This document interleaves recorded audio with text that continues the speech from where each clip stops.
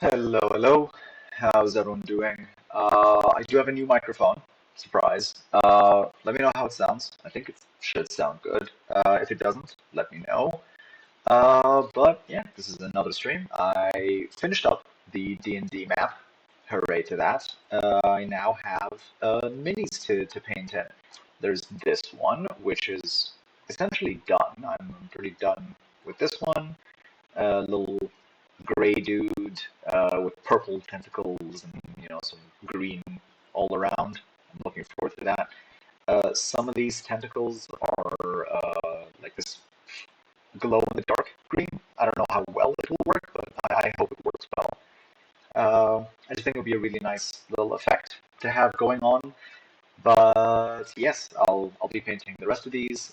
Most of these have the gray filled in, not all of them. Oh, okay, sorry. Yeah, just got a notification that I did not expect to get. Anyway, um, but yeah, the usual stream. We have a lot of news to get to. I'm starting the stream way later than I intended to. Just had a very busy day. But yeah, we'll go through it. We'll go through the usual news cycle, where we left off last time. So we are a bit behind. This is from 11 days ago. So to catch up, videos are at 1.75 speed, which might be a bit fast for some people, but I'm quite comfortable watching videos at 4 times speed. So it's still quite understandable for me. Either way, quality is set to the high setting available. Uh, Closed captions are on, and the video is right here. If you want to keep an eye on that, chat is just below it. If you'd like to send a message, please do. I appreciate it. I'll make sure to read the message and respond to that. But yeah, that being said, let's get started and let's be quick. I'll be muting the microphone during the video. So this is not by Hasan directly. This is by somebody who makes content off of Hasan, which, hello, me too. This is by a channel called Daily Dose of Hasan. It's from 11 days ago. Fox News journalist breaks silence on Gaza. Yeah, from 11 days ago. I know I mentioned that a couple of times. I just do want to emphasize that because there's a lot of news. This is a constantly evolving situation. I hate that there's always news coming out of there because it's usually bad if there's news coming out of there. Anyway, let's get started and let's get to painting some minis. Anyway, I want to talk about one important change of pace, important change of attitude. Here is Trey Yingst. I can't show you this entire clip that he posted. It's important. This is important to watch. I'm not going to show you the whole clip because there's a lot of TOS in it. But Trey Yingst is the chief foreign correspondent at Fox News. He's been the Israel guy for Fox News for the past year. He's been in Israel for the past 12 months. And sometimes when the Israeli military allows him, he's been in Gaza. He has been dealing with the Israeli military censors for the past 12 months. He actually came out on October 8, one day after the October 7 in memoriam things that people were doing, and posted this on his mother. He is pro-IDF. Of course he's pro-IDF. He very much is pro-IDF. He posted this, which I think is very interesting. He said Palestinian journalists must be protected amid the war. Even the fact that he's saying amid the war gives you it clues you in on what his perspective is. There are so many neighborhoods that are flattened. Palestinians that are internally displaced will simply have no homes to return to. And while we get a first-hand look at the destruction here, it's important to remember that Palestinian journalists do not have this access. They have been pushed to the south. Dozens have been killed. There's this false narrative about Palestinian journalists. More than 100 of them have been killed by Israel since the war began. And I take very few positions in the conflicts that we covered. I'm not switching the screen because there's a lot of... Actually, maybe there isn't any TOS in this. I thought there was a hell of blood in this. Here, we can watch it. There are so many neighborhoods that are flattened. Palestinians that are internally displaced will simply have no homes to return to. And while we get a first-hand look at the destruction here, it's important to remember that Palestinian journalists do not have this access. They have been pushed to the south. Dozens have been killed. There's this false narrative about Palestinian journalists. More than 100 of them have been killed by Israel since the war began. And I take very few positions in the conflicts that we covered. But let this be a position that I take. Journalists, specifically Palestinian journalists, must be protected. Saying who killed them too? Yeah, straight up. He said Israel has killed more than 100 Palestinian journalists amid the war. The Israelis have killed journalists in drone strikes. They've killed them with small arms fire, and it's unacceptable. There are so... You're playing with fire by playing this video, man? No, it's fine. There wasn't any TOS in it. That is one of the craziest things I saw. So many... Last year, 2 months after the war began, I wrote this in a guest column. We must continue to speak about...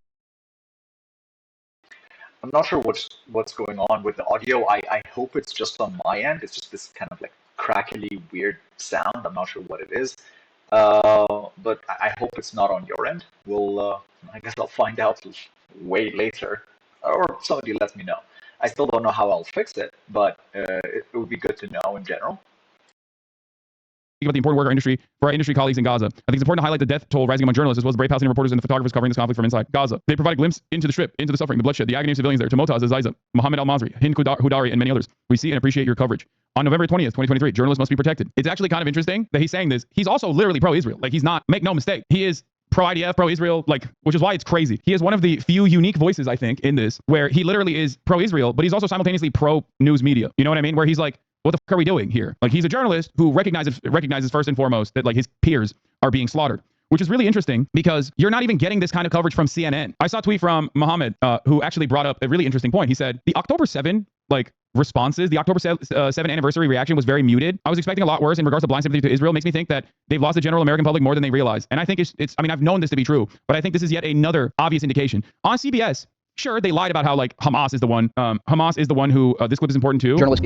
Oh, wait, this is the one I saw with TOS in it. Sorry. That's the one I was thinking of. But let me finish this point real quick. So it's wild that it's a hot take for a journalist to be like, it's not cool to kill a journalist just because you don't like what they're reporting. Yeah, I'm gonna be honest with you. That is a hot take, especially from Fox News. Dog, are you kidding me? Listen, I think that the tide has already shifted. It's changed. No matter how much people try to say, like, oh, look at the polls, like 35% of Americans think Israel maybe not so bad. And then they, like, point to that to be like, and that's why we have to keep letting them do genocide. When there's like 1,000 polls out there that is screaming bloody murder, they're like, Kamala Harris, you have free votes. You have 1 million free votes if you say we're putting an end to this Israel shit. And then the media still, like, grabs whatever they can to massage numbers to make it seem like there's still, like, a significant amount of support for unleashing Israel upon the entire Muslim world. I think that they are trying to maintain this echo chamber. They are trying to maintain this echo chamber, but it's not working for the broader public. And that's precisely the reason why you saw CBS Mornings reporting on October 7 and even The Daily cover both sides, which is an unsustainable position 12 months into a genocide, but a position that is still unique nonetheless. Because before October 7, there were no both sides. It was just pro-Israel across the board, unconditionally. And after October 7, they maintained that presence. They maintained that posture quite thoroughly and quite vociferously for quite some time. The fact that the full court press that was supposed to come on October 7 actually kind of fell on deaf ears. And not only that, but also beyond the fact that it was a very muted response, the fact that these media companies started writing articles leading up to October 7, and certainly now after October 7 about how, like, Benjamin Netanyahu is dog-walking Biden, the fact that it's happening now in this way, when this was supposed to be another big push, to, like, reaffirm support and undying loyalty to Israel, means that, like, they've run out of all matter of social capital. I mean, it's kind of hard to still garner sympathy when immediately after that happened, they committed a genocide, and many people that were unaware of the atrocities they've been imposing on Palestinians for years did their research and realized why it happened. Yeah. My professor said Hamas attacked Israel, knowing that Israel would overreact and that this would ruin Israel's reputation, but I feel like I know that's not true. No, this is a common sentiment expressed about Yahya Sinwar, who is incredibly knowledgeable. And this is, like, Israelis will openly admit this. Yahya Sinwar grew up basically in Israeli prisons for a decade. He learned Hebrew. He read a lot of Israeli material. He actually translated a lot of Israeli books into Arabic. A common theme in Israeli society amongst knowledgeable people is that Yahya Sinwar understands Israeli society better than Israeli society understands Yahya Sinwar. So that right there is not incorrect. The problem is that also means that Israel is this bloodthirsty, monstrous, non-human organism. And it's not. Israel's supposed to be a government comprised of people with their own unique opinions. It is not a natural disaster, right? So Israel had every opportunity not to behave in this barbaric way, in this monstrous way. And if they did so, like even Blinken tweeted about on October 10, after meeting with Hakan Fidan, Turkish foreign minister, Israel must restrain itself and not act in a rash manner, just like Joe Biden said on October 10, I believe, when he said, what happened in Israel is incomprehensible. It's unimaginably violent. It's an atrocity. It's a disaster. But Israel must not repeat the mistakes that America did after 9/11. That's what Joe Biden said on October 10. These motherfuckers are obviously very knowledgeable. They knew what was going to happen. Everyone knew what was going to happen. And then Israel was like, nope, we're going full tilt. We're doing it.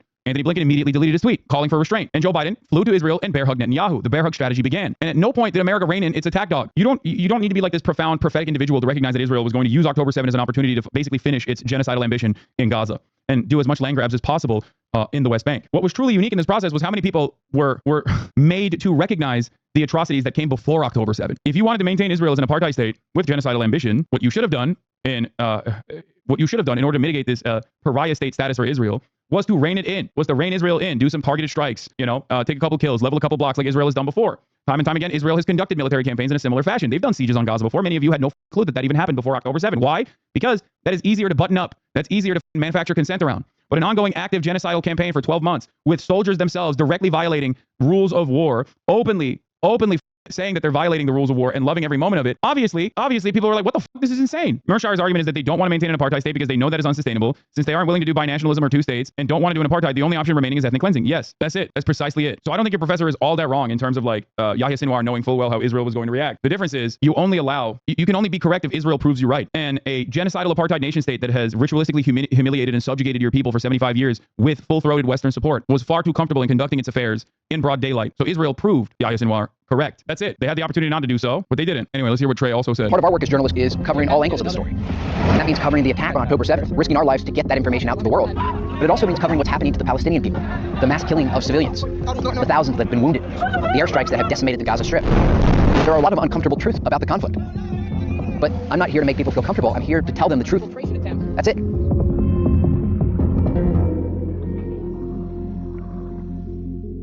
Yeah, the response from Zionists on Twitter to this piece from Trey Yingst, this like moment of courage from him, is literally to be like, lol, you're a joke. You were defending Hamas press before. Tell the difficult, painful truth regarding your honorable profession being hijacked by jihadists donning press vests. There's something very funny about this where like they're using George W. Bush neocon language in 2024. It's like, yeah, the press is jihadist. They are the jihadist press. It's so funny. That's some serious chutzpah to post this right after accusing Israel of targeting journalists without even acknowledging how often these so-called journalists are actually terrorists in disguise. By leaving that out, you're not reporting the truth. You're distorting it. I know it must be traumatizing to witness the devastation of war, peace through strength, as peaceful consequences. The bully in grade school keeps bullying until Palestinians are paying a terrible price for their hatred of Jews in Israel. But Israel must guarantee their people that atrocities Hamas perpetrated on them can never happen again. I know I would do my best to protect my family from evil. Bro, Deborah, Israel is the evil organization here, okay? If you think child killing is evil, then Israel has killed a shit ton of children, a ton more than Hamas ever did. You used Israel to write your book so you could then turn around and stab it in the back. Well done. Even the journalists that held hostages or joined Hamas, nobody's going to buy your book, you muppet.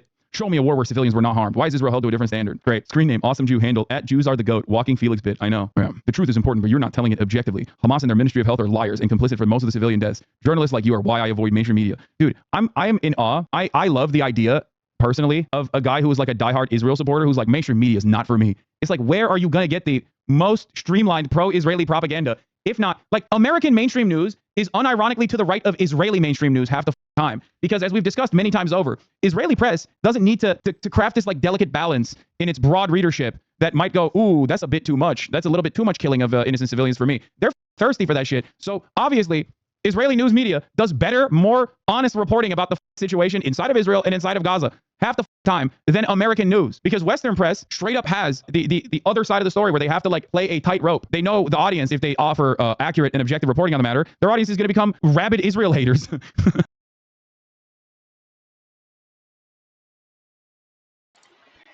Again, I'm not sure why this audio was acting up this way. I am considering switching headphones. I feel like that might be the reason.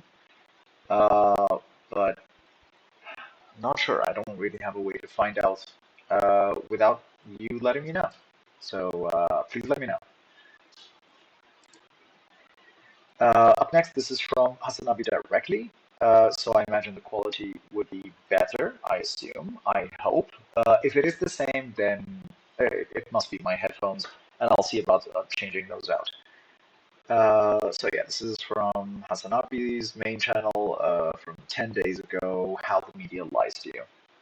We are going to be watching the Al Jazeera reporting. There's a bombshell investigation that came out 2 days ago that I've been meaning to watch. This right here is the biases that Al Jazeera found in the failure of reporting, in the failure of editorial teams in Western media. Journalists at CNN and BBC exposed the inner workings of their newsrooms. So a couple journalists actually came out and spoke out against the standards and practices that their own news teams have violated at the behest of Israel in their coverage. And it is in my opinion, really good journalism. We're going to be watching this, and I believe there's some terms of service violation moments in it. I will try to avoid them to the best of my ability. Let's watch.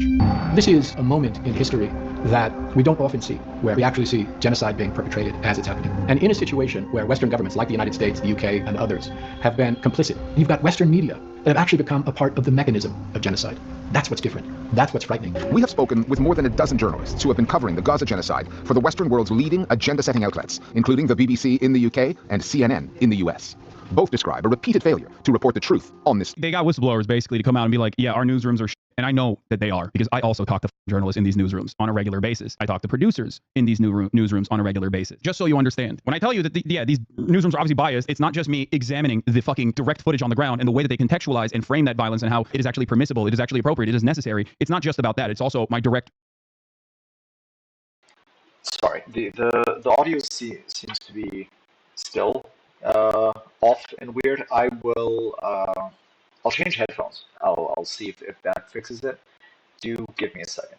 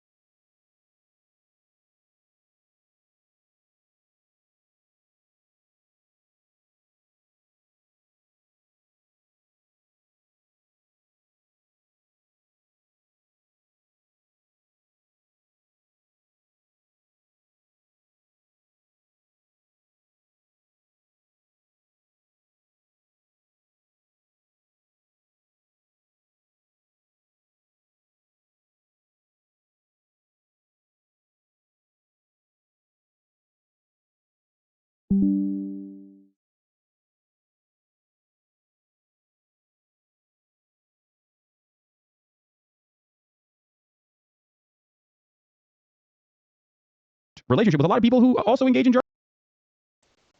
Okay, it sounds a lot better. Again, this might be my headphones. This might be on your side. Either way, we'll find out later. Just something that was bothering me. Journalism story.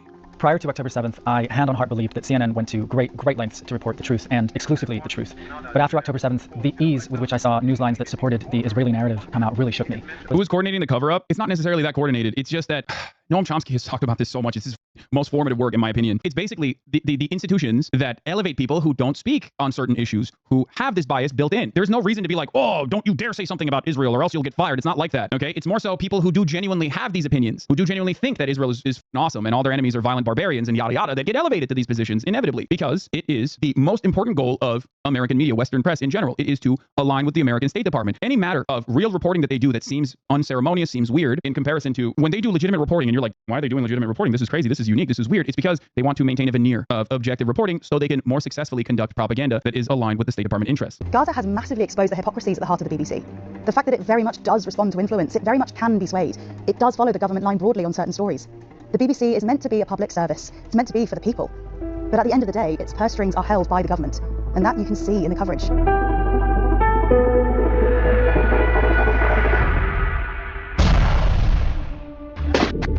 The October 7th attack by Hamas, in which more than 1,100 Israelis were killed, almost 800 of them civilians, was the deadliest day in Israel's history.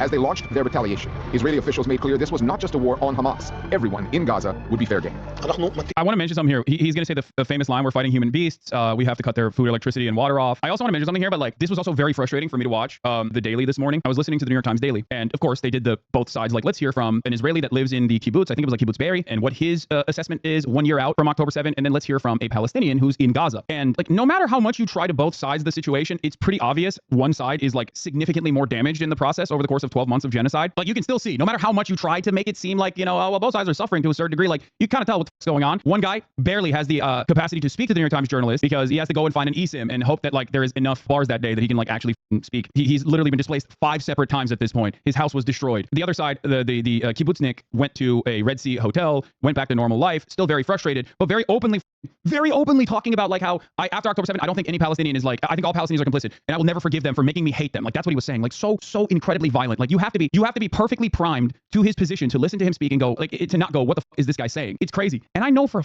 a fact that there are way more peaceful kibbutzniks out there. Okay, there are people from Kibbutz Be'eri that on October 8th were speaking clearly on the humanity of Palestinians. For the record, this guy, not one of them. So the New York Times went out of their way to find a guy who was at the heart of it and is like super. You know, they could have very easily shown a different perspective from someone who is an Israeli citizen living in the kibbutz that was like, this is on the Israeli government. There are plenty more Israeli citizens that are not even living in the kibbutz that have been protesting in the streets against the Netanyahu administration, against the fact that Netanyahu is not interested in dealing with Palestinians in any way but bloody warfare, in any way but genocide. But New York Times did not choose to show that perspective. That is deliberate. That is a deliberate way to frame the issue, to say these guys are all peaceful guys. They were helping the Palestinians at the border, and look at their perspective now because October 7th changed them. They changed them dramatically. To me, I think that unironically does a bad job at presenting the diversity within the Israeli public completely. The diversity of opinion even amongst the Israeli public. טילים, מצור מוחלט על העיר עזה. אין חשמל, אין מזון, אין מים, אין דלק. הכל סגור. It's an entire nation out there that is responsible. But, as with any genocide, the first step was to dehumanize the enemy. Bloodthirsty terrorists who rape and burn people alive, and it's been reported on the BBC. What happened on October 7th included acts that were bad enough in and of themselves. Yes. But if you want to create a context for dehumanization and genocide, you need to go further. The Israeli Prime Minister's spokesman just confirmed babies and toddlers were found. Like I said this already, like there were plenty of atrocities on October 7th. 800 civilians were killed. Some were killed by the Israeli military, but the overwhelming majority were killed by Palestinian resistance fighters. That's enough. You can just literally point to the things that happened, but that wasn't enough because Israel knew exactly what Israel was going to do. And in order to be able to achieve that goal of conducting bloody warfare, conducting a genocidal campaign, unlike the previous sieges that you can also say had that same genocidal intent ultimately, but didn't go as far as the post-October 7 genocide, they had to fucking take it one step further. They had to say they're doing mass rapes, they're barbarians that are interested, they're only there to do anti-Semitism, they're only invested in this from an anti-Semitic perspective. It is, God forbid, you think about this as like people escaping a concentration camp. Do not think about it like that. That in and of itself is also anti-Semitic. With their heads decapitated. We saw false reports about beheaded babies, which never happened. And then people tried to yell at me for saying, I don't agree with this, I don't believe this, I don't think there's any verifiable evidence for this. I tried to do my very best in my coverage, and I've maintained that principle since then. I did not jump to conclusions when immediately people were saying, on the other side, people, and by the way, they were correct at the end of the day, when they were like, oh, the Israeli military killed a bunch of Jewish Israelis themselves. I was familiar with the Hannibal doctrine, but I did not, until there was conclusive evidence, I did not dive into that side either. Okay, I said, we're going to wait and see. Same thing with this. It didn't make sense. Why Hamas would like behead babies or whatever, or engage in like a kidnapping operation where they also took a side quest to do like mass rapes or whatever, obviously, that also did not make sense. Is this propaganda? This was completely made up. That was completely made up. Zero punishments for those who made this up, by the way, and zero punishments were incurred for repeating it, including but not limited to the mother president of the United States of America, who obviously has a brain tumor, okay? He straight up said it, and it became a news story that it wasn't real, and the president said it, but it went nowhere. It didn't matter. Why? Because it was aligned with American interests. Understand something. Maybe years later, we make a final assessment of the situation, and we go, oh, wow, that was really fucked up, like the WMD lie that allowed us to go into Iraq. Wow, that was really fucked up. What punishments came of that? What happened? There's no deterrence whatsoever for lying like this. About a systematic campaign of mass rape, which never happened. About babies being cut from the abdomen of their mothers, which never happened. It did. It did happen. Just not on October 7th. That is one of the grossest versions of Hasbara lies. That is a documented atrocity that occurred in Sabra and Shatila. That happened in 1982 in Lebanon, a Palestinian refugee camp. That literally did happen. It was conducted by Phalangist Christo-fascists against Palestinian refugees and Lebanese Shia populations that lived in the Sabra and Shatila camp. And not only did it happen, but also the IDF facilitated that extermination campaign. So that did happen, just not to Israelis on October 7th. And a whole series of other horrific atrocities. These were deliberately concocted official stories that were being provided in particular. This is a complete failure of the main responsibility of news media. It was a complete and utter historic failure. It is crazy that they just like not only got away with this, but no punishments came from just repeating this lie, and people still repeat it to this day. They still repeat it to this day. We joke about, as the chatter correctly pointed out, we joke about like another horrifying blood libel that Trump engages in, where he's like, Haitians are eating cats and dogs. We were like, oh, that's crazy. We don't even treat that with the seriousness that it deserves, but that's besides the point. We understand that it's fake, and we laugh about it. But when we're doing this at the behest of Israel, when all of these democratic institutions, liberal institutions, are reiterating these falsehoods in an effort to, in an effort to give just cause to Israel to engage in its bloody campaign against the Palestinian population and all areas in the region, doesn't matter. That's real. You got to take it as real. Down to the baby in the oven, by the way. A child was tossed into an oven in 1947 or 1948, whenever Deir Yassin happened. That is a real atrocity that Israel, before Israel existed, committed against the Palestinian population in the village of Deir Yassin. That is a documented atrocity from the Nakba. When they went into the Deir Yassin village and they made a baker, they tried to force a baker to throw his child into the oven, and when he refused to do so, they threw the child into the oven while he watched, and then they threw him in afterwards. Once again, another April 9th, 1948. Thank you, time without an OWO. Another real documented atrocity that the Zionist militias engaged in before Israel existed. Shortly after October 7th, Israel sealed off Gaza's borders, including to foreign reporters. The Palestinian journalists left to tell the story would soon be killed at an unprecedented rate. Israeli forces quickly set their sights on Gaza's healthcare system. One by one, hospitals, swelling with patients and refugees, came under attack. The difference between this genocide and the other wars that I had been in. HasanAbi, reconstructive surgeon who also survived the genocide, who was barred entry from the nation state of Germany because he was supposed to attend a pro-Palestinian conference where he was going to speak to the atrocities that he watched unfold in front of his eyes. They barred him. They detained him at the airport and they sent him back to, I believe, England. Straight Nazi shit, okay? Remember that. Straight up Nazi shit. Good job, Germany. The wars in Gaza, the 2021 war, the 2014 war, the 2012, 2009, and even the war in Yemen, the war in Syria. The comparison between them and a genocide is the comparison between a flood and a tsunami. In Gaza, 50% of the wounded were children, and they remain so. The massacres never stop, the operating rooms never stop, and even when you're doing that, you then discover that you've only treated a small percentage of the wounded. Israel wanted to begin a campaign to start taking out all of these medical facilities. In part, they were concerned that Hamas combatants were going to be treated in them, but also this was part of a war of annihilation to try to force the Palestinians in Gaza into a constant state of motion, moving. Remember Al-Ahli, not Al-Shifa, Al-Ahli, and how much that became a conversation point for defenders of Israel to say, oh, dude, everyone is lying. It was actually Palestinian Islamic Jihad that blew up its own hospital. God forbid, Israel would never do such a thing. And then what happened? Israel blew up every hospital in the Strip. Israel occupied many of the hospitals, including the only cancer ward in the entire Strip itself. With military occupation, they still use it as a base of operations. What happened? Nothing. To another. Nowhere is safe for you, not even a hospital. A home, a school, a hospital that hosts terrorists is not a home, is not a school, and is not a hospital. It's a terror base. The Israelis were pumping the public with information that was meant to convince people that hospitals are not really hospitals. Hamas was using the patients in that hospital as a human shield. And this was a narrative that we saw unfolding. It's bullshit. Sorry, I don't know what just happened. I don't know if my headphones just disconnected. I don't know if you still have the audio. I'm just reconnecting again so I can be there.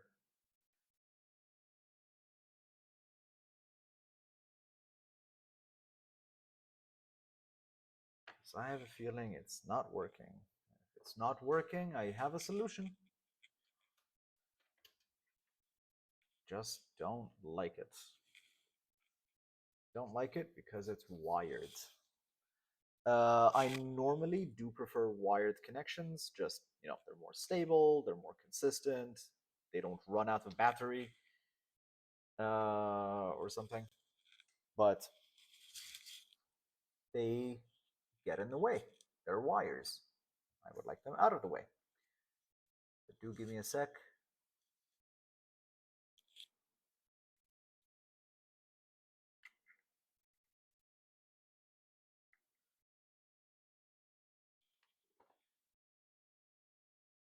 right.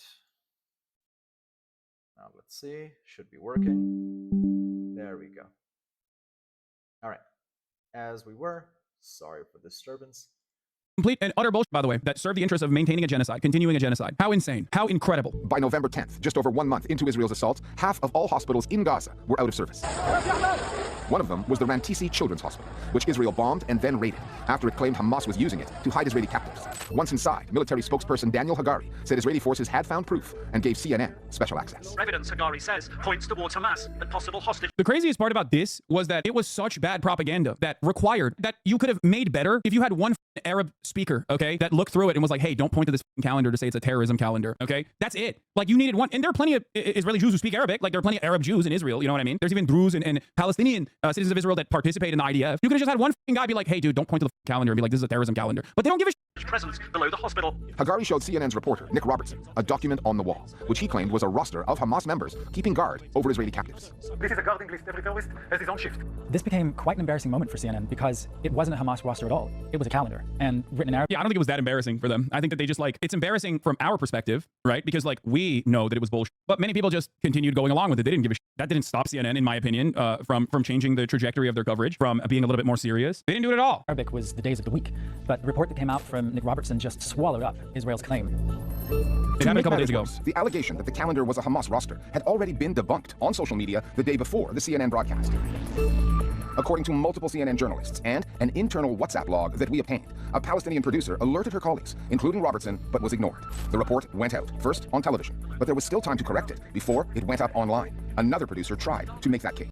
Why did they go along with it, I wonder, despite knowing full well at that point that, you know, it wasn't correct. I wonder what, you know, what led them. One colleague saw the report. God, your media sucks. It's so bad, dude. It's so bad. It's crazy to think that I rely more on Zionist newspapers in Israel for adequate on-the-ground real-time reporting than I do with like the New York Times. And I'm not even talking about like Local Call or Plus 972 magazine or even Haaretz. I'm talking like Ynet has better coverage of what the is going on in Israel and in Gaza than New York Times does. It's crazy. It is crazy. It is so embarrassing. And I think it's partially because, and I've talked about this quite a bit, because like media criticism is like a big part of what I do. It's because Ynet or all of these other papers don't actually have to do the propaganda to an audience that has been served it for years and years and years. So they already have this opinion in mind, so they can be like more honest in their coverage. Whereas like the New York Times is weighing the Western reception to these actions more. Like that's probably what it is. That's what it is. Because like Western newspapers also have to weigh Israel's like horrifying actions with its reception in the Western world to the uninitiated who aren't as primed as like the broader Israeli society is. And flagged to Nick, hold on, people are saying that this is not accurate. And apparently Nick said, are you meaning to say that Hagari is lying to us? So there was a chance for this to get... I know from most facts CNN producers know that the IDF is unreliable. I know for a fact. I know from former producers that literally know. American news teams know that Israeli spokespeople are the least reliable, most consistently lying people that they have on board. 1000%. CNN knows it. I can tell you with certainty. They know. They just don't give a shit. No proof would ever emerge of captives held at the Rantisi hospital. Meanwhile, Israeli forces had turned their attention to the Shifa hospital, the largest in the Gaza Strip, responsible for 40% of its healthcare capacity. They began by releasing an animated video of a tunnel network beneath the hospital, which they described as Hamas's command and control center. The White House and Pentagon today confirmed my reporting yesterday that the U.S. has intelligence suggesting... This was so crazy, bro. Jake Tapper had a byline on CNN before the Al-Shifa attack where he was like, my sources literally gave me evidence that Israel was going to attack Al-Shifa and here's the just cause for it before they attacked Al-Shifa. CNN went along with that reporting. That was original reporting. That's not Jake Tapper doing commentary. That's Jake Tapper doing original reporting, which is unique, okay? CNN literally said we haven't verified any of the reporting and still wrote it and still saw it fit to print. How crazy that CNN chose to print original reporting that was completely unverified and unsubstantiated. So much so that they literally still they put that in the article, the top of the article, there's like an editorial note. We have not been able to verify any of these claims. It's like, why are you writing it then? Why are you seeing that it is fit to print? Like that's ridiculous. For Jake Tapper, I don't necessarily think Jake Tapper is the rugged ultra-Zionist. I think for Jake Tapper, it's a little different. I think he is ambitious and motivated by the pure hatred that he feels for Muslims. I've covered Jake Tapper for quite some time. He is just a massive Islamophobe. He is obviously ambitious. He's a careerist. He knows exactly what to say to maintain his status in American media. And beyond like the Zionist social conditioning that I'm sure he went through and his genuine belief that Israel is doing great, I think the major motivation for him is his Islamophobia, which he does not even hide. He doesn't need to hide it because in American news, you can be as Islamophobic as you want. Hamas is operating a command center under the Al-Shifa hospital. As Israeli forces closed in on the hospital, those claims were repeated, often with little to no pushback on Western news outlets. And did the IDF show you anything that resembled an actual command and control center? Uzakena was a pretty sophisticated-looking tunnel. The New York Times and other news organizations began to then create their own renditions of... Remember when they didn't have anything to show for it, by the way? The only thing that they could show for it was like literal tunnel systems under the hospital that were not in use, that they owned by their own admission, was not in use, that they had actually sealed off those tunnels months prior. How crazy? No, there weren't even any weapons in the tunnels, dog. They brought weapons, small arms, and claimed that it was inside of the MRI room. What they, I guess, imagined Hamas had underneath Al-Shifa Hospital, promoting the narrative that something very nefarious is taking place. That was the moment, and you can trace it, that the floodgates were open for the Israelis, that they perceived that they now had live ammunition next to a huge electromagnet. Good one. Like to wage war against Palestinian hospitals and medical facilities in Gaza. Do you have what you need to treat people? So we've run out of burns dressings, and there are over 100 patients with burns covering over 40% of their bodies. One of probably the most distressing aspects about that period when I was working at Shifa Hospital is that we were getting hundreds and hundreds of wounded. The bombing around Shifa was continuous. And so you'd get phone calls, and all the Western journalists wanted to ask about was, when you walk around, do you see any tunnels? Israel continues to maintain. I remember, that was insane. Doctors who were treating children, doctors who were directly treating children's like bullet wounds and, taking out bomb shrapnel out of their skulls, were consistently being interrogated in the Western press as though they were, also Hamas, that everyone is Hamas. These are Hamas doctors who were hiding the secret of the Hamas tunnels under the hospitals, dude. If you directly read Hebrew media as a foreign reader, you'll lose your mind. On the one hand, our headlines and info organization are often way more unhinged than Western news, but Hebrew media also includes stories which don't reach international media, whereas an Israeli reader, you'd be preconditioned to place them in the correct framework. Like, imagine if a kid gets shot for throwing stones at a soldier. As an Israeli, that's okay because stone throwing equals terrorism. For anyone else, though, yeah, exactly. That's what I mean. Hebrew media gets to adequately report, accurately report whatever the fuck's going on because it's, facing an audience that is already primed into believing that these people are monstrous barbarians that deserve it no matter how young they are. But Western news can't cover it in that same vein because if they were to cover Israel and Israel's actions with the accuracy that they would cover anything else, or with the accuracy of a foreign adversary's violent actions against an ally, for example, you would literally lose your mind. You'd be like, this is insane. This is the most insane country on the planet. Why in the ever-loving are we giving unlimited weapons to this nation of psychopaths, dude? What the A lot more people would feel as you do if American news covered this stuff with the same accuracy that they covered like Russian actions, okay? Beneath it in underground tunnels, Hamas has a command center. Is this something that you're aware of? So, first of all... And if you say that I've never seen any of the tunnels, then you are dismissed immediately.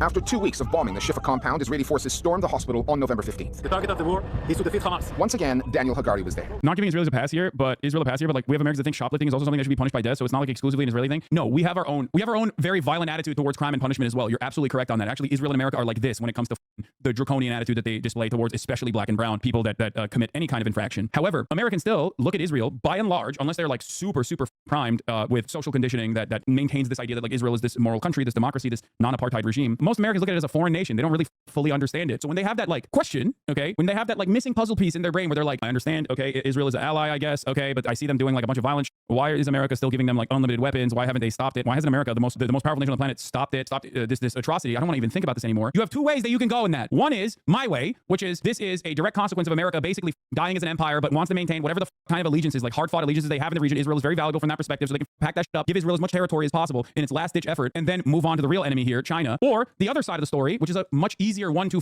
identify with, is that Jews control the media. And a lot of Americans are not making that assessment. They're not making a materialist analysis on the situation. They're not looking at like broader global events and recognizing why America is making the mistake of like continuing Israel's bloody conquest, even if their genuine ambition is just basically business as usual foreign policy. They're going in the other direction. They already have a lot of underlying anti-Semitic attitudes that they kind of just like never really consider. They brush aside, right? Where it's like, yeah, maybe Jews are good money people, or maybe Jews are very powerful and in media and all this. Like a lot of Americans do have this sentiment. They don't really like lean into it or think about it. But when you have that underlying sentiment right there, it's a super easy switch to just go full tilt anti-Semitic conspiracy. It's super simple, especially when you have what is presented as the Jewish state being incredibly violent, and everyone who's defending this state's violent actions as like as a defense of Judaism. How the fuck are people supposed to think about this clearly? We are priming an entire nation, the entire Western, everyone in the Western Hemisphere to be anti-Semitic. To show the world some weapons he claimed belonged to Hamas, alongside some tunnels, many of which were built by Israel in the 1980s. Nothing that remotely resembled a command center.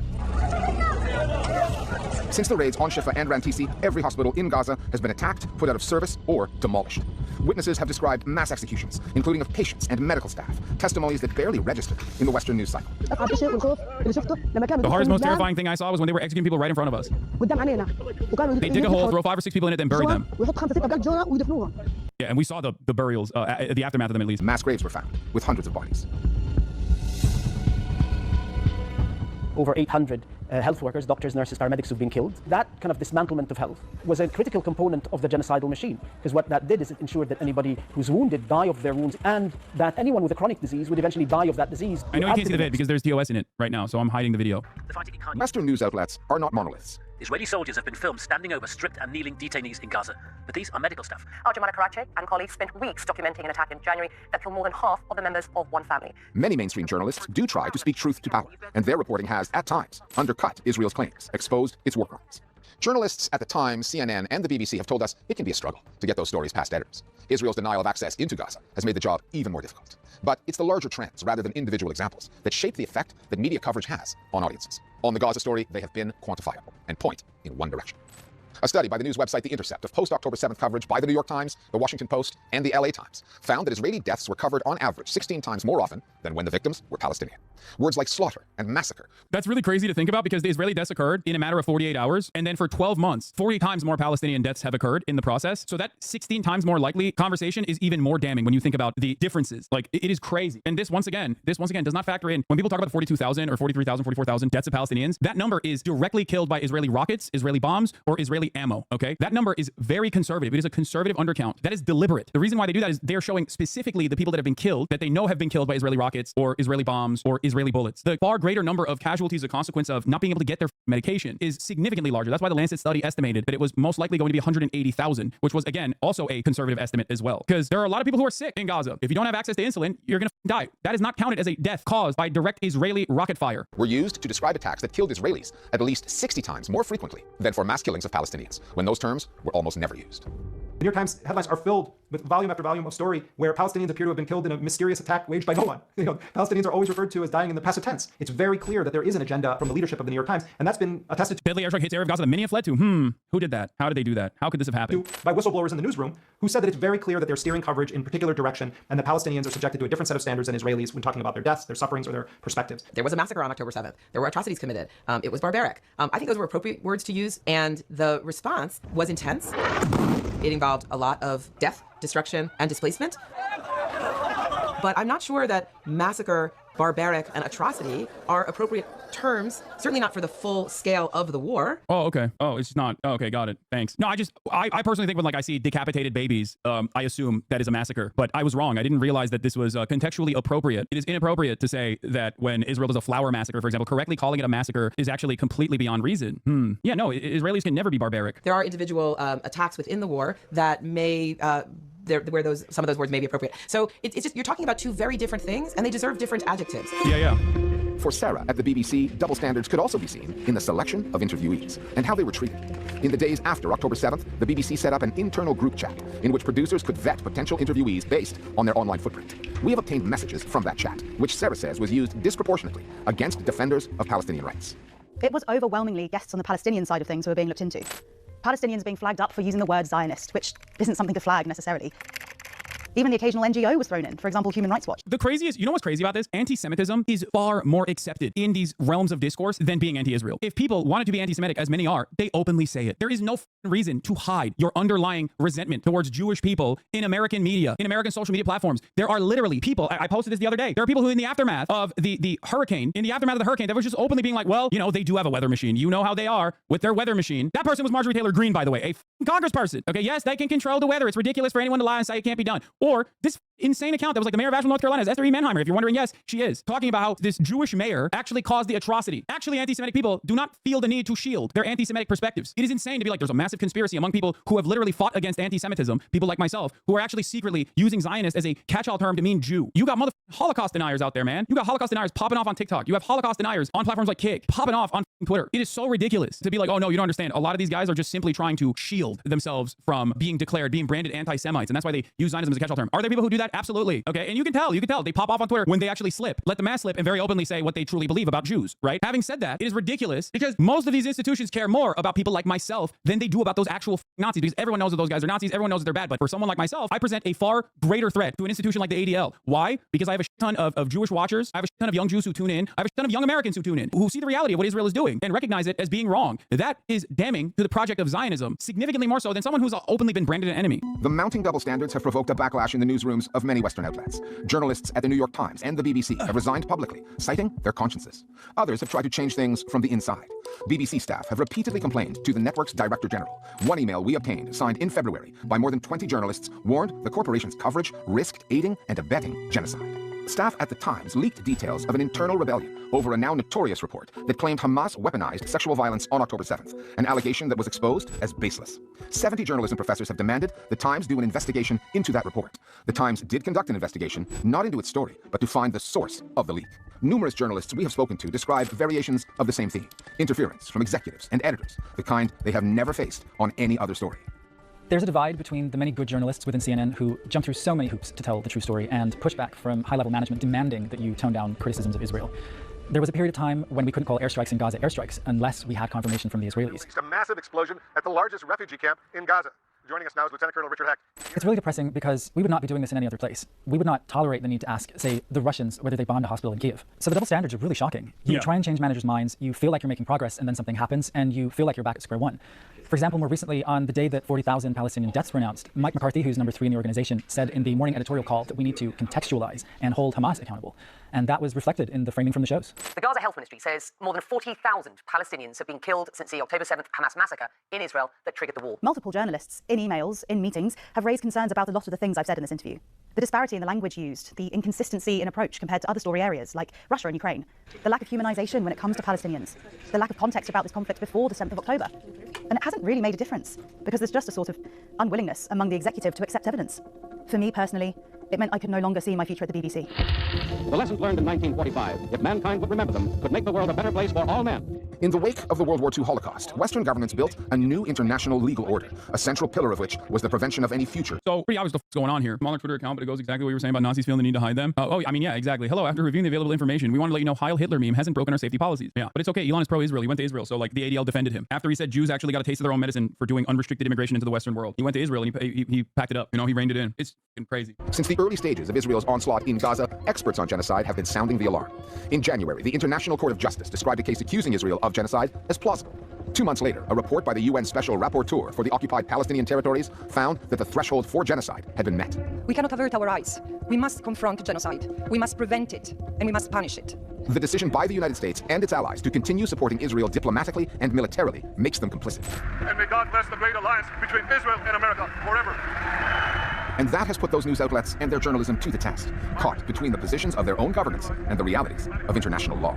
This mantra that Israel has a right to defend itself, which has been repeated over and over and over again in Western media. Israel has a right to defend itself. Israel has an absolute right to defend itself. Israel has a right not only to defend itself, but to seek the military destruction of Hamas. Yes, Israel had a right on October 7th to repel attacks on its territory, but it has no right under international law to make war. Oh, interesting. Craig Mochaber, who is infinitely more knowledgeable, alongside Francesca Albanese, who is still currently the UN Special Rapporteur for the occupied Palestinian territories, are both saying exactly what I've been saying since October 7th. That's crazy. That's crazy that they are the pallbearers, basically, of international law, recognize the illegality. But hey, do I know? I'm a terrorism defender and also not a YouTuber or a kick streamer who's like pro-genocide unconditionally. Get your notes not from these people, but from those guys instead. On the Gaza Strip, a territory that, according to the law, it is occupied for 57 years. So that little rhetorical device of claiming that Israel has a right to defend itself has been used and abused in Western media to provide justifications for wholly unlawful acts. Israel has a right to defend itself. That was the editorial line that was drilled into us, into all of our coverage. It was really an integral part of the editorial stance. To a guest talking about, Israeli airstrikes killing Palestinians in Gaza, that would be the response from our presenters. Denying access to food is collective punishment, and that we should all be clear in saying that. Israel will argue, obviously, that it has a right to defend itself. People were terrified of using the word genocide in coverage. They still are. You will very rarely see it in any BBC coverage. And if an interviewee says the word genocide... This is a genocide happening in front of our eyes. That word is, as you know, incredibly emotive, and the Israelis, as you know, will be saying that they are targeting Hamas only. The presenter will almost always panic. The Labour Party, of all political parties, which has always had a strong peace contingent within it, is now actually supporting genocide. Okay, just avoid that language if that's okay. Having destroyed Gaza's healthcare system, Israel has laid waste to virtually every town and city there. It has slain more journalists in 1 year than were killed in all of World War II. They are among at least 41,000 Palestinians killed, and experts say the real death toll could be several times higher, in excess of 150,000. The response from Israel's primary Western allies has been one of denial about the depths of the horror and their own complicity. As for the Western world's most influential news outlets, they have suppressed the story, amplified the Israeli propaganda that has accompanied it, and downplayed the telltale signs of genocide. Western mainstream media have invested a lot in trying to draw a curtain across this genocide and disseminating an alternative narrative that makes the crimes happening in Gaza somehow justifiable. And the reason this is so dangerous is because it creates room for Western countries to create a cloak of impunity, and it creates a sense that some countries are above the law, that might makes right, that all of the efforts to build an international order since the Second World War governed by the rule of law may begin to crumble. It is impossible to overstate the role that the incendiary media coverage played. I'm sorry, but this is a reality that a lot of people in the global south know all too well, that yes, it is might makes right. It is the US can do this. The US is the strongest military in the world, so the US does it. Israel has a stronger military than the Palestinians, so it has every right to go ahead and do that. International law, to quote, who the fuck was it? I don't remember who was it that said, oh yeah, international law or the ICC is for Africans and thugs like Putin. Like, what do you expect out of a system like that? In the events that would unfold after Hamas and its allies broke down the fence that surrounds Gaza. You're not Hamas. Israel is a democracy, and as a Jewish state, supports and believes in every life mattering. Israel was able to perform in front of the world a masterclass in manipulation of the media. And so you had a narrative set that Netanyahu and Biden on their own would not have had the power to drill into the minds of the public, but for the existence of major Western news organizations promoting it for free. They're not only morally culpable, but there is precedent for the record for criminal culpability as well. I'm not even joking. During the Nuremberg trials, journalists who participated in covering up Nazi atrocities were also deemed criminal. Just saying. I think very carefully. Sure, the Nazis didn't think that they were going to lose until the very last moment either, you know, and that their actions would never come back to them. In the future, when we have a museum for this genocide, we will have a special place where we put the pictures of the journalists who allowed it to happen. There will be a wing for the CNN and the BBC and the Times journalists who were the enablers of the genocide. The Palestinian people will remember them.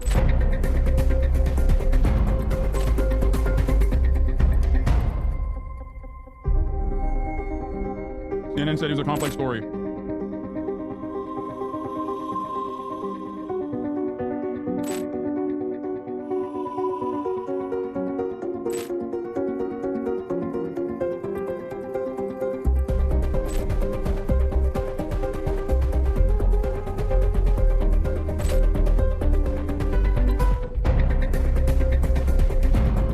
It's funny to say that, like, oh, this is such a culturally and politically divisive global event. They said that about abortion too, for the record. It was not. It never was. But if you read mainstream reporting on the matter leading up to the Roe v. Wade overturning, I would lose my mind. Probably lost hair follicles because of the both sides have some issues on this divisive topic arguments.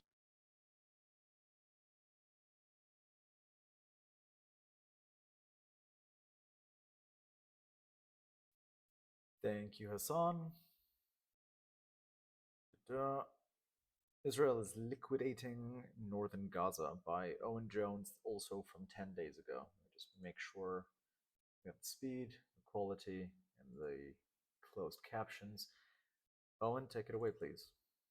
The ethnic cleansing of the surviving Palestinian population of northern Gaza by the Israeli state. All the signs are pointing in that direction in terms of that happening right now. Now, given Israel's escalation of the onslaught against Lebanon, the risk is this will be buried, much like thousands of Palestinians under the rubble of Gaza, many long dead, for months even, yet still classified as missing, excluded from the official death toll. In this context, let me bring up the name of Gior Eilan, a retired Major General of the Israel Defense Force, so-called, and former head of the Israeli National Security Council, who's been serving as an advisor to the Israeli Defense Minister Yoav Gallant. Last October, he wrote a column published in Fathom Journal, which is an outlet which is published by BICOM, the British Israel Communications and Research Centre, or the main pro-Israel lobbying group here in Britain. Now, this is quite an extraordinary piece, to say the least. In it, he declared his support for the total siege of Gaza, that itself is illegal under international law. He called for, even, a dramatic, continuous and strict siege of Gaza. He said, this is what Israel has begun to do. We cut the supply of energy, water and diesel to the Strip, all war crimes. He added, in order to make the siege effective, we have to prevent others from giving assistance to Gaza. Israel sent a clear message that even if they want to sell containers with diesel and other energy, we will not let it happen, and if needed, we will bomb those containers. Since he wrote those words, we've seen the biggest mass slaughter of aid workers in recorded history, including the killing of foreign aid workers, such as, for example, above all else, the World Central Kitchen attack back in April. If you look at the evidence there, it could only have been calculated. For example, that route was coordinated in advance with the Israeli military. That led to other aid agencies suspending their operations in Gaza, contributing, of course, to the policy of starvation. In the piece, Gior Eilan wrote, people might ask whether we want the people of Gaza to starve. We do not. Therefore, the people of Gaza will have to leave, either temporarily or permanently, via the border with Egypt. When the people have evacuated, and the only ones left in Gaza are Hamas, and when food and water has run out, we can also bomb the water facilities in Gaza so there will be no water, then at some point Hamas will either be completely destroyed or surrender or agree to evacuate Gaza, just as Arafat was forced to leave Beirut under an Israeli siege. Any other measure short of this will not be effective. Israel should not allow any economic assistance. People should be told that they have two choices, to stay and starve or to leave. To stay and to starve or to leave. If Egypt and other countries prefer that these people will perish in Gaza, that is their choice. I prefer something that is more reasonable. He then goes on to demand the destruction of all the water facilities in Gaza. To be very clear, what he's agitating for here was serious, grave war crimes. Murderous mass ethnic cleansing, what being practiced, the mass slaughter of hundreds of thousands of civilians, violently, because obviously huge numbers of people would never agree to leave their homes permanently like that. He justified all this on the grounds of preserving the lives of Israeli soldiers. We can see, of course, elements of what he called for having been executed, implemented by the Israeli state. This article cited in South Africa's case the International Court of Justice, which alleged genocide against Israel, in the section outlining intent. Now, fast forward, 22nd of September this year, CNN's headline was Netanyahu considering plan to force all Palestinian civilians out of northern Gaza to besiege Hamas. It noted how it wasn't clear how many Palestinian civilians remain, but estimates run into hundreds of thousands. It added the plan does not mention whether, when, or how civilians would be allowed to return to northern Gaza. After nearly a year of war with no part of Gaza immune from Israeli airstrikes, Palestinians have been increasingly unwilling to heed Israeli demands to relocate. Well, relocate. We're talking about ethnic cleansing here. It then notes this plan came from a certain Giora Island. In a video he made a few weeks ago, he declared those who leave will receive food and water, but in a week the entire territory to northern Gaza will become military territory, and this military territory, as far as we are concerned, no supplies will enter it. To be clear, this is a grave war crime being outlined, a grave war crime. You can't just demand the civilian population just leaves their homes, or the remains of their homes, or whether they happen to be under threat of violence and death, indeed regardless of their circumstances. You cannot then declare that anyone who remains as a legitimate military target, which is what's suggested here. A civilian always remains a civilian. Strikingly, the Israeli national broadcaster Kan reported, CNN notes, that Benjamin Netanyahu, in a closed-door meeting with the Knesset's Foreign Affairs and Defense Committee, Knesset's Israeli parliament, said the plan makes a lot of sense. Netanyahu was quoted as saying, "It is one of the plans being considered, but there are several others. We are committed to dismantling the civilian control of Hamas." 27 members of the Knesset, including 3 sitting ministers, wrote urging the government to accept the plan. The Guardian similarly reported that Avikahi Bowen, an MP belonging to the ruling Likud party, said the plan was currently being evaluated by the government. Echoing this commitment to a serious war crime, he said, according to the plan, the IDF will evacuate all the civilians who are in the north of Gaza from the border to the Gaza city, and after they will evacuate, the IDF will assume that only the terrorists will remain. When the civilian population is left, you can find and kill all the terrorists without harming the civilians. Again, he must know many civilians will remain, refuse to leave. And international law does not allow you to simply badge those civilians as military targets. So what's happening? What's happening right now? The IDF has ordered the closure of several hospitals in northern Gaza, including the Kamal Adwan. As the project coordinator for the NGO Médecins Sans Frontières says, the latest move to forcefully and violently push thousands of people from northern Gaza to the south is turning the north into a lifeless desert while aggravating the situation in the south. Access to water, healthcare, and safety is already almost non-existent, and the thought of more people fitting into this space is impossible to imagine. People have been subjected to endless displacement and relentless bombing for the past 12 months. Enough is enough. This must stop now. Just take a moment here. Imagine a state hostile to the West ordered a hospital in a war zone to be emptied of all its patients. Newborn babies and incubators, pregnant women, the severely wounded, the unconscious, those in ICU. It would leave the news as a hideous crime condemned in the most grave tone imaginable by Western politicians. But with Israel, it's normalised. Let's just see how the injured are being evacuated. الآن نقل أحد الإصابات وهي لسيدة حاولت الخروج من المخيم كما أطلقنا عليها مشاهد صعبة وقاسية جدا. لا يطوف رئيس عذاب لا يطوف أي مركبات.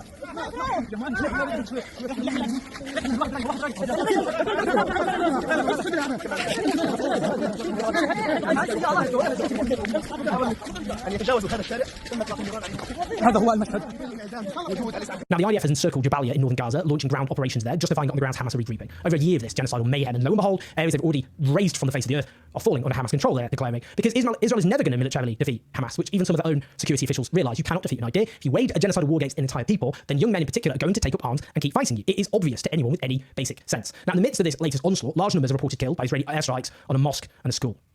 Just look at this. Look at this. الساعة 10 مساء من الساعة 3 عصرا والنار ملتهبة باليقين. الدفاع المدني أجانا مرتين ولكن أجانا مرة بدون مية وهنا نقدر محاولين نسيطر على النار وربنا يستر. That was the only flour warehouse in Jabalia camp, bombed and burned, which can only be understood as a deliberate attempt at starvation. As the author Acclaimed Massoud, a brilliant Palestinian writer from Jabalia who have interviewed, tweets, and this is hideous, thousands of people are surrounded by Israeli tanks in Jabalia, including my sister and my nephews and nieces. Israel is shooting anyone who's trying to leave. They run out of food or water. How can this possibly be allowed to happen? And the worst part is we can all see it. As a Palestinian Christian human rights activist, Ihab Hassan writes, an Israeli airstrike on Al Yaman Al Sayed hospital in the Jabalia camp north of the Gaza Strip has resulted in initial reports of 21 people killed. The images and footage coming from there are horrifying. Bodies scattered, charred, torn apart, devastation everywhere. This is the only photo I can share. The destruction is unbearable. Meanwhile, the mass slaughter of journalists continues after Israel has already perpetrated the biggest massacre of journalists in recorded history. Few journalists remain alive in northern Gaza. They've mostly been killed, those who remain. Today, they injured Tamer Labed, the Al Jazeera cameraman Fadi Al-Wahidi, who was shot in the neck, and they killed Mohammed Al-Tanini. All of this being facilitated, armed, backed, made possible by the US state. So it was satisfying to see US State Department propagandist Matthew Miller challenged over this. This administration has financed a genocide in Gaza for the last year, and every day you're up there denying accountability for it. So I mean, what gives you the right to lecture other countries on their moral? So if you have a policy question for me, I'm happy to take it. If you want to give a speech, No, but I think places in Washington where you can give a speech. Yeah, but people are sick of the bullshitting here. I mean, like, it is a genocide. You are abetting it, and you are risking nuclear war in Ukraine for this places to give a speech. Go ahead. It's difficult to know what to say. The worst crimes of our age committed over and over and over again in full public view, live streamed on a daily basis, facilitated by the US administration and other Western governments. Well, we have to keep bearing witness. We have to keep speaking the truth, because this is a grave crime. One of the worst crimes of our age, a deliberately executed crime, and we must not give up the fight for accountability and justice. Please like and subscribe, leave your thoughts, your comments. Do help us take on the pro-genocide media as over at patreon.com/MURDEJH. Listen to the podcast. I'll speak to you soon.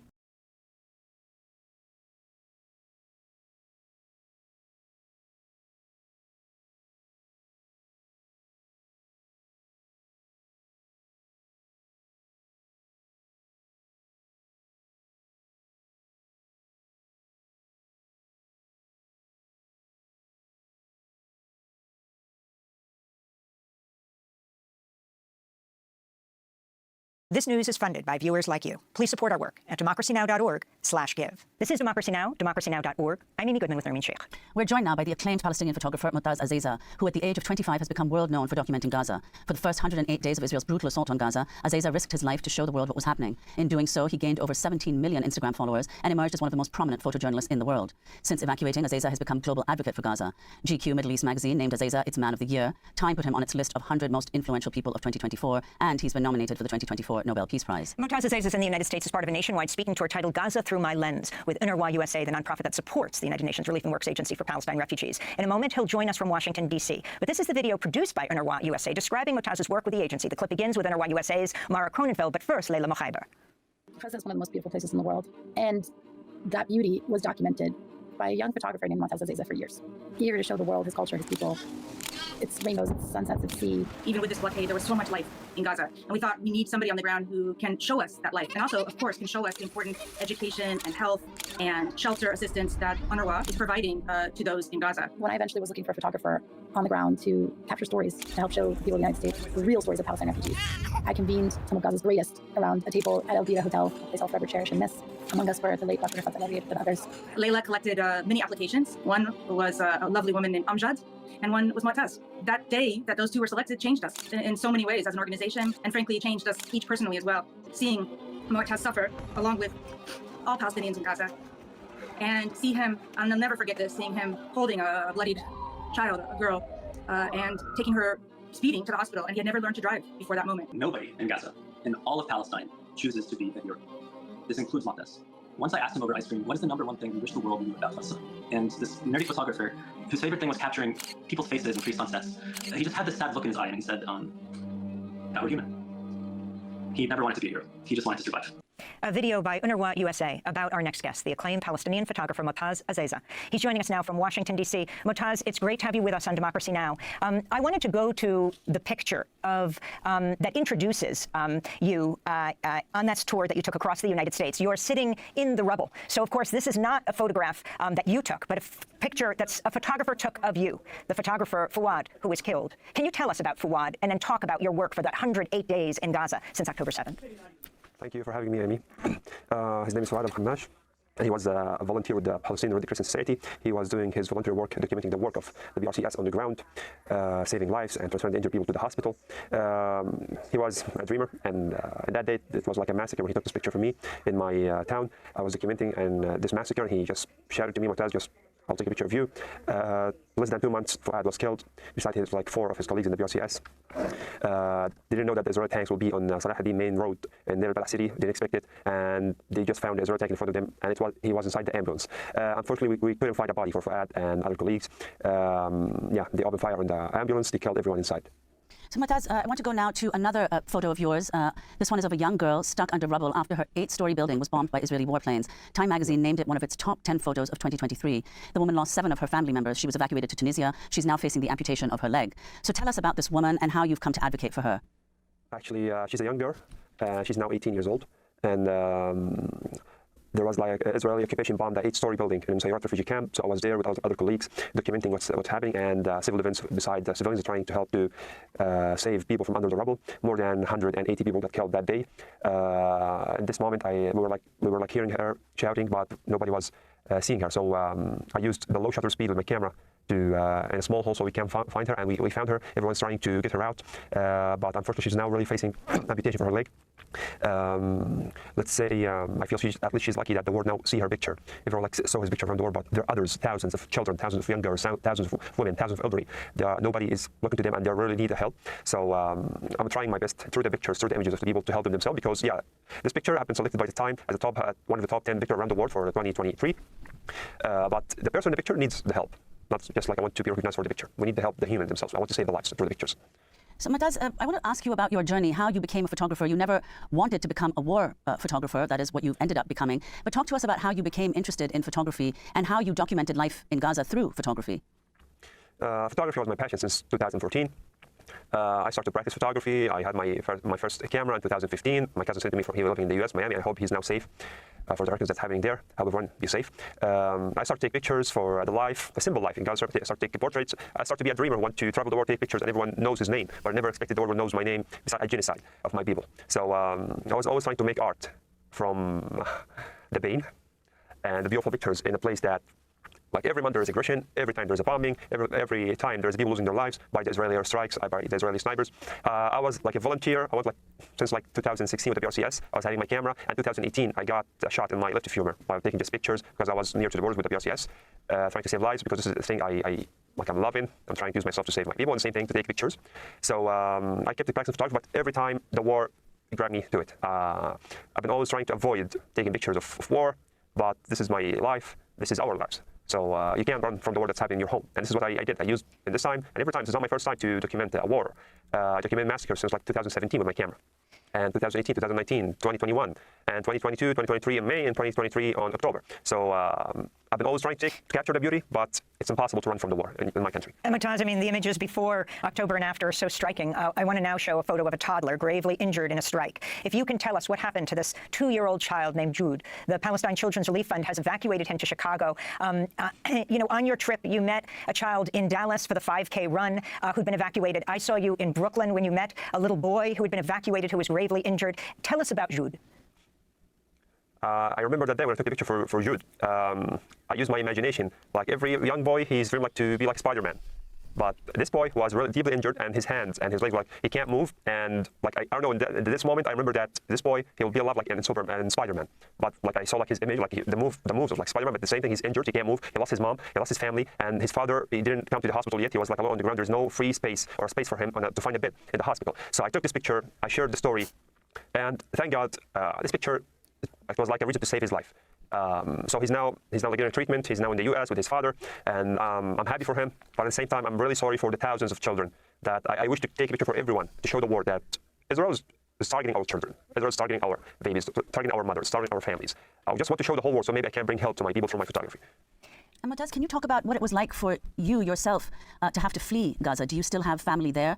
Describe your journey out. Yeah, my whole family is there. My whole relatives is there. I'm originally from Lebanon city. I'm originally from Gaza Strip, so my whole family is still there. It wasn't an option for me to leave. It wasn't an option for me to stay. In the last days before I leave, I've been suffering to find food, to find tents for like in order if something happened. The Israeli tanks, it's like at the end of my street, and I was like suffering, and I stopped doing my work, like just to find water, to find food, to find diesel for the car. So everything was really complicated. And the risk is so high. After I lost the two of my colleagues, Hamza Dahdouh, the son of Walid Dahdouh, and Mustafa Abdraya, the drone friend who was taking the drone shots for me. It was really hard for me to stay, and there was no protection for me as a journalist. And I don't want to lose like a part of my body to just show the world, and to lose my life, to lose my parents. And I already lost 25 of my family, my relatives, 18 of my friends. I lost my whole life, so I don't think that day like I need to lose more. For me, okay, maybe I'll sacrifice my life if to do a change. But I'm seeing more than 175 journalists got killed in front of the whole world, and nothing changed. So and I got refused by Israel to leave twice. It wasn't easy, and I thought maybe when I'll go out, I'll make more changes. I'll do something more on the ground to be between the people. And here I am. It's been a year. I'm trying to do something to stop this, or at least to protect the civilians. And Motaz, as we talked about this weekend, that moment that was so moving of you taking off your press flak jacket with your colleagues around you, taking off the jacket with you as a kind of communal effort when you left with your parents and siblings, ultimately, Gaza. I wish I took the jacket with me. It wasn't allowed because it's like on the borders, I believe it's a kind of armor, so you can't take it. But it was a thing that from day one with me. It wasn't going to protect me if Israel decided to target me with like drones. You had gotten calls on your phone, Motaz? Yeah. Explain that. Yeah, it was a call from no caller ID, but it's now for Gazans, no caller ID mean the IDF, or the IOF. So yeah, they were like asking me to not go there, or like to not go there, to not show something else. Don't go to this area, and you will be killed if you went there. Stick to the sea. You're not doing the right work. You should do something else. And I believe the millions of people who followed me, this made some protection for Motaz, that the whole world is watching him. And if something happened, it's in front of the millions of the people. So I felt that maybe the millions that made him speak to me in a way that's not just, okay, we'll kill you or do something for you. And Motaz, finally, you went earlier this year in April to the pro-Palestinian student encampment at Columbia University. Your response to the protests and what you'd like to see happen here? I would like to see everyone standing for us, standing for the humanity, standing for the rights of Palestinians in their land. I want to see the white people, the black people, everyone here in the U.S. standing for the right, on the right side of the history. I want to see everyone just standing for humanity. Stop watching us being killed. Stop being your taxes and sending for Israel as weapons to kill the Palestinians who even don't have an army. So, and like, just support us to get our right in our land, to get our free Palestine. It's not hard. It can be done, but we need a real stand with Palestinians. Motaz Azaiza, we want to thank you so much for being with us, acclaimed Palestinian photographer who documented the first 108 days of Israel's assault on Gaza. Thank you so much, joining us from Washington, D.C. Democracy Now! Is funded by viewers like you. Please give today at democracynow.org/give.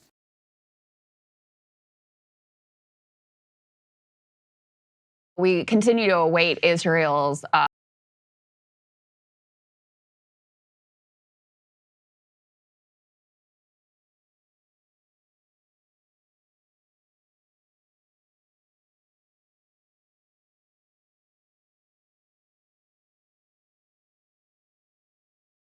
We continue to await Israel's retaliation against Iran. We know that Bibi Netanyahu spoke to Joe Biden. We don't know much about the details of that conversation at this point, or even if it matters, given that Joe Biden barely exists at this point. But we did get some indications from Defense Secretary of Israel, Yoav Gallant. We can put this up on the screen of what the attack will look like. This is what he's threatening. He says Israel's coming attack on Iran will be, quote, deadly precise and especially surprising. They will not know what happened and how it happened. They will see the results. So that's what we know thus far. Ryan and Emily covered, but I just want to reiterate, because it's so important, that we've learned some of the most deeply disturbing things we possibly could about the U.S. posture vis-a-vis both the attacks on Lebanon and the forthcoming attacks on Iran. First of all, we had reports that some of the people who are actually running Middle East policy, like Brett McGurk, effectively greenlit the Israeli invasion into Lebanon. You know, have Bibi threatening, hey, we're going to turn, which they have been all along, but these are now that they've actually invaded, even more credible, hey, we're going to turn Lebanon into Gaza, calling on Lebanese people to rise up and throw off Hezbollah so as to avoid the genocidal fate that has met the Palestinians in Gaza. So you have the U.S. apparently greenlighting that, and you have a report that the Biden administration is not only cool with Israel now attacking Iran, but they are themselves considering in striking Iran directly, like the U.S. doing that, which is unconstitutional, not to mention not a thing that we should be doing. So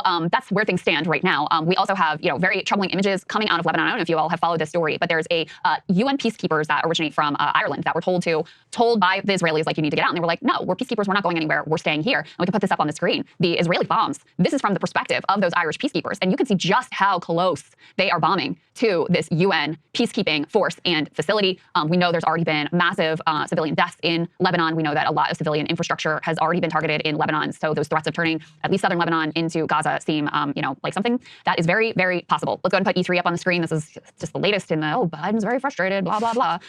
U.S. frustrated by Israel's reluctance to share Iran retaliation plans. Biden administration hopes to avoid a repeat of surprise attacks like the killing of Hezbollah's leader. They say they've been repeatedly caught off guard by Israel's military actions in Gaza and Lebanon, seeking to head off further escalation. Some had hoped the U.S. would learn more about what Israel is contemplating during a planned meeting Wednesday between Yoav Gallant and Defense Secretary Lloyd Austin at the Pentagon, but Gallant postponed his trip. Netanyahu actually blocked Gallant from leaving for the U.S. on Tuesday night as Israel continued planning its Iran operation. An Israeli official said. U.S. officials said they don't yet have either the timing of the strike or what Israel might target.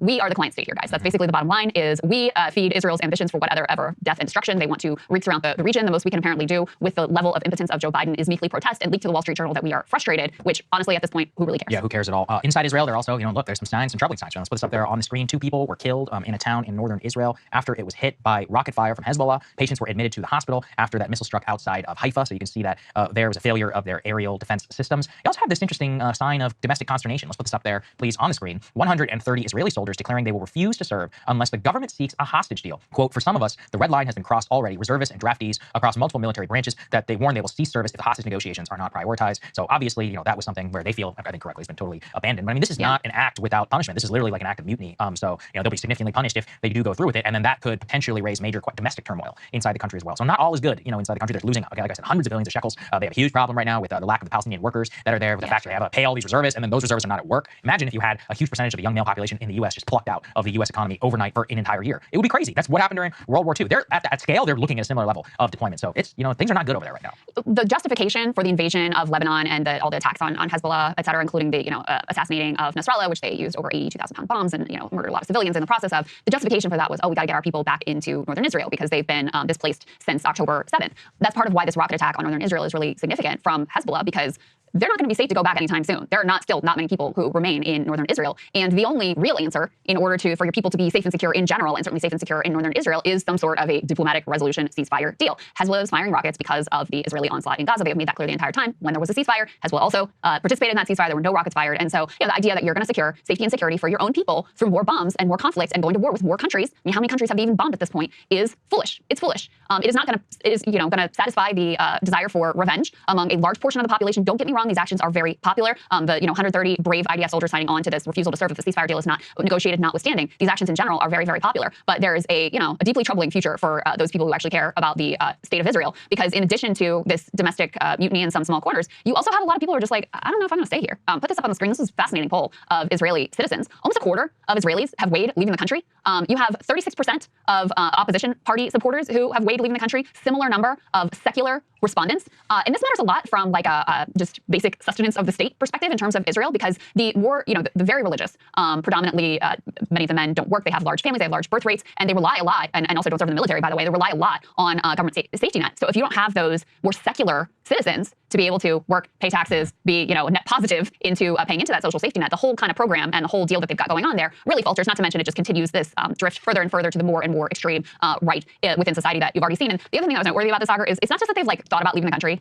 every election, Donald Trump's maybe going to get reelected. You get a certain number of people like, this is it, I'm leaving the U.S. whatever. But these are people who, by and large, the majority of them have actually taken actions to let me look into jobs overseas. Let me look into what the situation would be like for my kids in school. Let me evaluate properties. Let me secure a passport or citizenship in another country. So they've taken it seriously beyond just going on Twitter and being like, I'm going to leave. Right. Yeah, no, I mean, look, a lot of Israelis are dual citizens. It's also a small country. A lot of them travel. A lot of them travel a lot. A lot of them have relatives, all across the world, or they speak multiple languages. So it's actually a lot more feasible for them to be able to leave if they wanted to. The barrier is lower. Yeah, the barrier is way, way lower, especially given a lot of ties to Europe, in the way that the citizenship laws work in those places, as long as you have relatives or whatever if you're from there. So my point is that it's actually real. And what you just pointed out is the biggest problem is the secular Israelis are they're the backbone of the Israeli economy and frankly of the Israeli society. The rest of them are basically just welfare, recipients. They've decided that's an okay political bargain, but in the long run, I've always thought it was very unstable and unsustainable. But after the war, I just cannot imagine, after World War II, if you could consider, if this nation state survives, if you had all the veterans coming back, but then you also had half of the population that not only did not serve, but actively was taking resources away from the war effort. I just can't imagine what that would look like. Part of the reason we were so united is because everybody had a role in the overall war effort. So societally, I just have no idea how this. I always thought this wasn't going to work, especially with the birth rates and all that. It always seemed unsustainable. But now I have no idea how this can survive. And that's the real fissure in Israeli society is not how do we treat the Palestinians, because it's a very small minority that cares about that whatsoever. It's this secular religious divide. Yeah, but you can empathize. Imagine if 50% of the population or 25% of the population in the U.S. were conscientious objectors. Even more different. And not even that. They were actively taking huge resources from the state and ruling politics through their overall population. It's not analogous exactly, but if you think about the divisions that were wrought, that still exist in some ways over the Vietnam War, and the fact that you had wealthier college kids, by the way, who were able to get out of service, and meanwhile, and on college campuses, that's where you have this anti-war movement, and then you have people, more working class people who don't have that option for their kids to flee to Canada or get some family doctor friend to say they have bone spurs or get deferment through college or whatever, who are being chewed up and spit out and the meat grinder that was Vietnam, and that division created massive cleavages in American society. Like I said, that in some ways still remain to this day, especially among older Americans. So in any case, there's no doubt they're on the forefoot in terms of the amount of death and destruction they're able to wreak in many countries across the region. They are operating with absolute impunity. The U.S. is not serving as it's not just not serving as a check, but is actively enabling and encouraging this direction. But there are also some deep societal fissures and warning signs for the Israelis for their future. That's right. Hey, if you like that video, hit the like button or leave a comment below. It really helps get the show to more people. And if you'd like to get the full show ad-free and in your inbox every morning, you can sign up at breakingpoints.com. That's right. Get the full show. Help support the future of independent media at breakingpoints.com.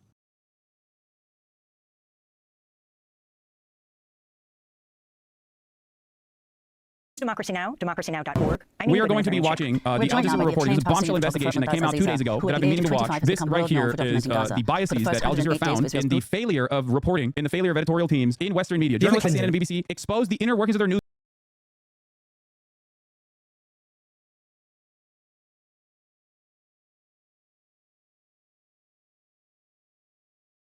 Anyway, I want to talk about one important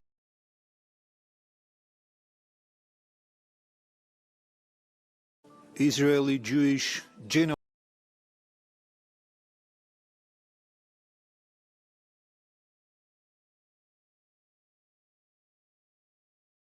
Thank you, Ms. President.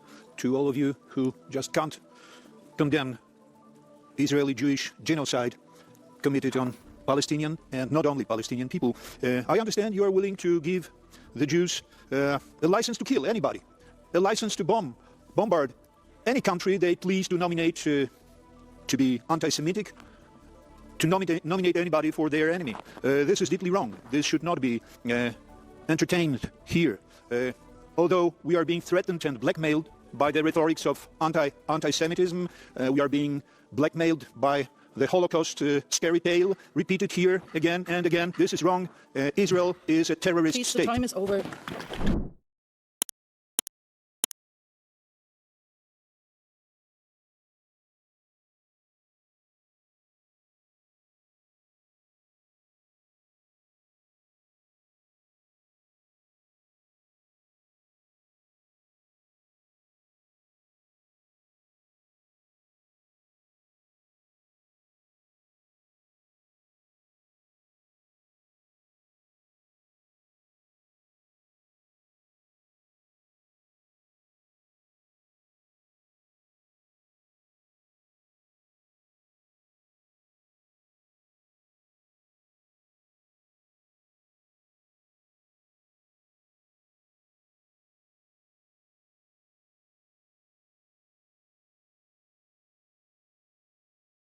Okay, a lot just happened there.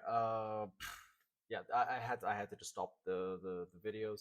The reason I had went extra quiet is because, of course, I had faced some sort of technical difficulties other than the headphones. I had my microphone die on me, which again, another issue of wireless technology. But fine, it is what it is. I did let it charge for a little bit during those videos, but I don't know how much it did charge. So that previous video was by Breaking Points, also from a while back. This is from Dawn News English from 9 days ago. Polish MP accuses EU of giving Israelis license to bomb anyone. Yeah, while, yes, I agree with his general statement, but I disagree with how he put it. Like, okay. Hasan mentions this often, and I 100% agree with it. Israel is the leading cause of anti-Semitism around the world. Anti-Semitism is a very real issue that people face around the world, and it's done by conflating the actions of Israel with all Jewish people. Jewish people are not a monolith. The actions of the State of Israel are the responsibility of the State of Israel, not all Jewish people. Yes, absolutely. Israel has been given a license to do whatever the fuck it wants, and it has used that license to murder thousands and to start wars with multiple countries and bomb civilians. Yes, I agree. It's a terrorist state without question. If any other country was doing this, there would be no question about whether or not it's a terrorist state. The fact that it's Israel, the reason is why it gets a special status, because it gets conflated with Jewish people or Judaism, which is why criticizing Israel, people are like, oh yes, that's anti-Semitic. It has nothing to do with Jewish people. It's the actions of Israel and judging those actions. It's pretty straightforward. I'm surprised this is coming from a Polish MP, but yeah, it's good, I think. And dive into it. So, all right, so we got another video by Secular Talk, Kyle Krasinski. Bombshell U.S. doctor describes IDF mass murder of toddlers. Ooh. Add this to the watch list. So let's say playback speed 1.7, quality as high as it goes, and closed captions on. All right, I'll shut up again for a while I finish up these minis, and we'll get back to the news cycle. all right, y'all, welcome to the show. Got a lot to get into. So in just a second, there are some U.S. doctors who were in Gaza, and they have absolute nightmare, hell-on-earth stories to tell. And one of the doctors is now speaking out. I'm going to warn you in advance, this first segment that we're about to do right now is dark, bro. It is dark. So we'll talk about that. We also have Michael Moore dropping a shocking election prediction. I got some thoughts on what his thoughts are. Then later on, Trump goes full eugenics on us.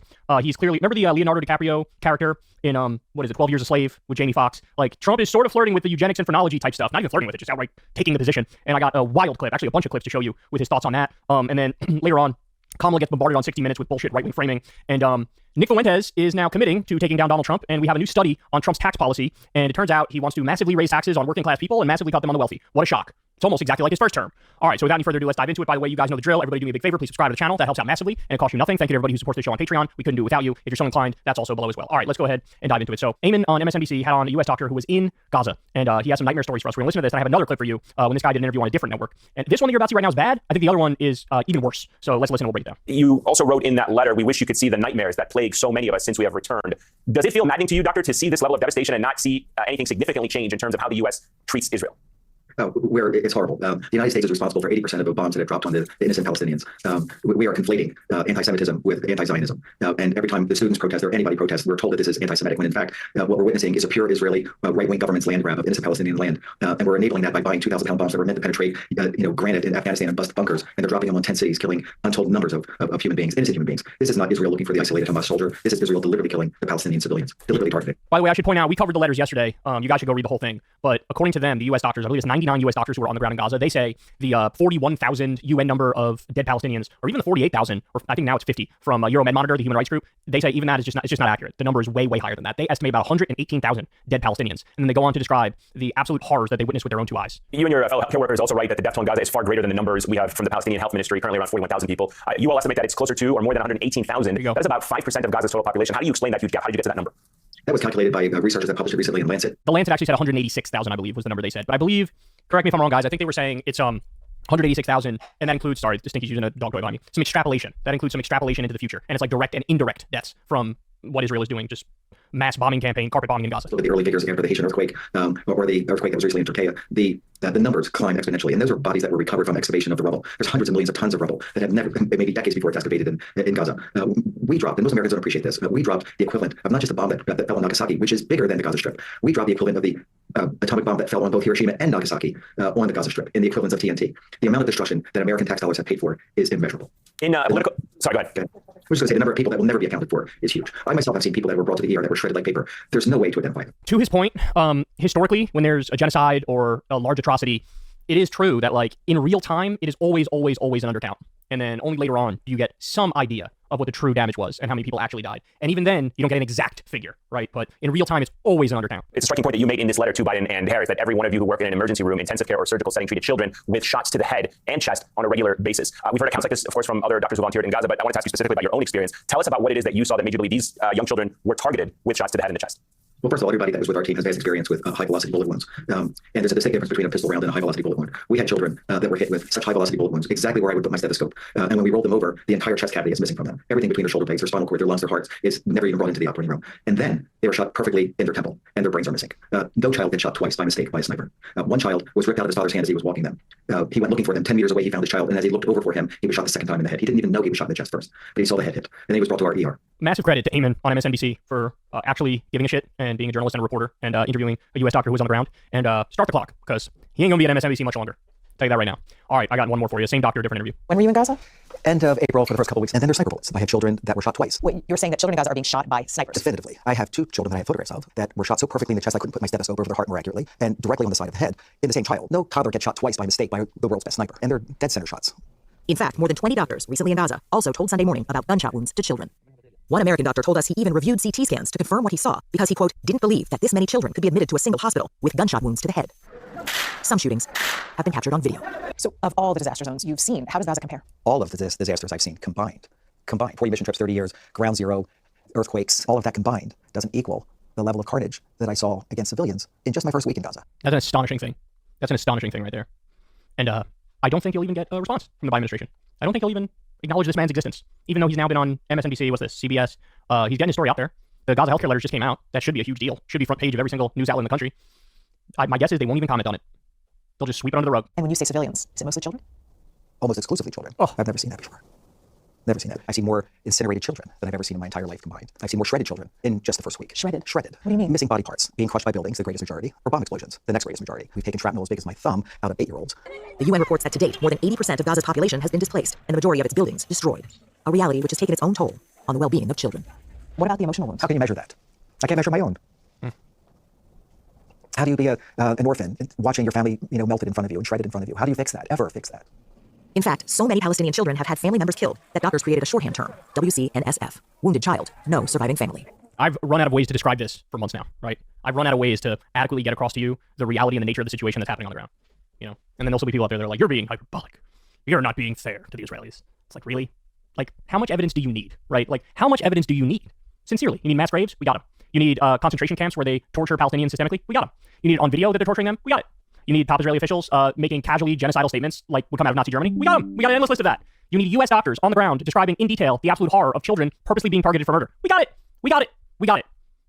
And we're all going to act like this is normal? I got to show you this. I saw this yesterday. I don't know who made this, but it's a dystopian ad where we fast forward to 2040 and the way people will discuss at the time what's happening in Gaza right now. Watch this. Welcome to your afternoon newscast. Today marks the 16th anniversary of the tragic genocide. Commemorations are being held all around the world.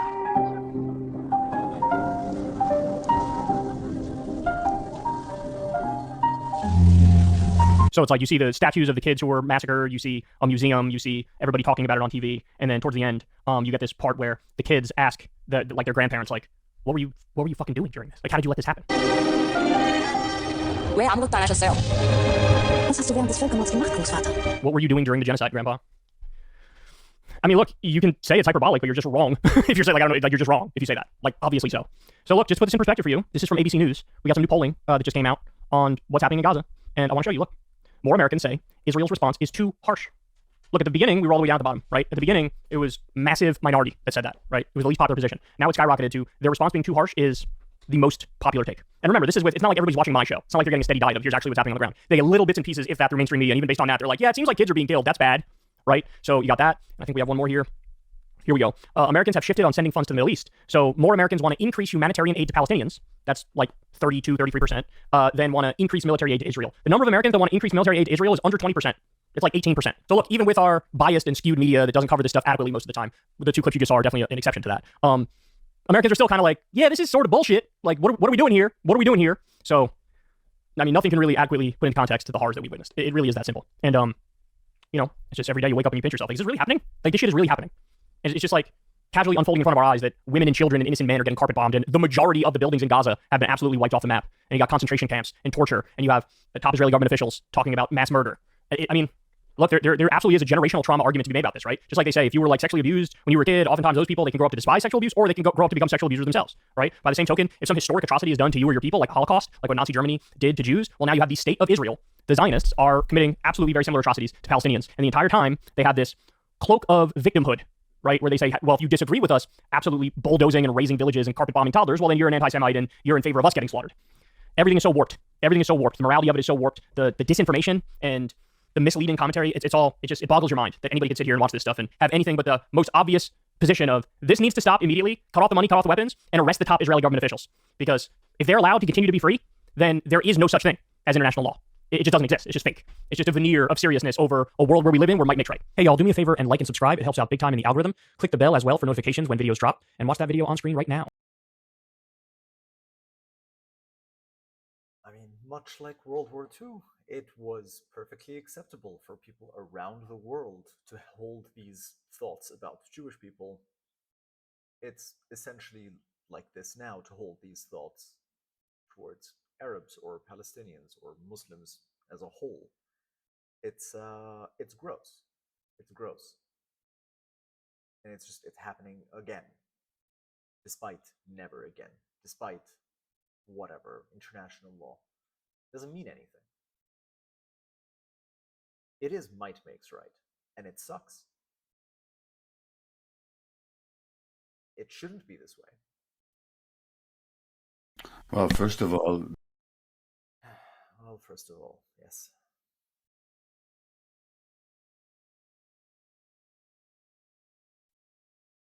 So there's a video by Middle East Eye. This is from 4 days ago.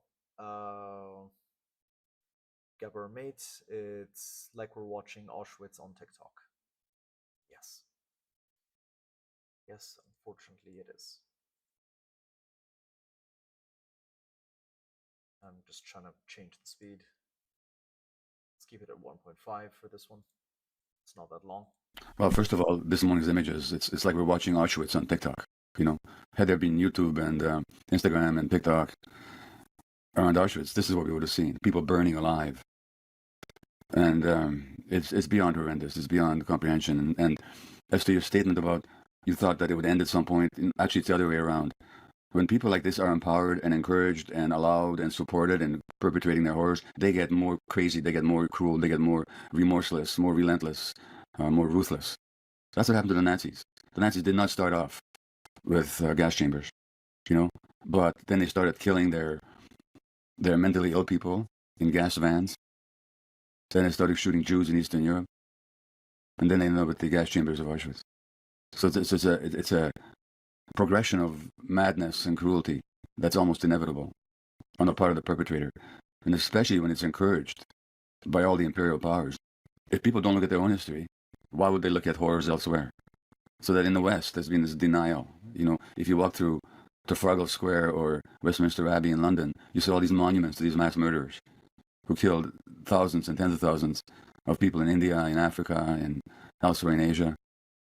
You know, so the present horrors fit into a long history of Western colonialism and Western mass murder of indigenous peoples. And you said, sorry. One final comment on the statism.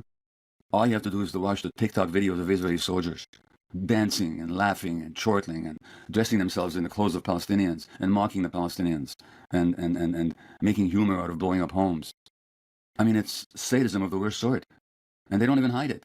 They put it on TikTok. The Western press doesn't reproduce these images, but anybody can watch them. They become sadists. All these other Israelis, they'll tell you about the propaganda and the brainwashing that happens almost right from birth. So that the sense of superiority and entitlement and fear and loathing of the Arabs is just brainwashed into them right from the beginning. It's like a cult.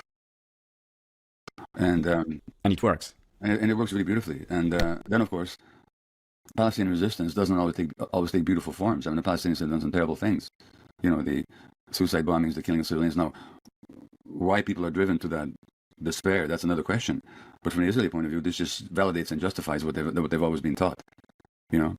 And October the 7th, the killings of civilians, the abduction of people and all that.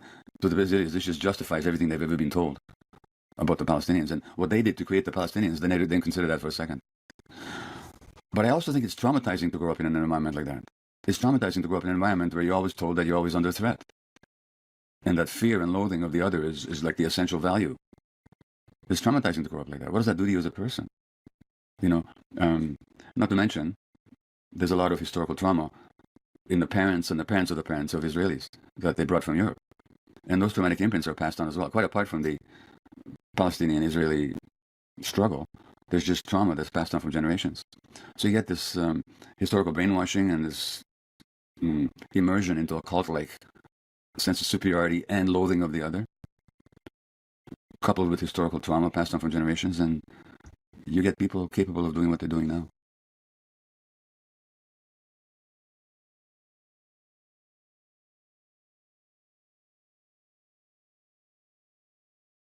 One of the most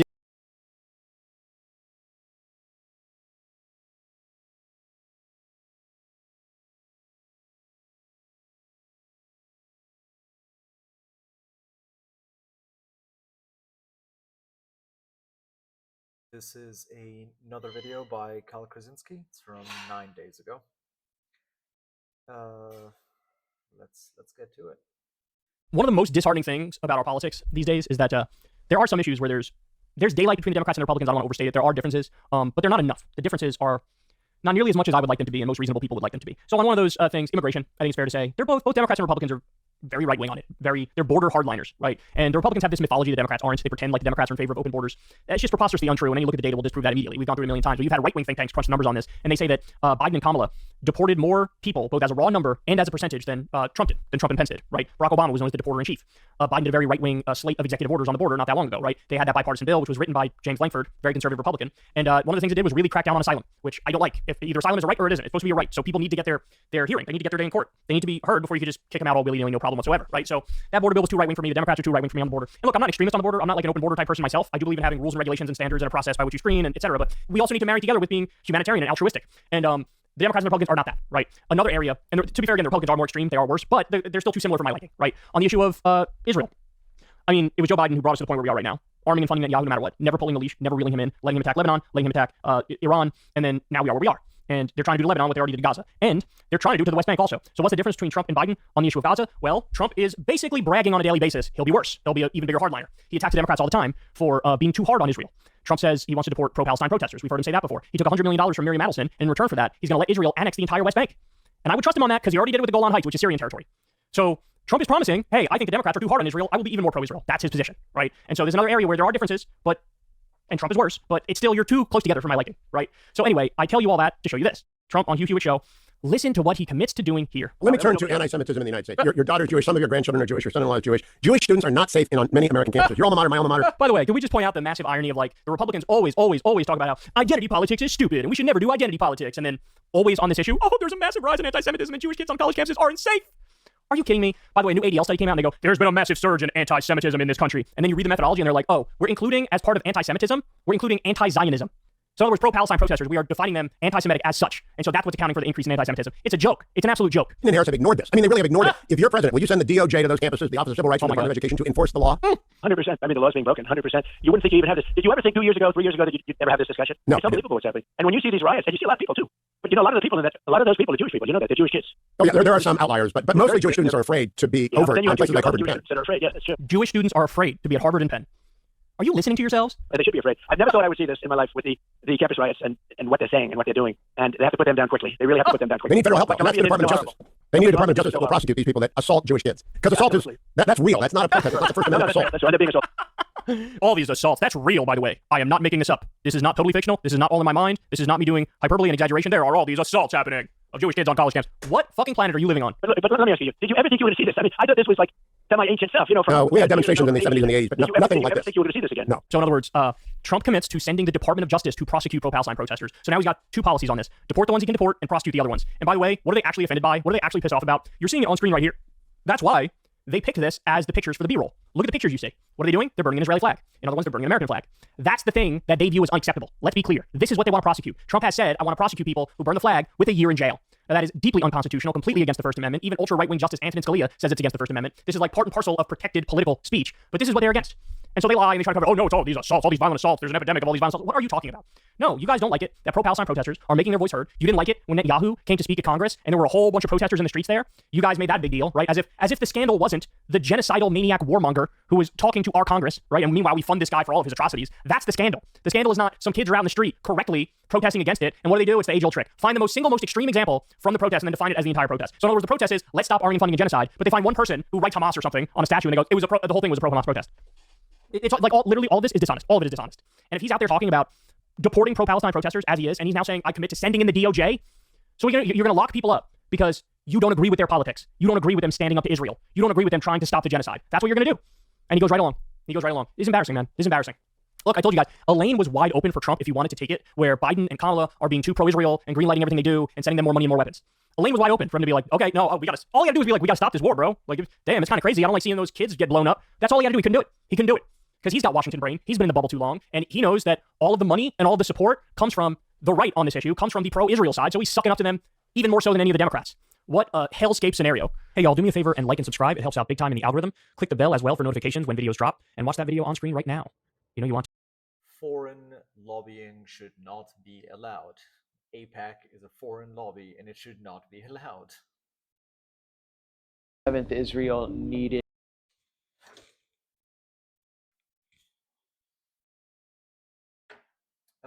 This is by TRT World, also from 9 days ago. Max Blumenthal on Western media's role in Israelis' distorted narrative. Yeah, we've had a lot of videos on this.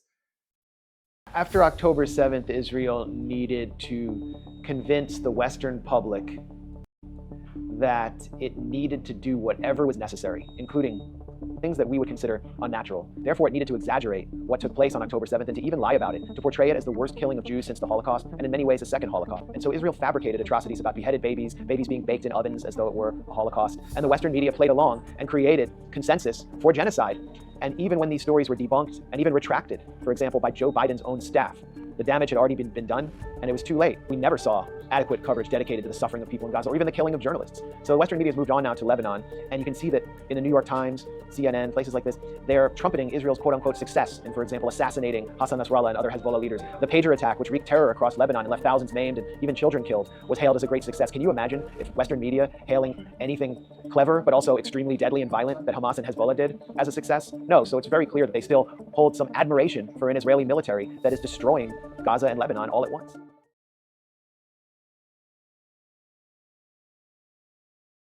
If it was any other country doing exactly what Israel was doing, it would never be debated what it is.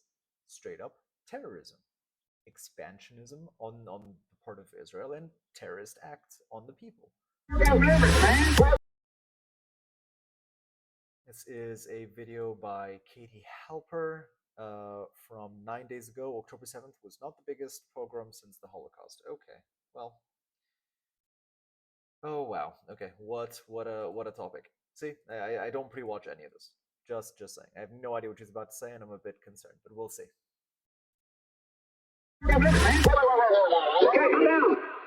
So excited to be speaking to Arturo De Simone, who is based in Argentina. He is a writer, an artist, a political activist. He's a member of Llamamiento Argentino Judío. And he's going to be talking to us today about something that is not spoken about by Israel or by Israel defenders. A lot of people obviously have picked up this refrain of October 7th being the biggest massacre of Jews since the Holocaust. But Arturo has a different understanding of that. Can you tell us about your relationship to the Holocaust, your family's relationship to the Holocaust? My political interpretation of things are my own, not my parents' interpretations, but my grandfather narrowly eluded the Holocaust or the invasion of Poland, and most of his extended family ended up in Treblinka, among other places, the ghetto of Częstochowa. And so, since I grew up in the Caribbean, where there's no real Holocaust education, I had to study this matter on my own. I read texts like, for example, Das Licht on the internet, which was about the tests that were conducted in concentration camps, memoirs that I could find, and not limited to the Spielberg accounts of history, not Steven Spielberg. And so after that, and my father was from the dictatorship of the late 70s. He was not Jewish, but he was a musician who had to leave because of the circumstances that were menacing. And so I had to try to digest all this history on my own, more or less. And so I tried to talk to whichever relatives had knowledge about this and to understand. And it became very clear also that there is a very strong continuum between the junta of the 1970s in Argentina, its propaganda, its methods of violence, and the Nazi regime. The continuity is clear. What's less well known also was the fate of the Jewish community, and particularly Jewish dissidents in Argentina, which has one of the largest in what they call today the global South. Argentina has the largest Jewish diaspora community. So I tried to research this history on my own. I went to Poland, to the village where these ancestors were from. I spoke to people, I kept diaries, I wrote about this, even made drawings about this. And the pictures I took, I lost, which is a shame, because just when I got there, someone sent me an email saying that they had just vandalized the cemetery of Częstochowa. And so some security guards, they dropped me off alone in a very vast, ruinous cemetery. Cemetery had been vandalized a few days before. And everywhere on these very beautiful, cracked graves were painted swastikas, David stars hanging from nooses as a common stick figure that they paint. These, I guess, very angry young Poles who seek to blame the Jews for communism, I suppose, still do.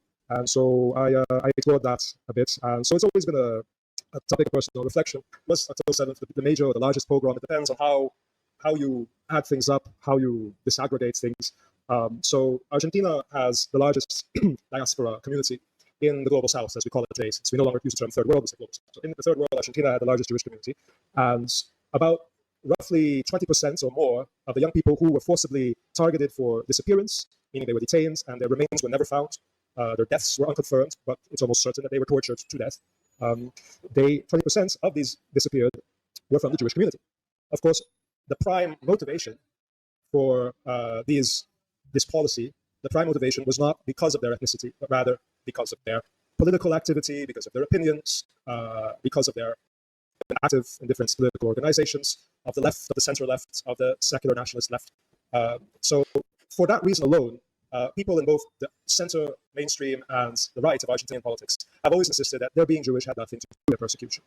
And even the mainstream Jewish representative organization, the Daya, which I guess is the equivalent maybe of something like ADL or B'nai B'rith or something in the United States, the Daya, which is an official organ of representation and also connects the local community to Israel, they fell into infamy because they tried to downplay the rumors of anti-Semitism, and they ignored when many mothers of young disappeared Jewish people came to their offices, to their attorneys, to plead for some form of help.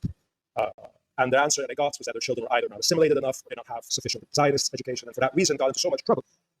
But the notion that their being Jewish had nothing to do with the way they were tortured, had nothing to do with the way they were abused, had nothing to do with the fact that Jewish martyrs of these events called the process and proceso in Argentina were disproportionately larger than the number of the ratio of Jewish victims, or whatever you want to call it.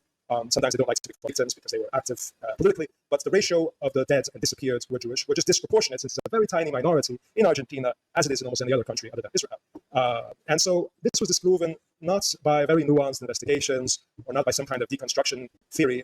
This was disproven by the simple fact that there were many swastikas being worn, there were many pictures of Hitler, and Israeli officials and functionaries recount in books and in memoirs by figures like by Argentine journalists and scholars from back then and now, from Jacobo Timmerman to Lautaro Bradsky, among other scholars, Hermann Schiller. They all recounted their containing disgust at seeing a lot of Nazi paraphernalia Miriam Lewin, who was one of the key witnesses in the human rights trials of 1985, upon which the recent film, which I think is a very mediocre movie, but the recent movie, 1985, Argentina 1985, was based largely on her testimony and the testimony of a few others. And Miriam Lewin was obviously Jewish.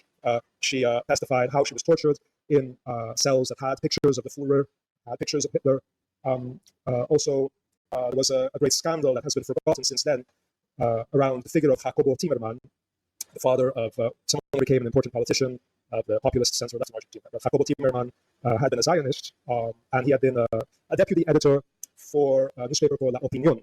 La Opinión was part of the media corporation owned by a Jewish family of the press called David Greifer in Argentina. And so David Greifer's press organ was greatly envied by people who wanted to have a media monopoly in Argentina, and who today have a media monopoly, the Grupo Clarín they're called. And they wanted to remove certain enemies from the market. And one of those enemies was David Greifer, who he was disappeared. His wife, who was non-Jewish, was told by her interrogators, how could you have married someone so impure? And his children were largely harassed or disappeared. His property and his wealth were confiscated. And Jacobo Timerman, during many, many interrogations, was faced with the abject anti-Semitism of his interrogators. For example, they would recite quotations from the Protocols of the Elders of Zion to him. And also, they were believers in a popular conspiracy theory at the time, which was invented by someone called Walter Bravachi Allende. His name has nothing to do with Chile. And not the good Allende. Yes. Walter Allende was a fanatical anti-Peronist nationalist anti-Semite who I think he came across and distorted a part of the history of the Zionist movement. As you may well know, the Zionist movement from the outset was not convinced that Palestine was the place to be, because Zionism at first want to see itself as a secularizing movement. Palestine was much too close to Europe, where all the historical enemies of the Jewish people were. So they were thinking about Argentina, which was an immense immigrant country with large regions that were good for agriculture, better for agriculture than Palestine. And so there was a time when there was a wave of Zionists who wanted to build little communes in Patagonia, but afterwards that was not decided upon, and they moved to Palestine. So the conspiracy theorist and a member of a Nazi circle, or a neo-Nazi circle, Walter Bravachi Allende, he was a school teacher who became a university professor thanks to dictatorships. And he promoted a conspiracy theory called Plan Andina, which claimed that the Jews want to take over all of Argentina, particularly the Patagonia, and they want to kill all the people who live there. And which is actually what people who the dictatorship defended actually did that, not the Jewish community at all. But this conspiracy called Plan Andina, which claimed that Jews want to take over Argentina for themselves and kill everyone living there, was very popular in circles of the police force. And so Jacobo Timerman, who was a very important journalist, was constantly being questioned about Plan Andina and how they intended to carry it out. And it's a very stereotypical anti-Semitic conspiracy theory. Maybe it sounds obscure to your viewers because it's so much about Patagonia, but it really is like any classical anti-Semitic idea you get from Russia or Ukraine or Germany. So that really disproved the idea that anti-Semitism did not form an important part of the way of thinking or of the world's view of the officials of the dictatorship. It was actually very much infused into their daily language, and there were special kinds of torture that were specifically reserved for Jews and to humiliate Jews. And Jewish fighters, Jewish young men who were drafted to fight in the Falklands War, also were systematically humiliated in the Falklands for being Jewish in ways that are quite disgusting. They were used for boxing practice. Things that would actually reading up the details about it in the book by Brodsky reminded me actually of some of the things that are being done to Palestinians right now. And one of the tortures in the dungeons of the dictatorship was to prop a live rat into the orifices of a man or a woman. In the case of a man, into the anus. In the case of a woman, into her sex organs. And this was, they were especially fond. So I just want to say something. Sorry, say that again. Sorry, I cut you off. They were especially fond of doing this to Jews.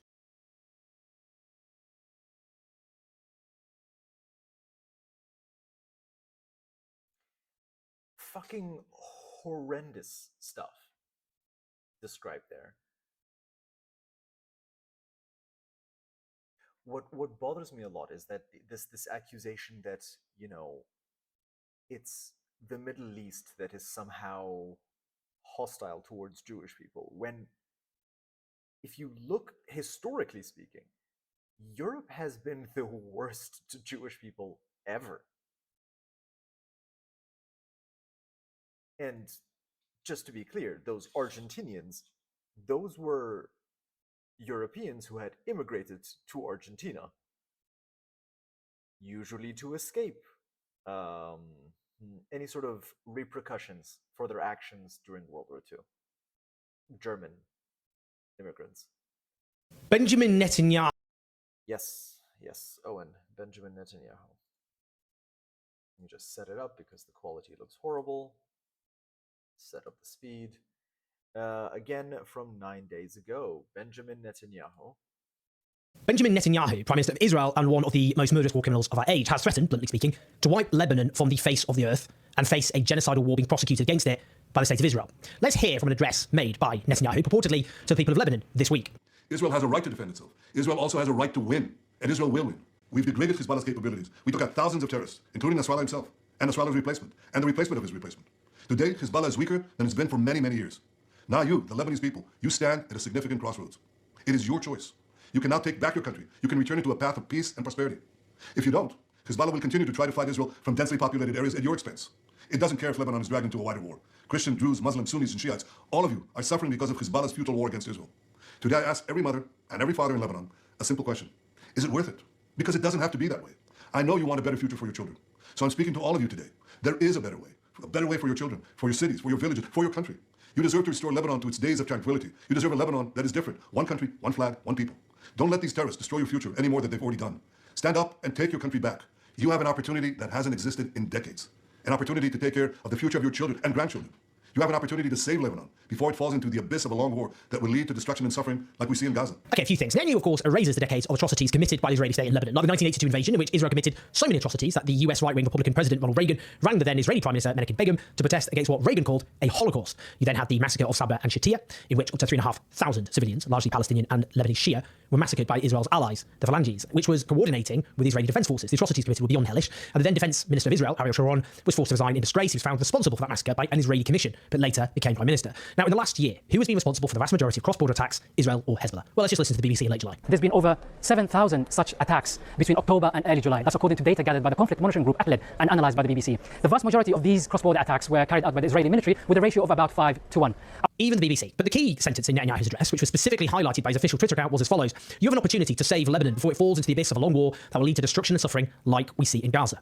That's a very clear and straightforward threat. What he's saying in this address is, we will destroy you unless you have a civil war. You either yourselves go to war with Hezbollah, and bear in mind 93% of Lebanon's Shia population have a positive view of Hezbollah. That's not to express any of my own sympathies of any sort for Hezbollah. It's the point now, they have mass support amongst the Shia population and indeed are part of the ruling coalition government in Lebanon. So this would be not just a civil war, but a vicious, sectarian civil war. He's saying unless you do this, Israel will unleash the genocidal fury it has already unleashed against Gaza, against Lebanon, with credible estimates, for example, put forward by public health experts in The Lancet, suggesting that 1 in every 13 Palestinians in Gaza could already have been killed by Israel's year-long genocidal onslaught. Most civilian infrastructure has been destroyed or damaged, so Gaza is a different colour and texture when looked at from space, from the mass, violent, repeated displacements of almost the entire population to a deliberate siege of the essentials of life, which is called famine, from mass, brutal incarceration to torture and rape, from the injuring and maiming of 100,000 Palestinians to the destruction of Gaza's healthcare system. We could go on. One of the most abominable crimes of our age, and that's what Israel explicitly says it wishes to replicate in Lebanon. Now, let's talk about what's already happened to Lebanon. But first, I'm going to subject you, I'm afraid, to Matthew Miller, the US State Department spokesperson. So you said earlier that Israel has a right to attack Hezbollah as a terrorist organization.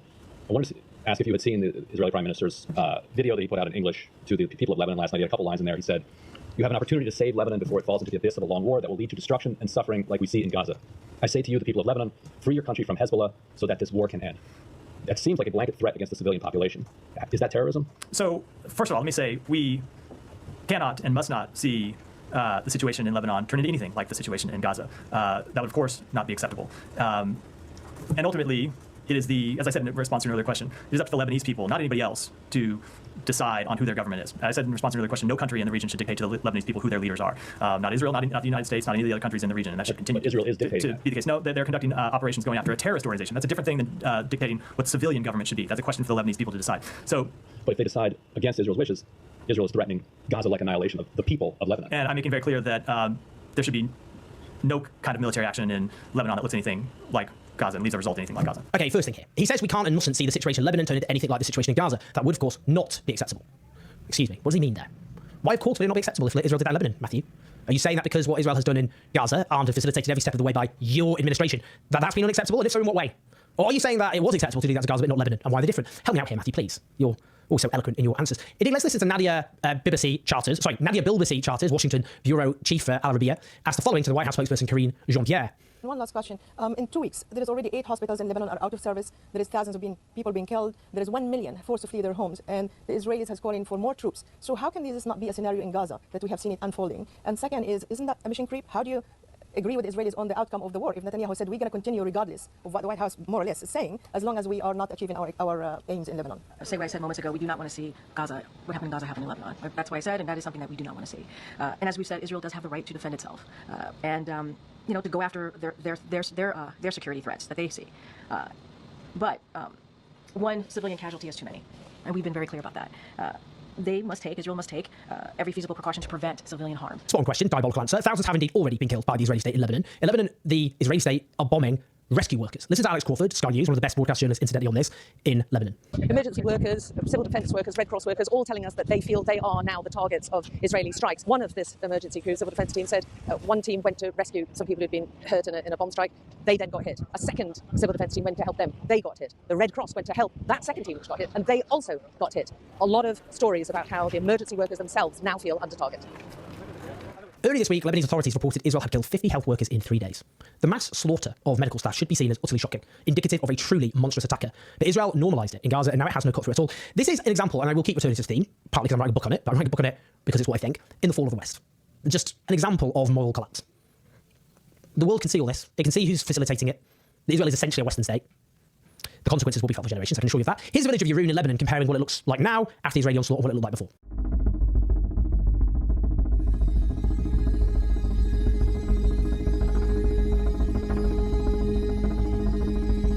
Well, yeah, that does indeed look like Gaza now, doesn't it? The same genocidal destruction. The US facilitated the genocidal onslaught in Gaza with pathetic occasional hand-wringing, and now is set to do exactly the same in Lebanon. And it is up to us to make sure they don't get away with that. Please like and subscribe, leave your thoughts or comments, help us take on the pro-genocide. These comparison videos / pictures, whatever, I think they're very necessary, because I think a lot of people are very ignorant of this part of the world, and then they tend to think that it always just looks like run down rubble, because this is the image that they keep getting. You know, they keep looking at, you know, war-torn countries with just explosions and destroyed buildings and rubble everywhere. You need to show them that there were streets, there were buildings, there were cars, they have airports, they're normal people. It's a functioning country with a government, with everything, just like the country you're in. It has its landmarks, it has its hangout spots, it has its, you know, entertainment centers, it has its infrastructure. It is a normal functioning country. And when Israel goes to unleash their massacres upon it, that's when it looks like that. That's when you destroy all what this country was. This country wasn't broken or destroyed to begin with. It was destroyed by Israel. That needs to, that comparison, that before and after image needs to be there. Tells you that there are this is a video by Middle East Eye, also from 9 days ago. They specifically target children. British surgeon tells of harrowing scenes in Gaza. Yes, they specifically target children. What a wild statement to have to say. Perception that what we have here in the UK of hospitals in Gaza, because the OCHA data continually tells you that there are 36 functioning hospitals in Gaza, and currently there are 17 in operation, but that's not really true. When you look at the 36 hospitals in Gaza, there's only really 4 that do anything significant, and that's NASA, the European, Shifa and Al-Aqsa. The others are very small facilities, and a lot of them are privately owned, and they just do investigations, so imaging, physiotherapy, and these are all classed by OCHA as hospitals. So I really feel that when you hear this, 17 hospitals are functioning, you think, well, that's not so bad. But most of those facilities couldn't run an emergency department. You know, Kamal Adwan has got, I think, 1 theatre. They're not hospitals as you know them. Only the 4 are functional. And of course, in the last few days, the Israelis have ordered the evacuation in 24 hours of hospitals in Jabalia in Gaza City, which again is getting no coverage in Western media at all. But it seems to be that you're on a rotation where you can only really have 2 of the big 4, or 2 large hospitals functioning at any one time. I mean, when we left the European Gaza Hospital in April, it was then evacuated in July, and it only reopened again when we left in August, but only partially. And during that time, the only hospital that was fully functioning with an emergency department and all the facilities was NASA. Shifa, the main building, has been destroyed. They're trying to rebuild, or they're trying to re-function, or get things up and running in the second area, but it won't be what it was. Hi there. On war crimes, there was a recent interview with an American doctor who said that himself and all his colleagues had treated patients, children, with sniper wounds. And I know, Victoria, in your reports that you were doing online, you said that there was your last trip, you had a big increase in injuries in the under 5s. Can you sort of say why you think that's happening? We were discussing it while we were out there. It's sort of that age group from sort of 5 to about 12. There seems to be a huge number of those children that are quite severely injured. So they have over 40% burns, loss of limb, facial injuries. And one of the theories behind it is that the under 5s are often picked up by their parents and shielded, or somebody grabs them and runs with them. And the over 12s are pretty quick, so they can get themselves out of a situation and run away. So that age group from 5 to 12 is just unable to defend themselves, and that's why we see so many of them. Hi, yeah. Thank you guys all so much, and Richard for the work on the documentary. Victoria, as of today, I was just checking, the death toll in Lebanon has surpassed 2,000 people. And so far we've seen people like Dr. HasanAbi go back there to help out as well. Do you see yourself going there sometime soon? And does the health community fear a similar devastation to the one we've seen in Gaza so far? I think that going to help out in Lebanon has definitely been an option for a lot of the UK medics. One of the reasons why so few UK medics have gone to Gaza since the Rafah border closed is due to the restrictions that COGAT put out, saying that if you were part of an emergency medical team, you have to deploy for a minimum time of a month. And that's very difficult for a lot of useful doctors in the UK who are actually working in the NHS and carrying out sort of trauma care. They all have jobs. It's so hard to take a month out. It will exceed your annual leave. You're talking about taking unpaid leave. That's at the discretion of your employer. So that has cut our volunteers at ideals. We basically had on our books in February 105 people that were prepared to deploy, and by May it was just myself and Graham, and that was just through circumstances that I was changing jobs and Graham is semi-retired, so we could go, but nobody else could get the leave agreed for a month. No, I don't think. I think that it's intentional that COGAT have said you have to go in for a month. Yes, I do think that's intentional. Just as I think that they've said you can't return if you're Palestinian, because a huge number of emergency medical teams at the moment consisted of Palestinians from some form or another. Most of the Palestinian doctors I know around the world came out to support Gaza and were there in the December, the January, the February, and then suddenly they couldn't get back in. And this is what happened to Ghassan, it happened to Ahmed Mokhalalati, it's happened to so many prominent surgeons that they've just been excluded. So yeah, I think that was purpose. Again, I think it's on purpose that you can't go unless you can secure a guest house for your team. You have to have a driver, 24 hours. You have to have an evacuation plan. You have to have satellite phone. You have to have a Garmin. You're only allowed to take one suitcase with you. It has to weigh 23 kilograms. You're not allowed to take more than one phone, more than one laptop. They go through your belongings and they're expecting you to take water for 3 days because you have to support yourselves. So all of this has been designed to stop doctors going. So just to be clear, who is it that's drawing up those rules? COGAT. Which is who, sorry? Israel. Israel. That's all right. Okay, all right. That makes sense. Okay, well, listen, thank you. I'm afraid that's all we've got time. I appreciate that clarification at the end, because I didn't know what COGAT was, but yeah, kind of clarifies everything right there. Backlash to Fox News.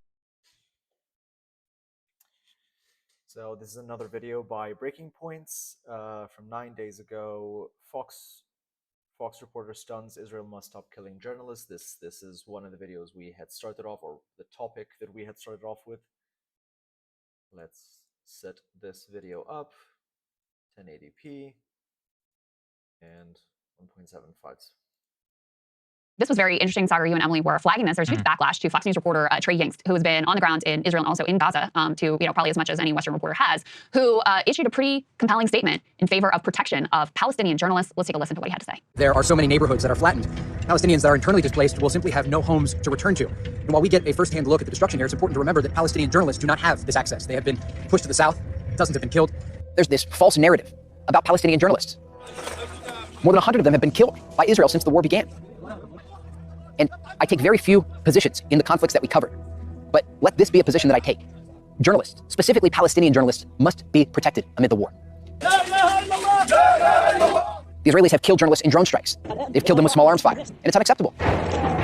So, Sagar, this is one of those things that should be like the least controversial thing ever. Like, don't kill the murder journalists, including Palestinian journalists. But he's right that there's this false narrative that exists of like, oh, well, if they're Palestinian and they got killed, they must have been a terrorist, ipso facto. So we don't really care about them, and they don't even really count. So, kudos to him for saying it so clearly. There was no equivocal language here. There was no, they're being killed in blast. He directly said, Israel is killing them in drone strikes and these other methods, and they deserve protection, and we need to stop lying about who these people are and actually stand up for journalists. I'm actually shocked Fox let him put it on the air. That's more what I was surprised about there. Yeah. Look, I know Trey. I started out with him. We covered the White House together. We were old friends. I remember the day they got that job, and was so happy to become that foreign correspondent. It's something that he always wanted to do. And I think part of the reason that he's taking this position, not only from having watched it, and he covered Israel for years before that, so he probably knew some of these folks just from reporting. He'd been inside of Gaza and in West Bank multiple times before the war, but he also was in Ukraine when his colleague Ben Wallace, remember, was hit and actually lost both of his legs, in that horrible strike. So he has been present for the death and the maiming of his own colleagues, and so I think he understands probably more than anybody else. It's also disgusting to me how many people attacked him, not only for the statement, but being like, oh, how many journalists or whatever of them are actually terrorists. I'm like, hey, why don't you strap on a bulletproof vest and a helmet and you go into Gaza like Trey actually has, and then you can and see it with your own eyes. And then you can make some comment, not from New York City, and because you went on a birthright trip once that you're a freaking Israel expert, you know, on Palestine. And that's actually why it annoys me so much. Is like, you know, like the guy said, he's apolitical. He does his job. I think he does a pretty good job. And you know, just such an anodyne statement, which again, he was just like, look, you can't do this. To be so viciously attacked the way that he was, I just think it's so disgusting. Can you tell me more about the nature of the attacks? Because this didn't really exist in my social media timeline. Look at the replies. I mean, look at the replies to the segment, right? So here, let's read it. I'll read you some. Let's go ahead and see. Number one, what percent of the journalists have been actively participating in the conflict? The Palestinian journalist, highlighting one who was there on October 7th. What does a Palestinian journalist mean? Let's see. So basically, they're all terrorists and they deserve to die. It's pretty much the gist of it. Yeah. Seriously, Trey, the Hamas journalist, I fully agree that the true journalists must be protected, but you know better than most what kind of journalists we're talking about. It feels like you only saw their press vests, not their weapons and involvement in October 7th. Meanwhile, the Palestinian journalists, pictures of them with guns to their head. What does Palestinian journalists, Hamas in a press vest, are not? I could go on forever. Okay, this is like every single reply to the thing. Yeah, exactly. So but I think that one of the important takeaways here is what you were pointing to, Soccer, which is like he's actually there. So yeah, exactly. It's like, screw you. He's there. You're not. What do you know? And so all of the spin and the propaganda and the bullshit that this all gets wrapped in when you're sitting over here and watching from afar, he does not have the luxury of that distance. Exactly. And there's a reason why Western journalists have had almost no access to the Gaza Strip. And it's because of exactly this. The more images that are on our TV screens, the more reporters you have that are stripped of that luxury of distance and spin and propaganda and, you know, the dehumanization that comes with that, the more that you get honest reporting, even in an outlet like Fox News like this, which is, you know, what they're deathly afraid of. So at the same time, you know, we've talked a lot about what's happening in Lebanon. We've talked about this potential, you know, very likely attack against Iran. I don't want to lose sight of the fact that they are actually ramping up attacks in the Gaza Strip, that they appear to be executing on that quote-unquote general's plan to once again displace everybody from northern Gaza. Remember, this was very early phases of the war that this happened, that people were forced out of, ethnically cleansed out of Gaza City and pushed further and further south. Now they're basically going back to the beginning and once again saying, like, if you don't leave Gaza City and its environs, we are going to assume that you are a terrorist and you are a legitimate target. But at the same time, even the people who are trying to flee are being shot at and killed by the IDF. We have a report here that we can bring you from Jeremy Diamond from CNN. Let's take a look at a little bit of that. Civilians fleeing a war zone. Suddenly sprayed with bullets. The Israeli military ordered these people to leave northern Gaza and move south. But the hail of bullets they faced, now a testament to why so many are choosing not to leave, or simply cannot. 9-year-old Dana is among those wounded in the attack. Her pink shirt smeared red with her own blood after she was shot in the neck. At the hospital, her mother says an Israeli drone opened fire as they were fleeing south. The quadcopter started shooting intensively, she says. Everyone was running. There were so many bullets. Even my children's backpacks were full of bullets. The Israeli military declined to comment. But the attack came as it ordered nearly all of northern Gaza to evacuate, even as it says its renewed ground offensive is focused on just one city, Jabalia. But many are trapped, like 15-year-old Zamzam. For anyone who hears my voice, help us, try to get us out, she pleads. She says her mother was killed by Israeli forces. I watched her take her last breaths, and I couldn't do anything, she cries. So just think about this set of circumstances. So the IDF is saying if you're in almost all of northern Gaza, you must evacuate. But then if you actually go to move, you're being shot at and killed. So you're trapped in northern Gaza, even though you've been told to evacuate. And the policy of the IDF after those forced evacuations is then you're, you know, legitimate fair game. You must be a terrorist if you stay. So you've effectively, with your drones and your gunfire, trapped people in northern Gaza and then turned them into legitimate targets. It's just a license for extermination is exactly what it is. Yeah, it's also noteworthy. Both Trey and Jeremy actually are in Israel. He's the Jerusalem correspondent. So, you know, again, I'm just going to take seriously what those guys actually think and say. I cover the White House with both of them. I think they're both like pretty credible and have done a pretty good job on all this. And I think it's quite noteworthy, you know, to look at theirs versus what Jake Tapper and Dana Bash might be saying here in Washington. Very good points. Yeah. Hey, if you like that video, hit the like button or leave a comment below. It really helps get the show to more people. And if you'd like to get the full show ad-free and in your inbox every morning, you can sign up at breakingpoints.com. That's right. Get the full show. Help support the future of independent media at Breaking Points. And Arabs is the. All right, so fantastic. I meant to do that. See, this again, the wire gets everywhere.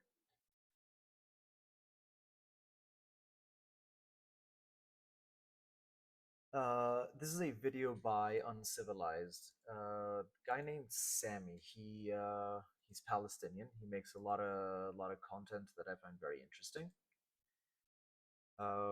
Obviously, he's been talking a lot about this topic specifically in this video. It's from 10 days ago, where he talks about how video games sold the American war on terror.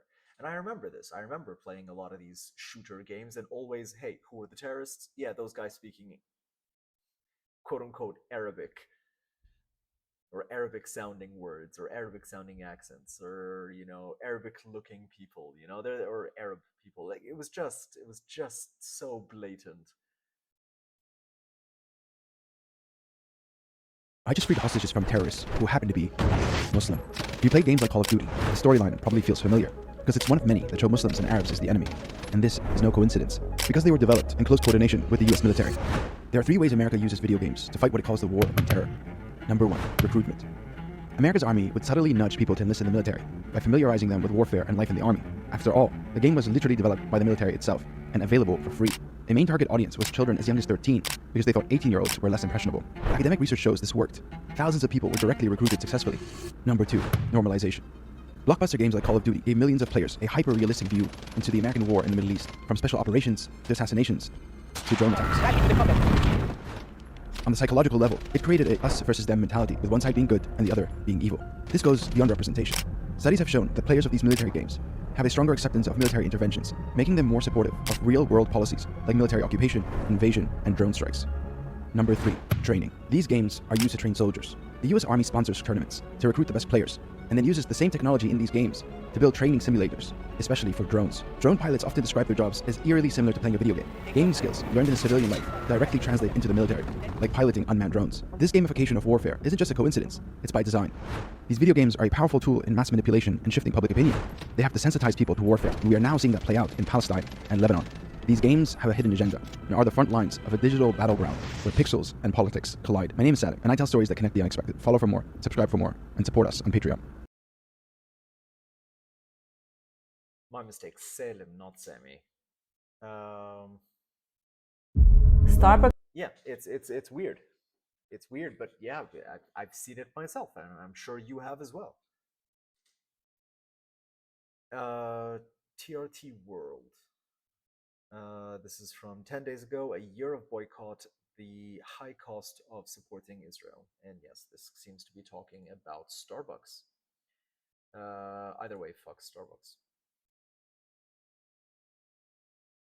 Starbucks has fired its CEO. McDonald's global sales are declining. Burger King is changing its name. KFC is closing branches. Wait, what is all this? These are the results of consumer justice. With boycotts, it punishes the big powers and policies that support the Israeli genocide. And here is the outcome of the one-year boycott so far. Laxman Narasimhan, CEO of Starbucks, after just 17 months at the helm, was ousted because of the falling sales due to a global boycott campaign. According to the latest reports, Starbucks sales in North America fell 2% and 7% in the rest of the world, with total international profits falling 23%. And McDonald's, the company that was feeding Israel's army for free, is facing its first global sales decline since 2020. McDonald's revenue fell 12% to just over $2 billion for the second quarter of 2024.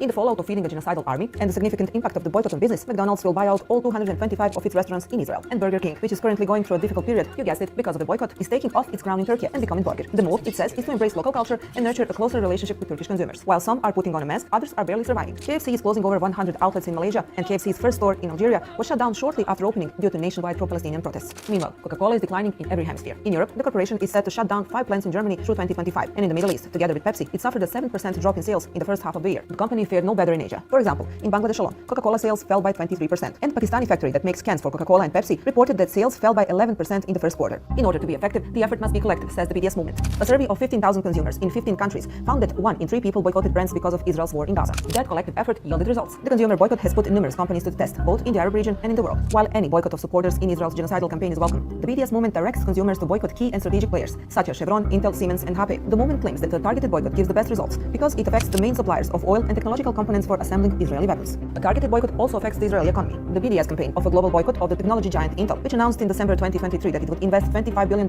in the construction of a chip factory in Israel, has shown its first results. Intel stopped the construction of that factory, and it's in danger of being cancelled. Why is BDS promoting the boycott of Intel? Well, it's simple. Intel's chips are essential parts for the AI programs that assist the Israeli army in their invasion. Also, BDS has reported that more than 45,000 Israeli companies closed as a result. Over 80% of startups have suffered damage, while over 50% of them have money to finance their work for less than the next 6 months. The number of so-called financial injections is also decreasing. In the first quarter of 2024, investments in Israeli companies decreased by 32% compared to the same period last year. Due to falling confidence in Israeli economy, the Korean Samsung Next firm closed its operations in Tel Aviv, and 2 large Japanese firms, Itochu Corporation and Nippon Aircraft Supply, severed relations with Israel's largest private arms manufacturer, Elbit Systems. And the German sportswear company Puma announced in December 2023 that it would not renew its contract with the Israel Football Association, which expires at the end of 2024. As Israel continues its genocidal mission in the Middle East, people all over the world are becoming more socially conscious consumers, spelling trouble for these industry giants' futures. Oh, 100%. Vote with your dollars. Know what you're investing into. Know what you're paying and what you're supporting. And hey, if you support this, never mind this actual situation. In general, when you're paying towards something, know what you're supporting. Whether you're pro-Israel, whether you're anti-Israel, whether you're pro-Palestinian, whether you're anti-Palestinian, whatever the fuck. Regardless of what topic it is, know where your money's going. Care. It will affect you, and you are playing a role in it. You're playing an active role in it. So you should be informed. That's all. And I suppose that's what I'm trying to do here. Inform.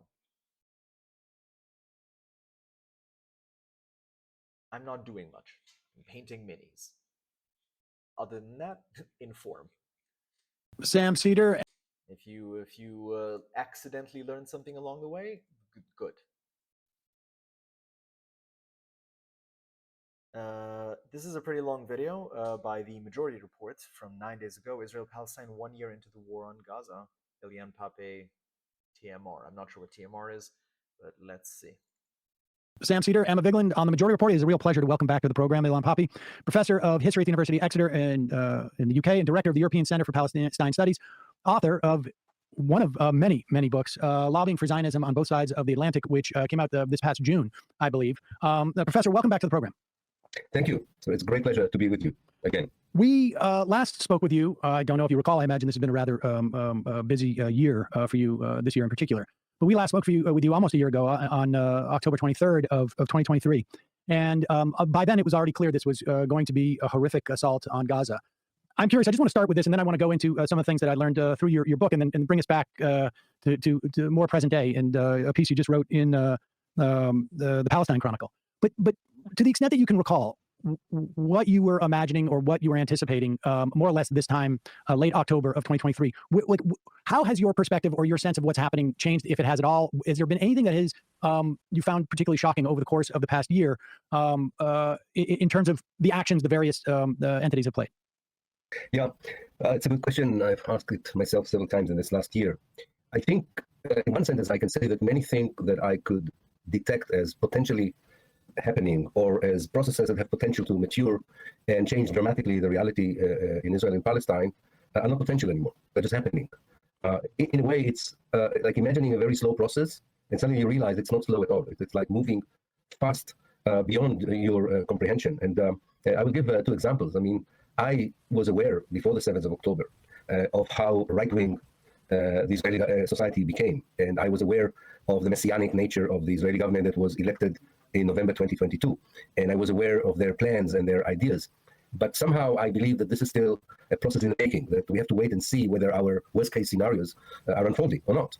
And I think what happened in the last year, that the worst-case scenarios in every respect that is related to the ideology of the government and the racist attitudes of the Israeli Jewish society, the majority of the members of that society, the worst-case scenario has been unfolding, has happened, occurring much quicker than any of us, I think, ever thought. So that's one process where I was really did not expect it to go that fast and that dramatically to change the reality and just erasing any hope for alternative thinking or any hope for alternative political system.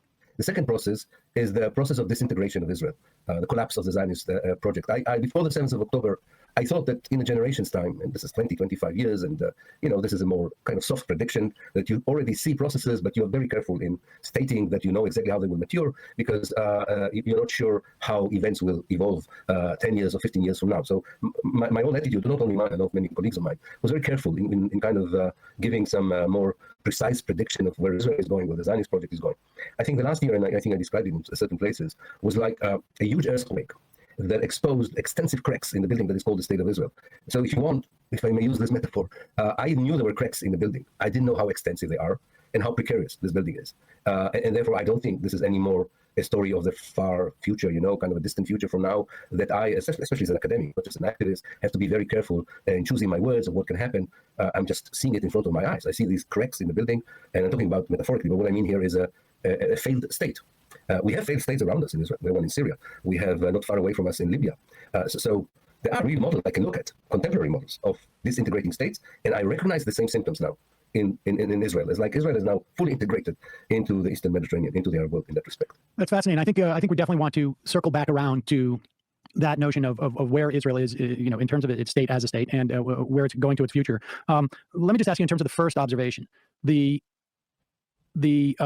guess the despair, maybe, perhaps, I don't know, I don't want to put words into your mouth, in terms of like the realization or the watching the progression of the right-wing ideology and just how much it had permeated. I mean, people forget that in 2023, the first half of 2023 was a series of major protests that were a function about Netanyahu's attempt to change the relationship between the judiciary and civil society. One of the questions and people that we had interviewed at the time was, would there be a connection between what was being brought home essentially from the West Bank and perhaps Gaza, this authoritarianism that was attempted to sort of like be integrated into a Jewish Israeli society? Would the protesters make this connection of like, this is the situation that has existed for the Palestinians?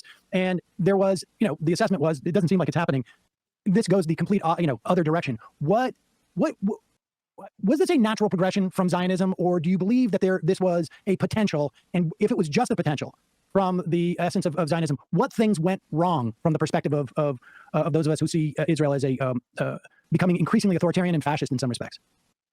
Well, to be honest, the whole project that began to be implemented in the late 19th century of imposing a European Jewish state on the Arab world and trying to build it in the midst of the Arab world, imposing it on millions of people against their will, people who already began their own process of modernization and adopting a national identity, and like all the other people in their surrounding, dreaming of their own independence and freedom after 400 years of Ottoman rule. This project could not have succeeded, and the only reason it lasted so long, as we know, is not merely because of this, the capacity of the settlers to build a high-tech state and build also a very formidable military capacity, but mainly because external power sustained it for their own interests. And it was definitely a logical, I'm afraid, it's a logical development of any settler colonial project like the Zionist project. The DNA of such a project is to continue and try and get as much of the new land that which they arrived in the late 19th century and have in it as few of the indigenous native people who lived there. Now, in certain historical moments, as happened in the United States 200 years before, 100 years before, you could genocide the native people and remove them in a very significant way. And although they're still there and they're still struggling, you can build a settler state that more or less survives and exists. But if you do it the way the Zionists did in that particular historical timing, the late 19th century, when decolonization already starts and people are already thinking about decolonization, and when the Palestinians are at a very high level already of national identity, adopting a collective national identity and ready to begin an anti-colonialist struggle, there was no hope that this would ever succeed, that the Zionist project would ever succeed unless, and this will come to the second part of your question, unless there would be a moment, or there would be moments in history of the Zionist project related to the State of Israel in which its leaders, its political leaders, or its political and cultural and economic elite would understand something that at least some of the whites in South Africa understood in the very last minutes before the apartheid regime collapsed over there, namely that you have totally to differently reimagine the relationship between yourself, the community of settlers, and even the settler state that you have built, and the indigenous native people, the Palestinians, but not only the native Palestinians, but the Arab world into which you settled, in which part of which you have colonized. Very much like the whites in South Africa realizing not only that apartheid is not working, but after 400 years they were reminded that they're actually in Africa. And Israel still thinks that it's in Europe. It still does not recognize its geographical, cultural location, its historical location. So this was from the very beginning, because this is the DNA of any settler movement from Europe that covets someone else's homeland. So in many ways, this is an inevitable consequence. But as an historian, I could see the moments where things could have changed, or at least they would create some conditions for change. But this particular settler colonial project did not have enough intellectual, political, cultural forces in it to dare and offer an alternative. And there was no one from its allies, and this project had strong allies from the very beginning to our time. It's the alliance that decided that the settler colonial Jewish state in Palestine is an asset. Is something that should be supported. This alliance is incredible. I don't remember in history such alliance. I mean, it includes the mega powers of the world, the mega multinational corporation, the Christian world, the religious Christian hierarchy, not to mention, of course, Jewish communities around the world, military industries, security industries, high-tech industries. I mean, it's a powerful alliance. It doesn't create an incentive, actually, to try an alternative. And I'm also blaming that part. Of course, the responsibility lies on the Israelis themselves to understand that they are now torturing the Palestinians and abusing their rights and oppressing them for more than 76 years, if not longer. But in order to make them at least realize that there is a need for an alternative, even if they themselves don't understand that there's a need for an alternative, you need international pressure. And as you probably noticed, even the regional pressure that was, at least at the time of Jamal Abdel Nasser in Egypt, and some solidarity with the Palestinian Liberation Movement in places like Kuwait, Syria, and Lebanon, even that has changed. And the important regional powers are part of that alliance. That dynamic of enabling that you're talking about in terms of like these international players, and Israel never getting to sort of like a rock and a hard place where they might, as a society, might have chosen these potential alternative paths at various points in its history, is in some respects what you've written about in lobbying for Zionism on both sides of the Atlantic. And let's start with, if we could, I have just a couple of questions about this, just so that people get a sense of the context. I'd always known that Balfour of the Balfour Declaration of 1918 was an anti-Semite, and that the inspiration for, at least in part, for a colony, a Zionist colony or Jewish colony in Palestine was, that way they don't come here.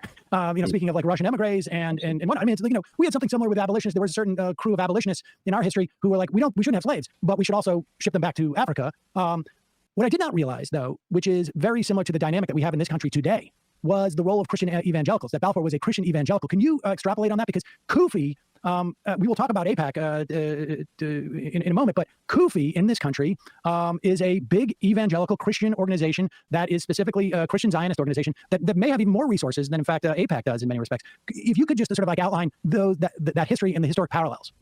Yes, definitely. It starts with the fact that is usually overlooked that actually Zionism began as an evangelical Christian idea before it became a Jewish idea. Of course, not every evangelical stream subscribed to it, but a very important stream within evangelical Christianity, even before one Jewish intellectual or activist thought about Zionism, was already in existence in the late 18th century and the very beginning of the 19th century. This was the idea that what they called the restoration of the Jews to Palestine, or the return of the Jews of Palestine, is part of a divine scheme that would precipitate the second coming of the Messiah, the resurrection of the dead, and the beginning of the end of time. The difference between them and other Christians who also believed in such an apocalyptic scenario was that they thought that actually you could accelerate the process by encouraging the Jews to go to Palestine, that would kind of activate that kind of process that eventually would bring back Jesus Christ. And of course, one of the reasons that they supported it was also anti-Semitism. So as I say in the book, I mean, these were people who wanted to get rid of the Jews in their vicinity and instead get back the only Jew they wanted, Jesus Christ. So kind of a double bill for evangelical Christians. And they held very important positions in government, in industry, in culture, and were very effective as preachers, as people with connection to aristocracy in Britain or the political elite in the United States. I think they became particularly powerful when they began to add to the religious explanation or motivation for the need to settle the Jews in Palestine, also secular explanations. When, especially they began in Britain, when these evangelical Christians realized that they might have allies, well, not necessarily that religious, but would have liked to expand the British Empire over areas that at that time were still part of the Ottoman Empire, they became even more powerful. So some of the people who joined these evangelical Christians in pushing the idea of settling the Jews in Palestine were imperialists rather than evangelical Christians, to put it that way. But that created that kind of alliance. And the final leg, if you want, in this triangle that was the basis for Zionism even before Zionism became a known feature among the Jews of Eastern and Central Europe, were the Anglo-Jewish aristocrats. Because the Anglo-Jewish aristocrats were aware that for economic reasons and cultural reasons and discriminatory policies, especially the Jews in Russia, were beginning to come in large numbers to Britain. And some of them came even with some revolutionary ideas a bit later on. And they also wanted to stop the flow of Jews into Britain later. Their counterparts, who were not aristocrats, but were already established American Jews, didn't want that flow to come to the United States. And they added their voice, or they strengthened that alliance that was basically anti-Semitic, even when we're talking about these Anglo-aristocratic Jews. So diverting them to Palestine, first and foremost, for the non-evangelical Christians, was a way of stopping poor Jews coming into the West. For the evangelical Christians, it was, of course, an indication that the end of time is near, and this is the first station in a long road up to salvation and redemption. I'm reminded of Manifest Destiny when you speak about colonization with these religious justifications behind it and how those things get tangled together. And we spoke, actually, I did yesterday to Adam Hania, who wrote Crude Capitalism. I believe he's also at University of Exeter as well. And he speaks about just basically the geopolitical importance of the Middle East, and also of how oil played into the explosive growth of capitalism, particularly in the 20th century.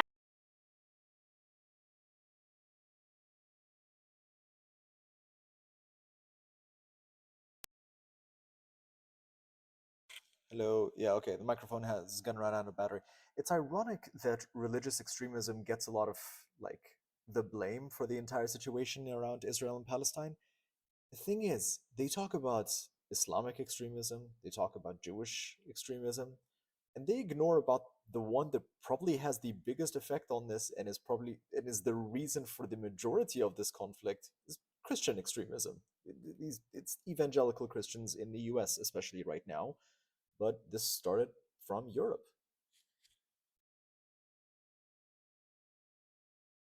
Century. I'm curious about your analysis of the Suez Canal and its placement right next to Israel, and how that was essential to also the capitalists' desire to settle Palestine and make it a Western colony. In my analysis, the fact that there was the Suez Canal and it became a British interest to control it because of the need to have easy connection to Britain's colonies in Southeast Asia, that particular argument that you need to have Palestine as a British colony was developed on the eve of the First World War. I don't think before that. Actually, until 1914, until the outbreak of the First World War, from a strategic point of view, Britain was not interested in Palestine. It was interested in Iraq because it also had the ways. I mean, you could go through Iraq, through the rivers to the ocean, in the Suez Canal in Egypt, and roughly when they began to understand there is oil first in Persia, that is Iran, and the Arabian Peninsula, they became also interested in those areas. I think that once it was clear that the Ottomans, or rather the Turkish army, when the fighting began in the Middle East, would use Palestine to attack the British in Egypt, then I think British strategists decided that in order to protect the canal, you need also to occupy Palestine. And that was, as I write in the book, this happened in 1915. It was a very crucial moment because the British Empire had two options. One suggested by Lawrence of Arabia and his friends. He said, yes, you're right.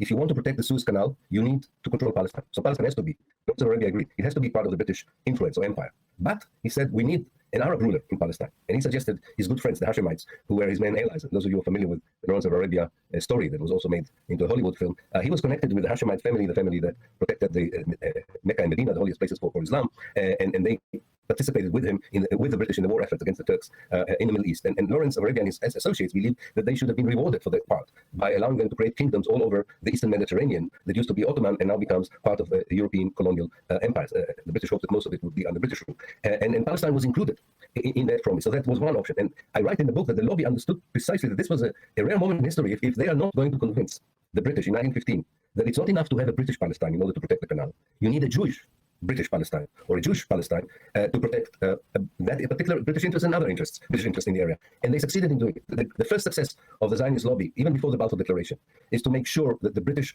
plans to occupy Palestine and take it away from the Ottomans after 400 years of Ottoman rule will be connected to the idea of creating a Jewish state. And for that, they needed all these allies I talked with Sam about. They needed all these people, the Anglo-Jewish aristocrats, the evangelical Christians, the anti-Semitic British and American, and everyone in the British sphere who, for one reason or another, liked the idea of a Jewish state and preferred it to the idea of an Arab state in Palestine. So I think the Suez Canal was a British interest, but that doesn't explain support for Zionism. They could have had a pro-British Arab Palestine protecting the Suez Canal.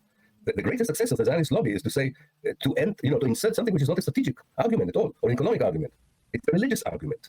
It's a religious argument in a secular empire. And they succeeded doing it, I think, mainly because it was also answering anti-Semitic phobia and the fact that probably Europe was not that secular yet. Maybe it isn't even, as we speak, that secular as we think. Was part of that also a function? Because I'm fascinated by the aristocratic, the Jewish aristocratic elite in Britain, and it's. I don't think it's hard for to imagine that established elite there don't want Russian Jewish peasants to be coming in and either from their perspective, like I don't know, tainting the waters, as it were, in their experience in Britain. And I wonder, too, though, whether, for some it was religious, but I wonder for others if these aristocratic Jewish elite don't go to the British and say, the value added by having a Jewish Palestine as opposed to a Hashemite one is that, we can talk to each other in a way that we're used to, that type of thing. And if we have a Jewish Palestine, I have a network around the entire world where we've traded because of the way the Jews have been singled out in various societies over time and this and that. We have a network. We can integrate this into our network. There's a value add there that is beyond the Hashemite kingdom because we're a little bit more eye to eye as much as we are alien amongst the British. At what juncture, when we talk about the lobby, and I think it's going to become it becomes more explicit obviously as we go through time. What constitutes it? But at what point does the lobby develop? We have this longstanding idea of Zionism from evangelical Christians because they want to bring about the second coming. Herzl comes on the scene in the mid to late 1800s with an idea, not for the same reason, obviously, but at what point does it become a lobby for a Jewish state in Palestine, as opposed to a lobby or an intellectual movement about the idea of a Jewish state? I think the moment that the Zionist leadership gave up the idea of looking for alternative destination. As you know, the last destination that even Theodor Herzl, the founder and leader of the movement, was willing to consider was Uganda in Africa as alternative to Palestine. The moment his ideas are defeated by his colleagues in the leadership of the Zionist movement, which is around 1903, in that moment, the Zionist lobby is totally focused on creating a Jewish state in Palestine and doesn't consider any other alternatives. And of course, after Herzl's death in 1904, this becomes even more clear. And so all the efforts, I would say, between 1905 to 1917, until the Balfour Declaration, and I'm not underestimating how difficult it was for them in a way, was to persuade the British government, as I said before, you don't only need a British Palestine, you need a Jewish Palestine. And it was not easy to convince everyone. There were a lot of Anglo-Jews who didn't like the idea. They were worried that they would be accused of dual loyalty. There were even some people who already knew enough about Palestine to understand that this is not an empty land, that there's an unjust side to this project, and all these more Arabophile, pro-Arab kind of personalities, like I mentioned already, Lawrence of Arabia. But they succeeded, and they succeeded by using methods, as I show in the book, that would be familiar for those readers who are familiar with AIPAC. Chasing politicians wherever they go, publishing in the printed press, having huge assemblies. They worked very hard to make sure that this is happening. And the fact that someone like the Rothschild family, again, I think didn't want to see all these poor Jews coming to Europe, right, invested a lot of money in the Suez Canal themselves, began to invest money in Palestine, and beginning to see some dividends for the economic investment in Palestine. They could be the ones who, by the way, as you mentioned before, would tell the British government, and we are Jews and they are Jews, so you can rely on us. Yep. So they had these magnates, these Jewish bankers and magnates also on their side. So economically and politically and religiously, they could put a very good case that it has to be in Palestine, even if strategically, not to mention morally, this was not a valid option. Let's talk about the evolution of these lobbying tactics. I found the account of William Fulbright in your book to be fascinating, both for two reasons. One, we had just in this past electoral cycle in the United States, a similar dynamic with progressive members of the squad, Jamal Bowman and Cori Bush in particular, but there's been others who were just completely drowned out by AIPAC money. Although the dynamic, they were already sort of wounded in some way. And that is one of the things that you make the point about AIPAC, is that very often what they're doing is trying to exhibit and project power rather than actually using power to change things, right? I mean, it's almost like there's almost like a bigger shadow cast by their actions because they're strategic in that. But tell us the story of William Fulbright. I also find it fascinating because Fulbright was the chairman of the Senate Foreign Relations Committee until 1974, when he resigns because he's lost his primary. Within a year, Joe Biden, a freshman senator, is on that committee. And he seems to have learned, I mean, this is completely speculation, and I don't know, I want to take your opinion, whether this guy learns like, oh boy, I just saw William Fulbright get taken out. And we should say that Fulbright goes on in April of 74, I think it was, on to Face the Nation and says the Senate is controlled by Israel. That's right. Tell us the story of William Fulbright, because it's fascinating. Yeah, I will start from the end. You're absolutely right. I think what Biden sees explains why in October 2023 he said, I'm a Zionist president. I think there's a connection there between this and what happened. But let's start with Fulbright. Fulbright was very interested in the interference of foreign countries in American domestic politics. And he began to look who is registered as a foreign agent in the United States. But if you are registered as a foreign agent, there are a lot of limitations about what you can do, and you're also under control. Your actions could be kind of monitored and supervised. To his great surprise, Lobby for Israel was not registered as a foreign agent. So he began to look more deeply into what AIPAC is doing. And the one thing that really caught his eyes, which is really the worst kind of violation of the American regulations and law, was that AIPAC was recruiting money in the United States to lobby for Israel, which was totally against the American law. And how did they do it? They were recruiting money allegedly for helping the poor people in Israel. So the money went supposedly to the impoverished parts of Israel, but some of it returned to AIPAC to fund its actions. And he exposed it. It wasn't difficult, by the way, to expose it. AIPAC was so self-confident that nothing was done that clandestinely. That also, by the way, surprised him, how in the open it was. And he wanted an open session of his committee. He wanted really the public to understand that this is a grave violation of American regulations and law and should be stopped. He was also convinced that it doesn't serve American interests to be so one-sidedly with Israel. He was sure it undermines American interests elsewhere in the Arab world. But the lobby was strong enough, first of all, to make sure that the meeting would not be open to the public. Secondly, that the report that he wrote would not be published. So he leaked it to the Newsweek, to the magazine Newsweek. And then he became enemy number one for the lobby. And the lobby started chasing him from 1964 until they succeeded 10 years later to really kill his political careers by funding with huge amount of money whoever stood against him for a re-nomination. They also succeeded in failing his nomination as a foreign secretary, as a secretary of state, which he really wanted.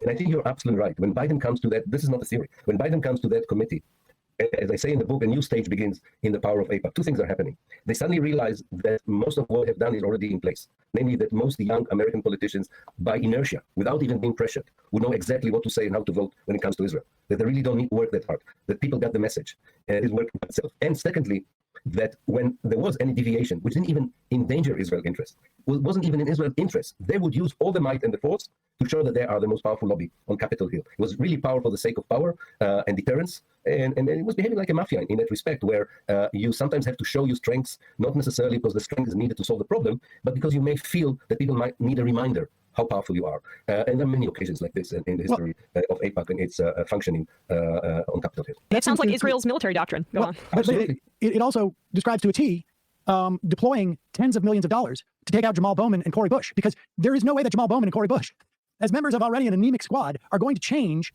the foreign policy of the United States in regards to Israel. But they made for, and the interesting thing was that the question of Israel barely came up in these races, at least in the context of like these of their districts. Bowman lost as much because he voted against the IRA because he wanted more of Biden's actual bill. But the bottom line being, like, these are trophies that AIPAC can basically put on their wall, big enough so that people, and I think you even have a story about, they would keep the doors open in their offices as a way of, when they were dressing people down, as a way of exhibiting, like, you don't want to be what we did to that person.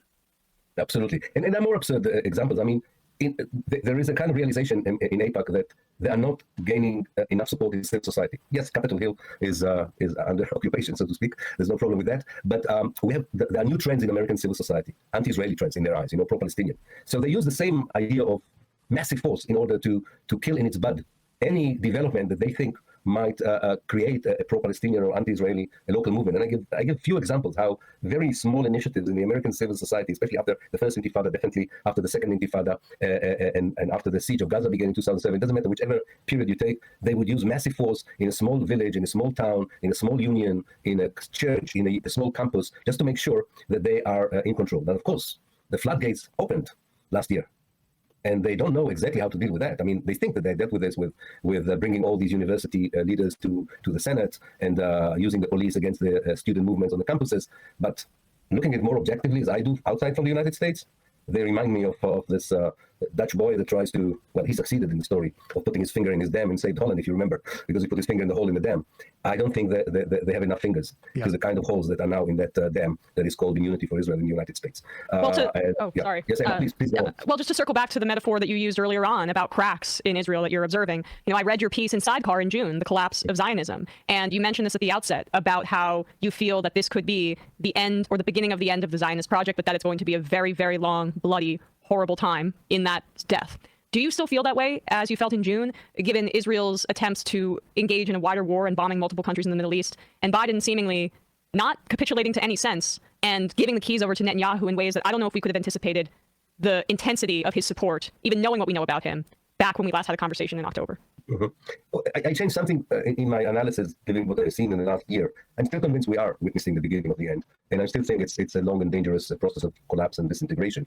However, I am convinced that there are potential processes, I call them mini revolutions, that can still occur, that would do two things. One, would shorten the period, and or secondly, would make it less violent. And I'll give 2-3 examples. I think the redefinition of Judaism as religion, as a cultural identity, the kind of things we are beginning to hear from Jewish intellectuals in the United States that are manifested in the way young Jews are now behaving on the streets themselves and on the campuses. The changes in the Eastern Mediterranean as a whole, kind of new thinking about in the Eastern Mediterranean, the Arab world, about the colonial structure of the nation state that was imposed on them after the First World War, the international condemnation of Israel, all these and many others are connected to the way we understand politics, to my mind. I think there is an attempt, probably started in 2008, maybe before, there is an attempt by the civil society to rethink about the essence of politics, something the left used to do, but failed in doing, to rethink the essence of politics and has to change the very way politics is being done, not just locally in Israel or locally in the United States. I think it's a global phenomenon. And it's very difficult, of course, because the political elites always have a lot of power to make sure that nobody topples them and nobody changes the name of the game. But there are very powerful forces all over the civil societies on a global level that are they have, if I put it in simple words, they believe that political elites today, with generalizing, but politicians today are far more concerned with their career than with the problems of the society.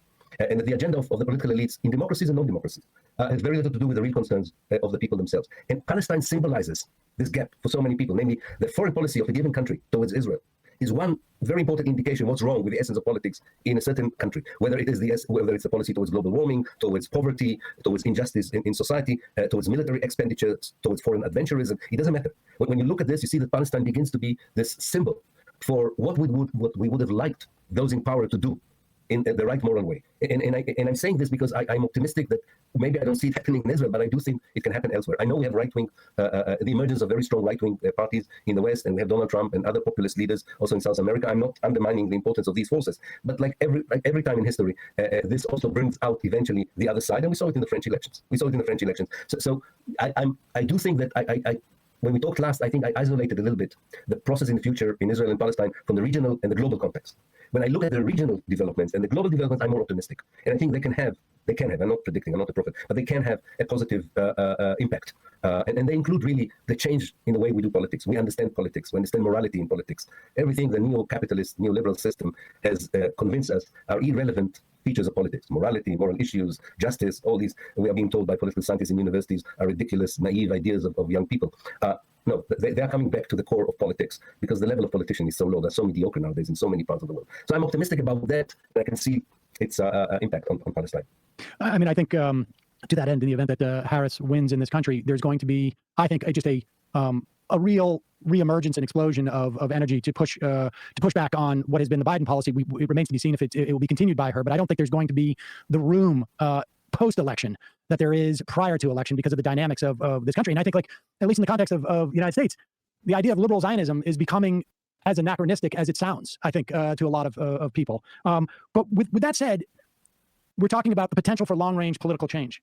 I guess I have two questions. One is, what can be done to mitigate the horrors that we're seeing now, if anything, from the perspective of a political movement, in your opinion? And two, we're seeing, a nascent Palestinian autonomy movement outside of Palestine in a way that I don't feel like I've seen in my lifetime, where there is a more concerted effort and what appears to be, much of it may be lip service, but appears to be a greater understanding that there needs to be Palestinian autonomy. Do you perceive, from a historical perspective, that assuming we do see these changes that you're talking about, that it will result?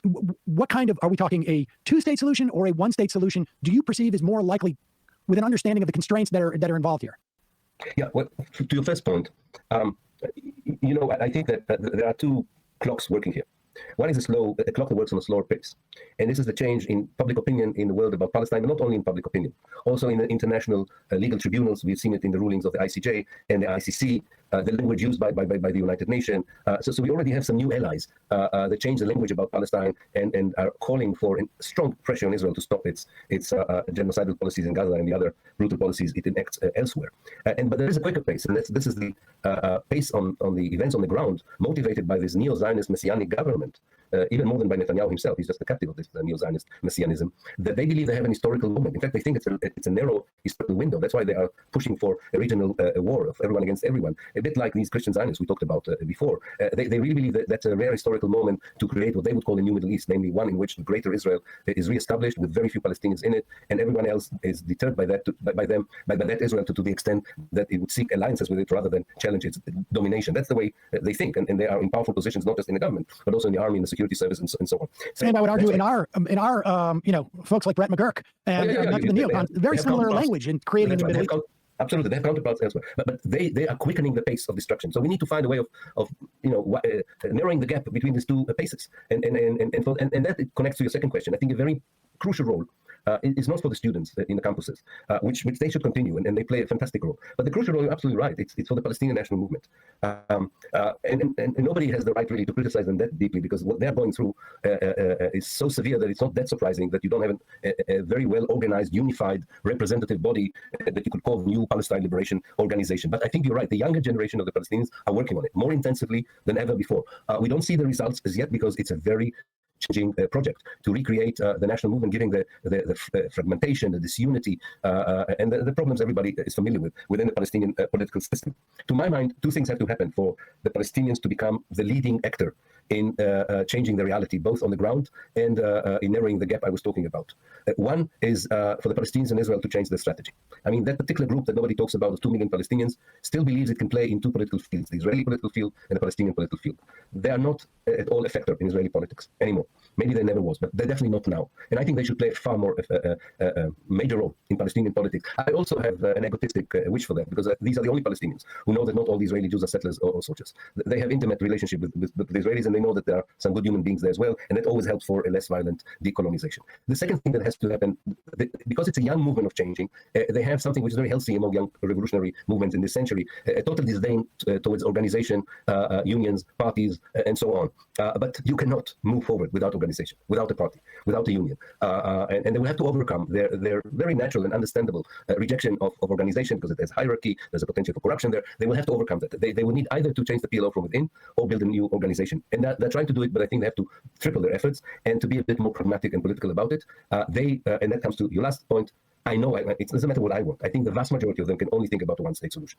The chant that the American Congress decided is anti-Semitic, Palestine should be free from the river to the sea, is not an anti-Semitic chant. It's the declaration of the wish to have a democratic state between the River Jordan and the Mediterranean, one that would resemble the way Jews, Christians, and Muslims lived in Palestine before 1948. And I think that's a very credible slogan that actually democracies, especially in the world, should have adopted, rather than pursuing legislations that forbid such chants or slogans and defaming them as anti-Semitic or racist.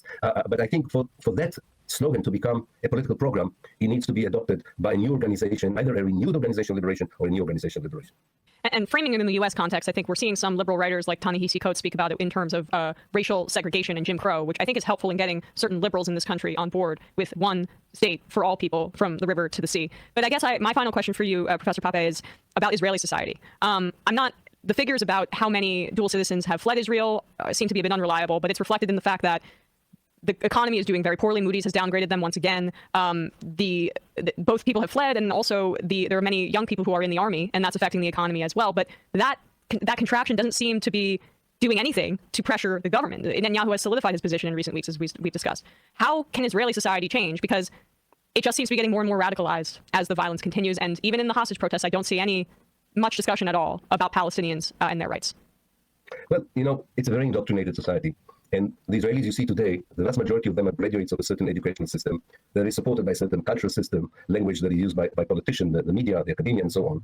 And therefore, there's very little hope for change. The next generation of graduates from the Israeli school system would adopt similar points of view. And that point of view is that it doesn't matter whether you have a corrupt prime minister or if the army failed on the 7th of October, there are no other options. The only horizon is another 50, 60 years of wars that you always have to win them. There is no option of success. Of course, you have these, as I described before, the new messianic ones who believe that if you use correctly this particular time in history, you can inflict such a defeat on the Arab world that you will have more peaceful years coming. But the vast majority of Israeli Jews do not believe in it. They believe that they are doomed to live the way they lived in the last year, which is incredible, pathological. And it's all over the place. Not surprisingly, if you don't feel like I do, that there is a credible alternative to that reality, and there's another way of living, you leave. What else can you do? And those who don't leave either cannot do it, because it's not that easy to leave, or they somehow believe that there's no other options there are no other alternative ways of living anywhere. This is the way, this is the way you have to live. And probably they become a bit more religious, and I don't know, maybe imagine a better life in the afterlife, or believe that God somehow would solve the economic problem, even if the Minister of Finance cannot do that. Yes, it's a traumatic. It's a society in trauma. It's a society that is led by people with no horizon for any different kind of future, and there are no alternative political forces that offer a different horizon. So, what you see now, you will get next year and the year after, and it doesn't matter whether Netanyahu would be elected or not elected in 2026. As you rightly say, he seems to be like the phoenix. Everybody buried him politically, but there he is, now again the most popular politician in Israel, and he might remain like this in 2026. The more right-wing the Israeli political system will be or remain or become, the quicker the collapse of Israel will happen. And because I don't see any alternative to that kind of politics in Israel, I stand by my analysis that we are seeing the beginning of the collapse here, which, as I say, can be a horrific scenario. I'm an Israeli Jew myself. I don't want destruction, neither to me, to my family, and to the people I love who care. But it could also be a moment of hope for building a free Palestine for all, from the river to the sea. The Palestinians definitely deserve to live in such a state which is free from oppression, colonization, apartheid. I also believe Zionism is very bad for the Jews wherever they are, and also for the Jews in Israel. A de-Zionized, decolonized, post-Israel Palestine would be a win-win, to my mind, to everyone. You just have to find a way of getting there quickly and with as less violent as possible, and believe that it's possible. Because otherwise, because it's such a challenging imagination, you need such an imagination and the kind of optimistic overdoses as I have to believe that this is possible, which hopefully will activate the right actions towards such a goal. Ilan Pappy, professor of history at the University of Exeter and director of European Center for Palestine Studies. Most recently, lobbying for Zionism on both sides of the Atlantic. In fact, I'm not even sure that's the most recent book of yours, but certainly fascinating read. Professor, thank you again. Really appreciate your time today. Thanks so much. Thank you both. Thank you very much, Sam. Thank you. Hey, folks, don't forget to hit the subscribe button and check out our daily show. We do it every day at 12 p.m. Eastern for about 2.5 hours. We even take phone calls. You should check that out.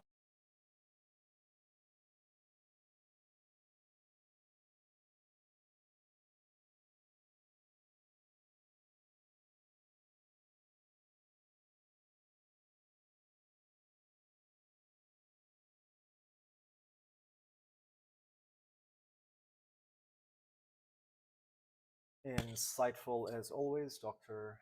Ilan Pappy, or Professor Ilan Pappy, not doctor. My bad. Sam Cedar, Emma.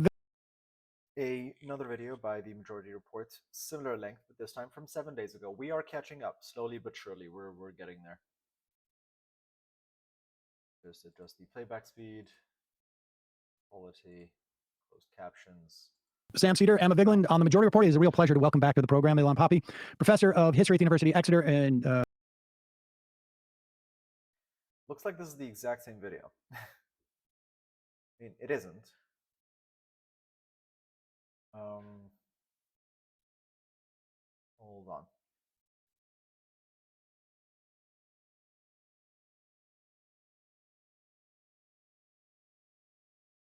It seems like a upload of the same video, just a more shorter or more summarized version. So yeah, we'll just skip. Israel. I feel like we've seen this video. Am I mistaken?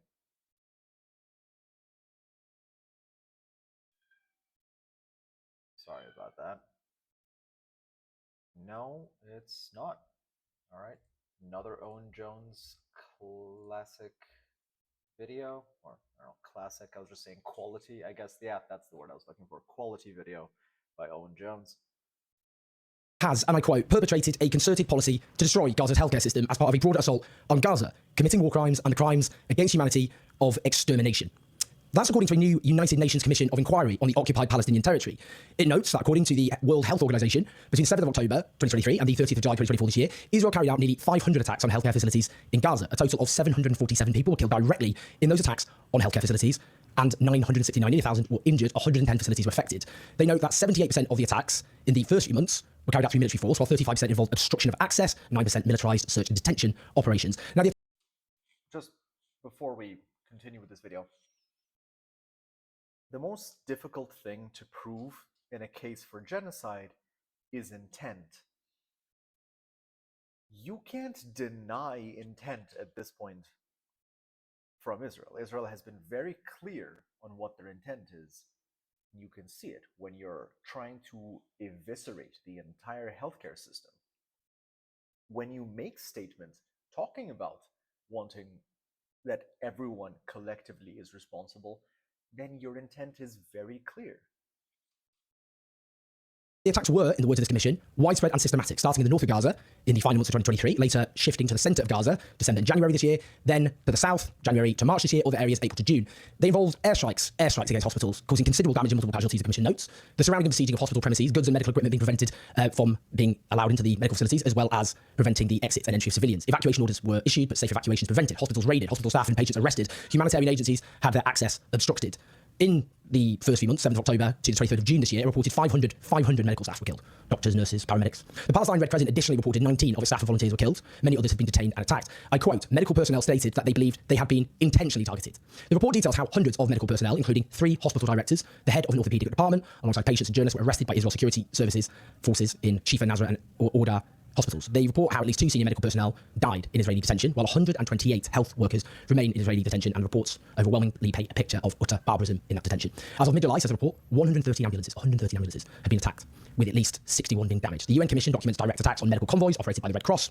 The UN the Red Crescent, and NGOs. They note 20 of the 36 hospitals in Gaza are now completely non-functional, with just 16 partially operating with severe overcrowding and a bed capacity of just 1,490. Let me quote this because it's crucial.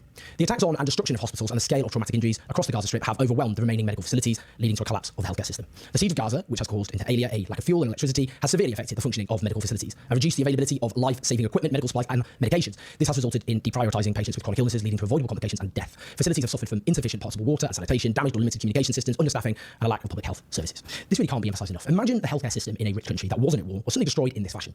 That would impose mass death sentences on huge numbers of people. The destruction of a healthcare system in an overcrowded and already besieged, impoverished tiny strip of land which has been subjected to bombs and missiles with the explosive power of 5 Hiroshima atomic bombs, overrun by an invading army, its population displaced multiple times, subjected to receive of the basic essentials of life, including food and yes, medicine, the destruction of a healthcare system in those circumstances over such a long period of time.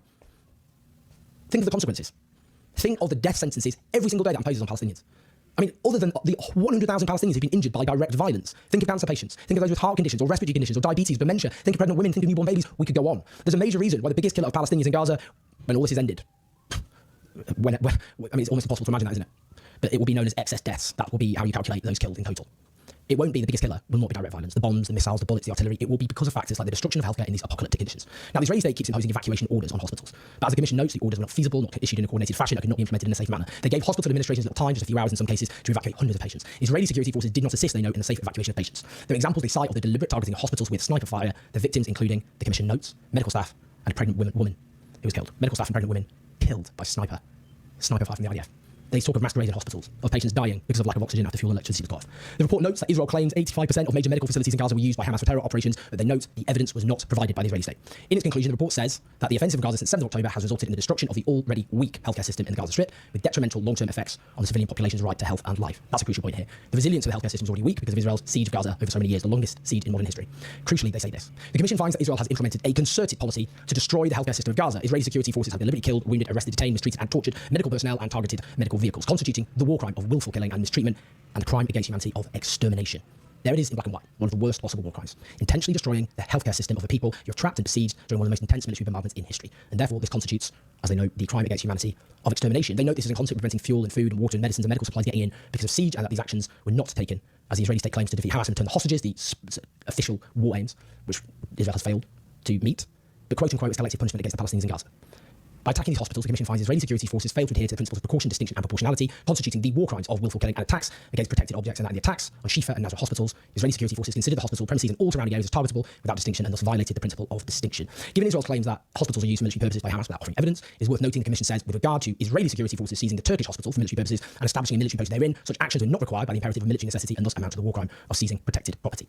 It's important to note too that they find Israel engaged in the deliberate destruction of sexual and reproductive healthcare facilities, which constitutes violent harm in particular against pregnant and postpartum and lactating women, and that is caused immediate physical and mental harm and suffering to women and girls and will have irreversible long-term effects on the mental health and physical, reproductive and fertility prospects of the Palestinian people's group.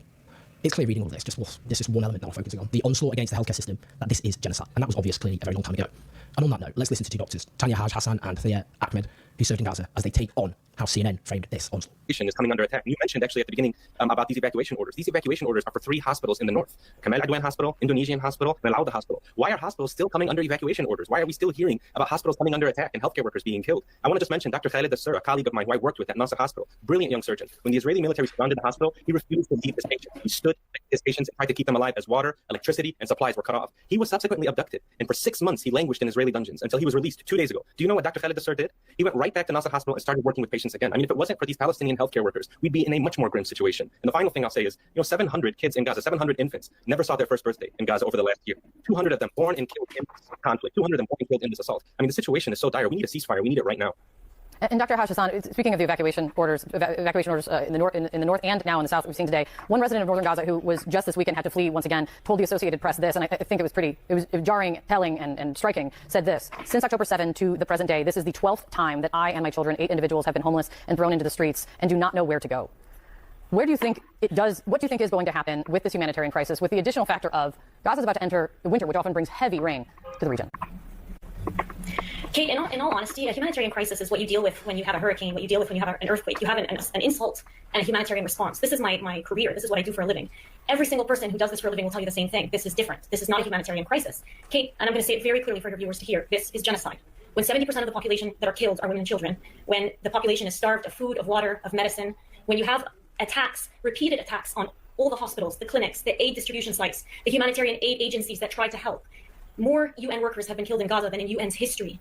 When you have over 900 families that have been exterminated, that have been taken off of the civil registry, killed. When you have over 17,000 children that have lost one or both parents. When you have bakeries, aid distribution sites, churches, mosques, schools, and in the last 3 days, in the last 24 hours, in fact, a hospital today that was bombed, as you just reported, the hospital where I personally was working, and I can tell you, they are working every second of every day to try and sustain life when Israel's strategy and evidence on the ground suggests that they're doing the exact opposite.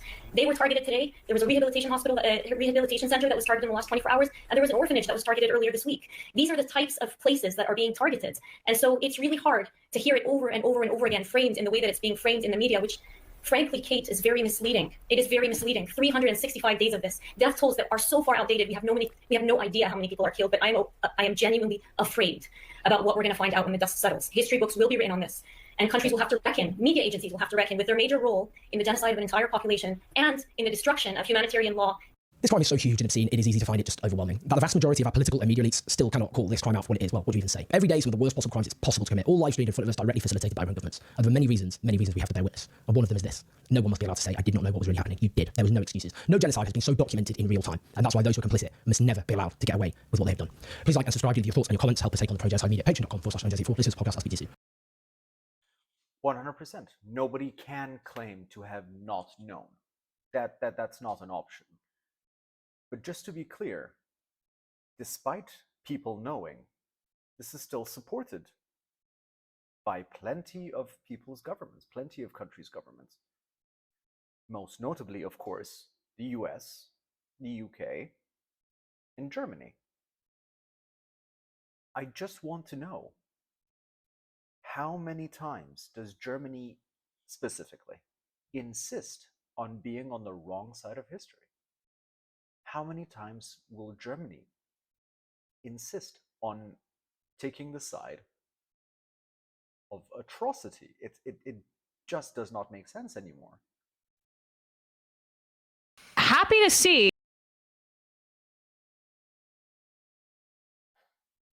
I don't have an answer for that.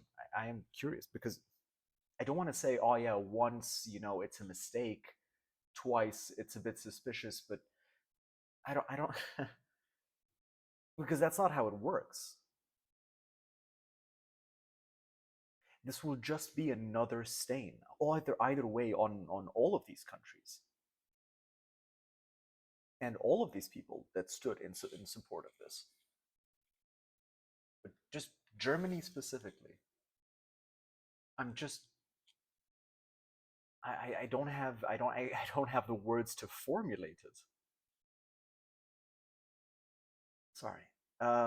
Majority reports 8 days ago, Gaza doctor wins Emmy Award despite Hollywood spear campaign. Happy to see this because there was a concerted effort by Zionists to prevent this from happening. Bizan Auda, who many people follow on Instagram and have been following on Instagram to follow the horror in Gaza, she was nominated for an Emmy, a news and documentary award for Outstanding Hard News Feature Story. She ended up winning, even though there was a concerted effort by Zionists to remove her nomination, including that freak Deborah Messing, who was calling her a terrorist. Now, we celebrate the fact that she has won an award for this. The reality, though, is that Bizan is still in a dire situation, as are all of the people who are in the Gaza envelope experiencing this genocide as we speak. But happy to see this recognition and for her and the Al Jazeera Plus team. The nominees in Outstanding Hard News Feature Story Short Form are Clarissa Ward reports from Rafah Field Hospital in Gaza, CNN. Haiti in Crisis, PBS NewsHour, PBS. How I Survive, a 7-year-old's life in Gaza, The Guardian Focus, The Guardian. I Cry Quietly, a soldier describes the toll of Russia's war, The New York Times. It's Bizan from Gaza, and I'm still alive. AJ Plus reports, AJ Plus. And the Emmy Award goes to It's Bizan from Gaza, and I'm still alive. AJ Plus. AJ Plus reports. Accepting the Emmy, John Lawrence, Senior Executive Producer. The carpet bombings have happened in the streets without any warning, and people are killed every single moment. This is a really tough day that Gaza are going through. They bombed the door of the hospital. They bombed. I've been there before 2 minutes. We'd like to thank the Academy for this recognition. This award is testimony to the power of one woman, armed only with an iPhone, who survived almost a year of bombardment. Over 100 Palestinian journalists have been killed in Gaza, including several of our Al Jazeera colleagues. Our bureau in the occupied West Bank was shut down at gunpoint just last week. We thank you, our journalistic community, for this recognition for Bisan and for the AJ Plus team, and we urge you to join us in saying that journalism is not a crime. Thank you so much. He pointed it out there. I guess that was one of the producers that worked on it. Obviously, Bisan cannot be there, given the fact that she's in Gaza. That short documentary chronicled basically the bombardment at both her home, but also at Al-Shifa, which was infamously supposedly a safe zone, and then, of course, was not, because there are no safe zones in Gaza. But yes, there was a letter signed by Deborah Messing, others, Haim Saban, mega donor for the Biden campaign at the time. So you could just see where there's an alignment there. But they lost, and she won that award because her actions are heroic and everything that journalism is supposed to entail.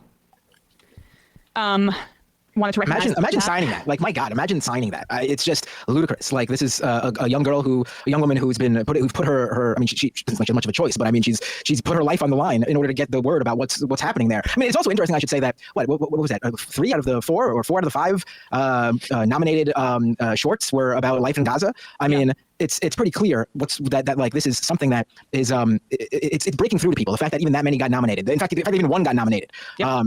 This is not something that's going to just go away. This is weighing heavily on people's minds and in their conscience, and they're seeing it and giving an award to it. I honestly can't imagine something like this happening. I mean, this wouldn't have happened years ago. Like Javier Bardem was just giving an address at, I guess it was a film festival. We didn't end up playing it, but speaking about the horror in Gaza, 10 years ago, he and his wife Penelope Cruz signed a letter denouncing Israel's bombing campaign at the time. I think it was in 2014 in the Gaza Strip, and they were decried as anti-Semites, forced to retract. They ended up putting out some sort of both sides statement, but like, I can't verify this. A lot of people say that coincided with them losing some work and living and doing, and Penelope Cruz in particular, doing some more Spanish language films in their home in Spain. Like, as Ben, you're saying, this is changing rapidly in front of our eyes. The problem is just like, it's not in time. It's not in enough time. No, we can have this revolution, like, and specifically a change of the people who, a revolution in the terms of like changing of people who believe in something, because it's going to be really difficult, I think, to recreate the type of subscription to Zionism in these generations as it is in the preceding ones. And so the only question is like, are people like Hakeem Jeffries, younger, stay behind units that are tasked to like try to cultivate that into the future? Like, are they going to be successful? And we have to fight them in every single institution for them not to be. That's what the New York Times, all these media institutions. That's why Ta-Nehisi Coates coming out and saying that, even though like I agree with the people that said about time with regards to some of that stuff, or maybe it shouldn't have taken that long. But the fact of the matter is, if Ta-Nehisi Coates was talking about this like this 15 years ago, Jeffrey Goldberg would not have hired him for The Atlantic. Like, this is part of the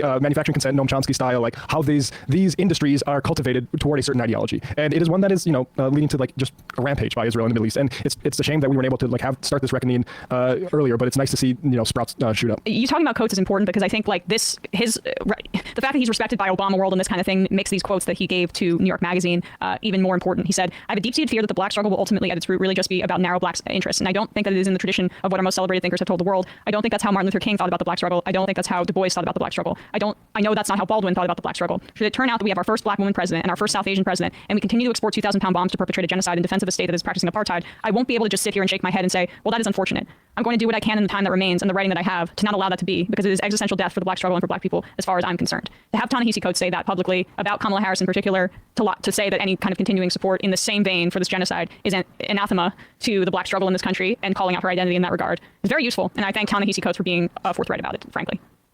Yeah, I mean, I think that a lot of this stuff, this inclusion of more critical media in places like New York Times, New York Magazine against Israel is a sign that they're also worried about what continuing to be a mouthpiece for Israeli and U.S. propaganda will do to the legitimacy of their magazines in the future, right? Like, some of this is just a pure financial calculation, because these stories, like these ideas that Ta-Nehisi Coates are expressing now, they've been out there not just in academia, not just in writings from black radicals for decades now. Nelson Mandela was talking about Palestine when he was still alive, when he was in South Africa, but they're now become mainstream viral posts on social media. This is where like the next generation is getting their news from, and it's what they're respecting. And now, and we've seen distrust in mainstream media sources, trust in mainstream media sources went up, at least amongst liberals, when Trump was first elected. But I think this particular divide between what liberals are seeing, what like younger, particularly left-leaning liberals are seeing on their social media feeds versus what they see in New York Times would be a death knell to a lot of these outlets. And so some of them are trying to thread the needle on a lot of things, like walk the line and pretend to represent both sides of the issue like they do on many things, while a lot of them are slowly dipping their toes into the tepid waters of disaggregating their brand from just posting Israeli propaganda. And I applaud them for that, because it's necessary, but I think it's more of a, the tail wagging dog on this one. Like, they're coming last. Yeah. They're the last ones on this. And so it's good, but I don't think they would be doing this if the rest of the country, especially young people, weren't already out there on social media building entire brands around criticizing Israel and criticizing them for supporting Israel. Yeah, they're responding to the polling more than the Democrats are. Yes,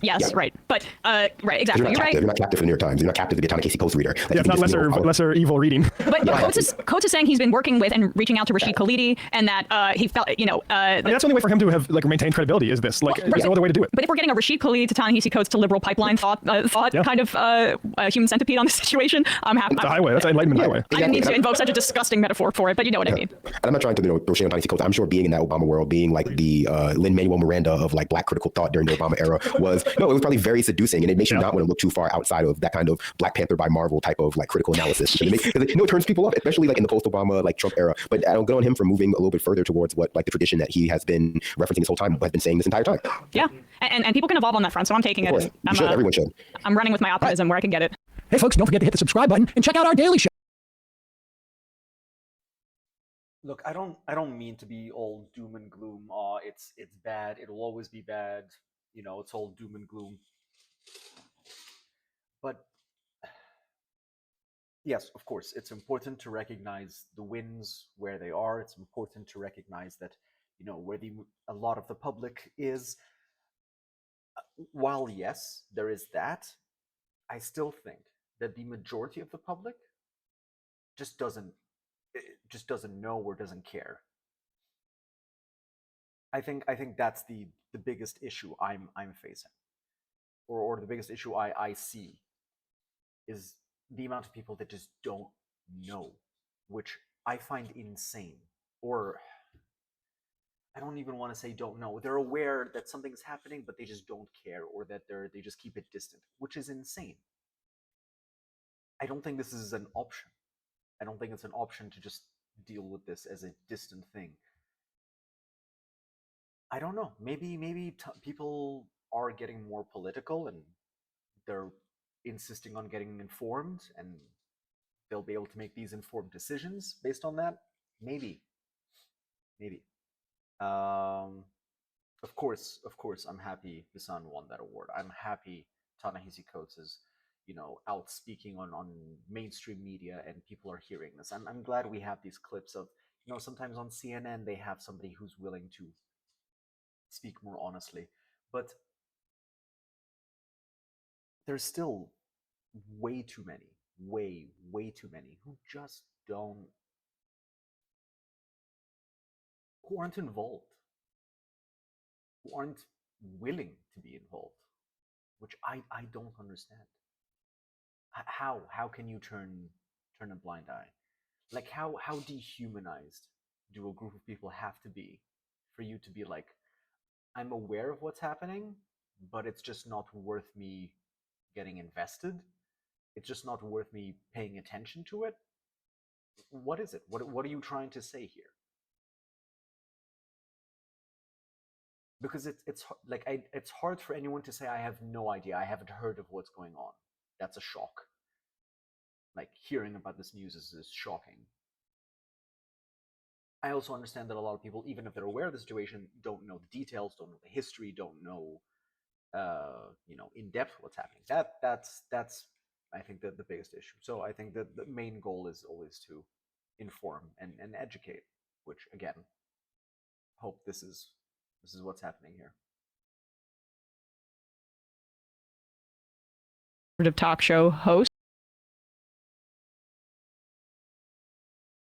We have another video by the Majority Reports. This one is from 8 days ago. Trump lies about visiting Gaza while salivating over real estate. Why would you possibly lie about that? Why? Like, I feel like sometimes Trump lies because just to have it done. I don't know, to hit a daily quota or something. I don't know. It's weird. Hugh Hewitt's program, and he was asked by the conservative talk show host, radio host, what his plans would be for Gaza, you know, for the day after scenario. We keep hearing about the day after scenario, where America, the pro-democracy imperial power, wants to decide who gets to govern the Palestinian people, you know, for democracy. Anyway, here's Trump's plans. As you're a developer, so I want to talk to you about Gaza. I worked with land use developers for 35 years when I was actively practicing law. You know how to build things. Gaza is in ruins. Could Gaza be Monaco if it was rebuilt the right way? Could someone make Gaza into something that all the Palestinian people would be proud of, would want to live in, would benefit them? It could be better than Monaco. It has the best location. in the Middle East, the best water, the best everything. It is the best. I've said it for years. Like, when I've been there, and it's rough. It's a rough place. Before the been to Gaza? Attacks and before back and forth, what's happened over the last years. And I said, wow, look at this. I mean, they'd have the back of a plant facing the ocean. They'd have. There was no ocean as far as I was concerned. They never took advantage of it. As a developer, it could be the most beautiful place. The weather, the water, the whole thing, the climate. It could be so beautiful. It could be the best thing in the Middle East, but it could be one of the best places in the world. And there are other civilizations. I don't know if you know this. It's crazy, but that's been a rough neighborhood. That's been a rough place.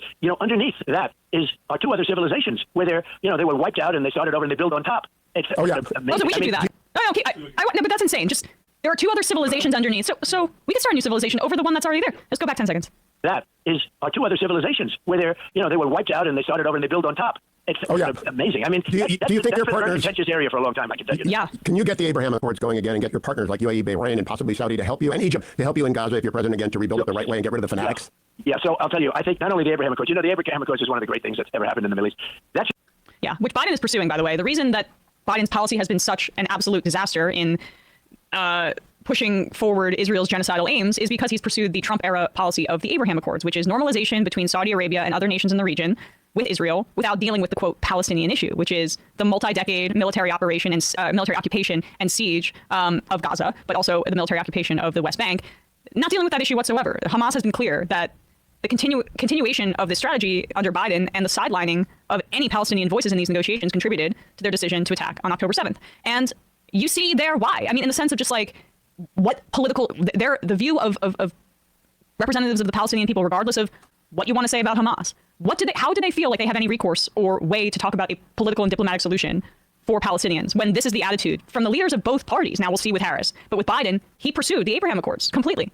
He pursued Trump-era policies. This is a very neoconservative administration that Biden has presided over as it relates to this. And when you look at the Afghanistan withdrawal, which was I thought it was a good move, it seems more like he just didn't want to go off the path of his predecessor because Trump had set up this timeline in order to screw his the person who would come after him if he lost the election, or he would kick the can down the road for the Afghanistan withdrawal and Taliban takeover if he were to have won in 2020.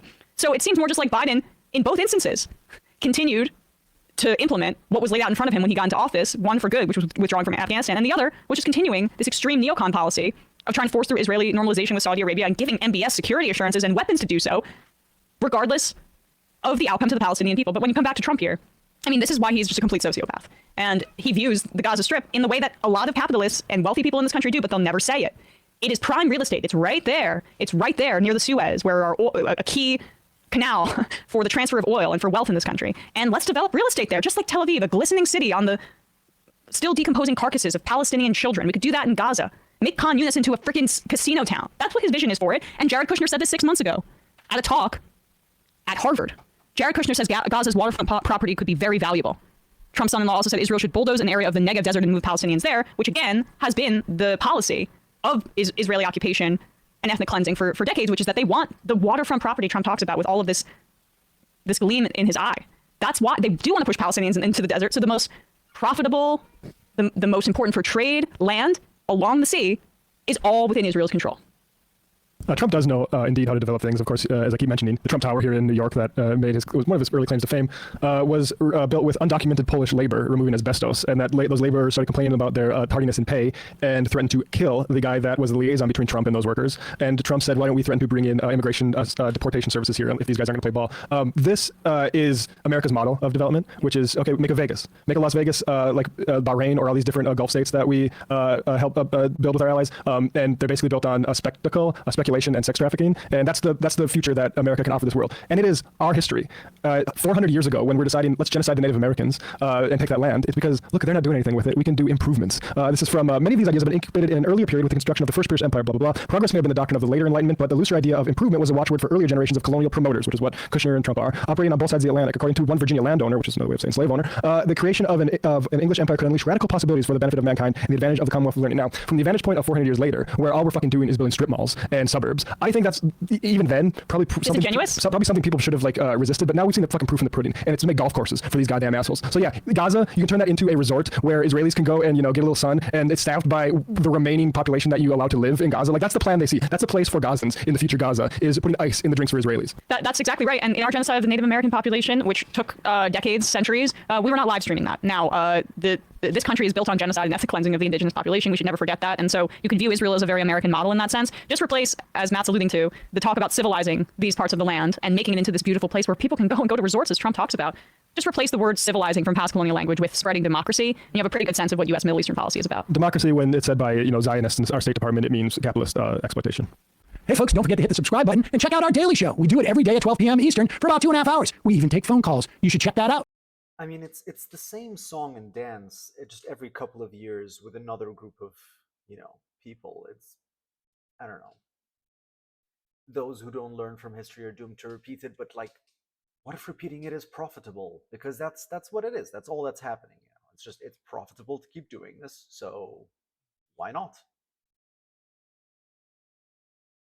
Omar Badr.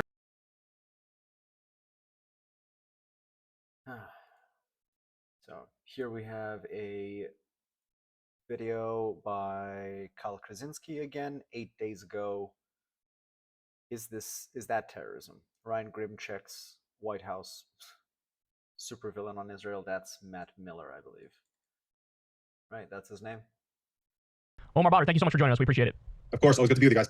All right, so let's start with Ryan Grimm of Dropside News and Counterpoints. He went to the State Department press briefing here, and he asked real-life cartoon villain Matthew Miller a question about what's been going on in Lebanon. Let's take a look at that and get your reaction. So you said earlier that Israel has a right to attack Hezbollah as a terrorist organization. I wanted to ask if you had seen the Israeli Prime Minister's video that he put out in English to the people of Lebanon last night. He had a couple lines in there. He said, "You have an opportunity to save Lebanon before it falls into the abyss of a long war that will lead to destruction and suffering like we see in Gaza. I say to you, the people of Lebanon, free your country from Hezbollah so that this war can end." That seems like a blanket threat against the civilian population. Is that terrorism? So, first of all, let me say we cannot and must not see the situation in Lebanon turn into anything like the situation in Gaza. That would, of course, not be acceptable. And ultimately, it is as I said in response to an earlier question, it is up to the Lebanese people, not anybody else, to decide on who their government is. I said in response to another question, no country in the region should dictate to the Lebanese people who their leaders are. Not Israel, not the United States, not any of the other countries in the region, and that should continue Israel is to dictating be the case. No, they're conducting operations going after a terrorist organization. That's a different thing than dictating what the civilian government should be. That's a question for the Lebanese people to decide. So, but if they decide against Israel's wishes, Israel is threatening Gaza-like annihilation of the people of Lebanon. And I'm making very clear that there should be no kind of military action in Lebanon that looks anything like Gaza and leaves a result anything like Gaza. Omar, your thoughts? What we're getting from the State Department, this is all reminiscent of the same thing that we got from Biden's red line on Rafah. They're saying that we don't want to see the same kind of fighting in Lebanon, but in fact, it is actually unfolding. What we're witnessing right now in South Lebanon is very reminiscent of what has unfolded in Gaza. The sheer utter destruction of the infrastructure throughout the entire area, the targeting of medics, just all of it. It's just a scale of atrocities that we also have not seen. The one thing that's a little bit different, though, is that Israel sees different kinds of opportunities in Lebanon and in Gaza. I think in the case of Lebanon, of course, what's common between the two is the fact that the U.S. election is only weeks away, and in that final stretch, they know that the Biden administration is going to be very hesitant to rock the boat and to confront Netanyahu on anything major. So they see this as an opportunity to squeeze in as much damage as they possibly can. And in the case of Lebanon, there's also the added factor of the fact that Hezbollah has been a very significant and major rival for Israel that they've been very nervous about confronting, but knew that confrontation was going to come at some point. And the fact that they've had this major intelligence penetration of Hezbollah that allowed them to decapitate the entire leadership a few weeks ago, Israel sees that as an opportunity that might never come again, and that's why they invaded Lebanon. They see this as potentially their last chance to really undermine Hezbollah in a real way. But because the ground fighting is not actually working out well, their anticipation that decapitating the leadership would mean that Hezbollah can't fight on the ground has not materialized, and Hezbollah is inflicting significant damage on Israeli soldiers who are invading Lebanon. Now they're shifting to this other strategy of significant infrastructural damage, and part of what happened in Netanyahu's speech is calling on the Lebanese population to turn on Hezbollah, essentially trying to foment sectarian civil war within Lebanon, given the fact that Israel seems to not be able to pull off the job on their own, trying to figure out a way to capitalize on this moment, and it doesn't look good, frankly. It looks like we are really headed towards a very, very dark and prolonged level of fighting that we're going to see in Lebanon. What can we say about what the U.S. administration even thinks about all of this? I mean, Biden, obviously very decrepit at this point, but very committed Zionist. You had this report that, the State Department and the Department of Defense were really wary of this Lebanon invasion, but then they were overruled effectively by Brett McGurk and that other dude, Amos Hochstein, I think is his name, who were like, no, we're for it. This is great. We see this also as an opportunity to, quote unquote, remake the Middle East and rebalance the Middle East. We also had this report that the U.S. was considering not only backing Israel strikes on Iran, but potentially even getting in the game ourselves and doing our own direct strikes, which is also not even constitutional if you don't go to Congress. So what can we say at this point about all of this kabuki theater of the Biden administration really pretending like they're upset with what Bibi Netanyahu is doing, but at the same respect, enabling it every step of the way?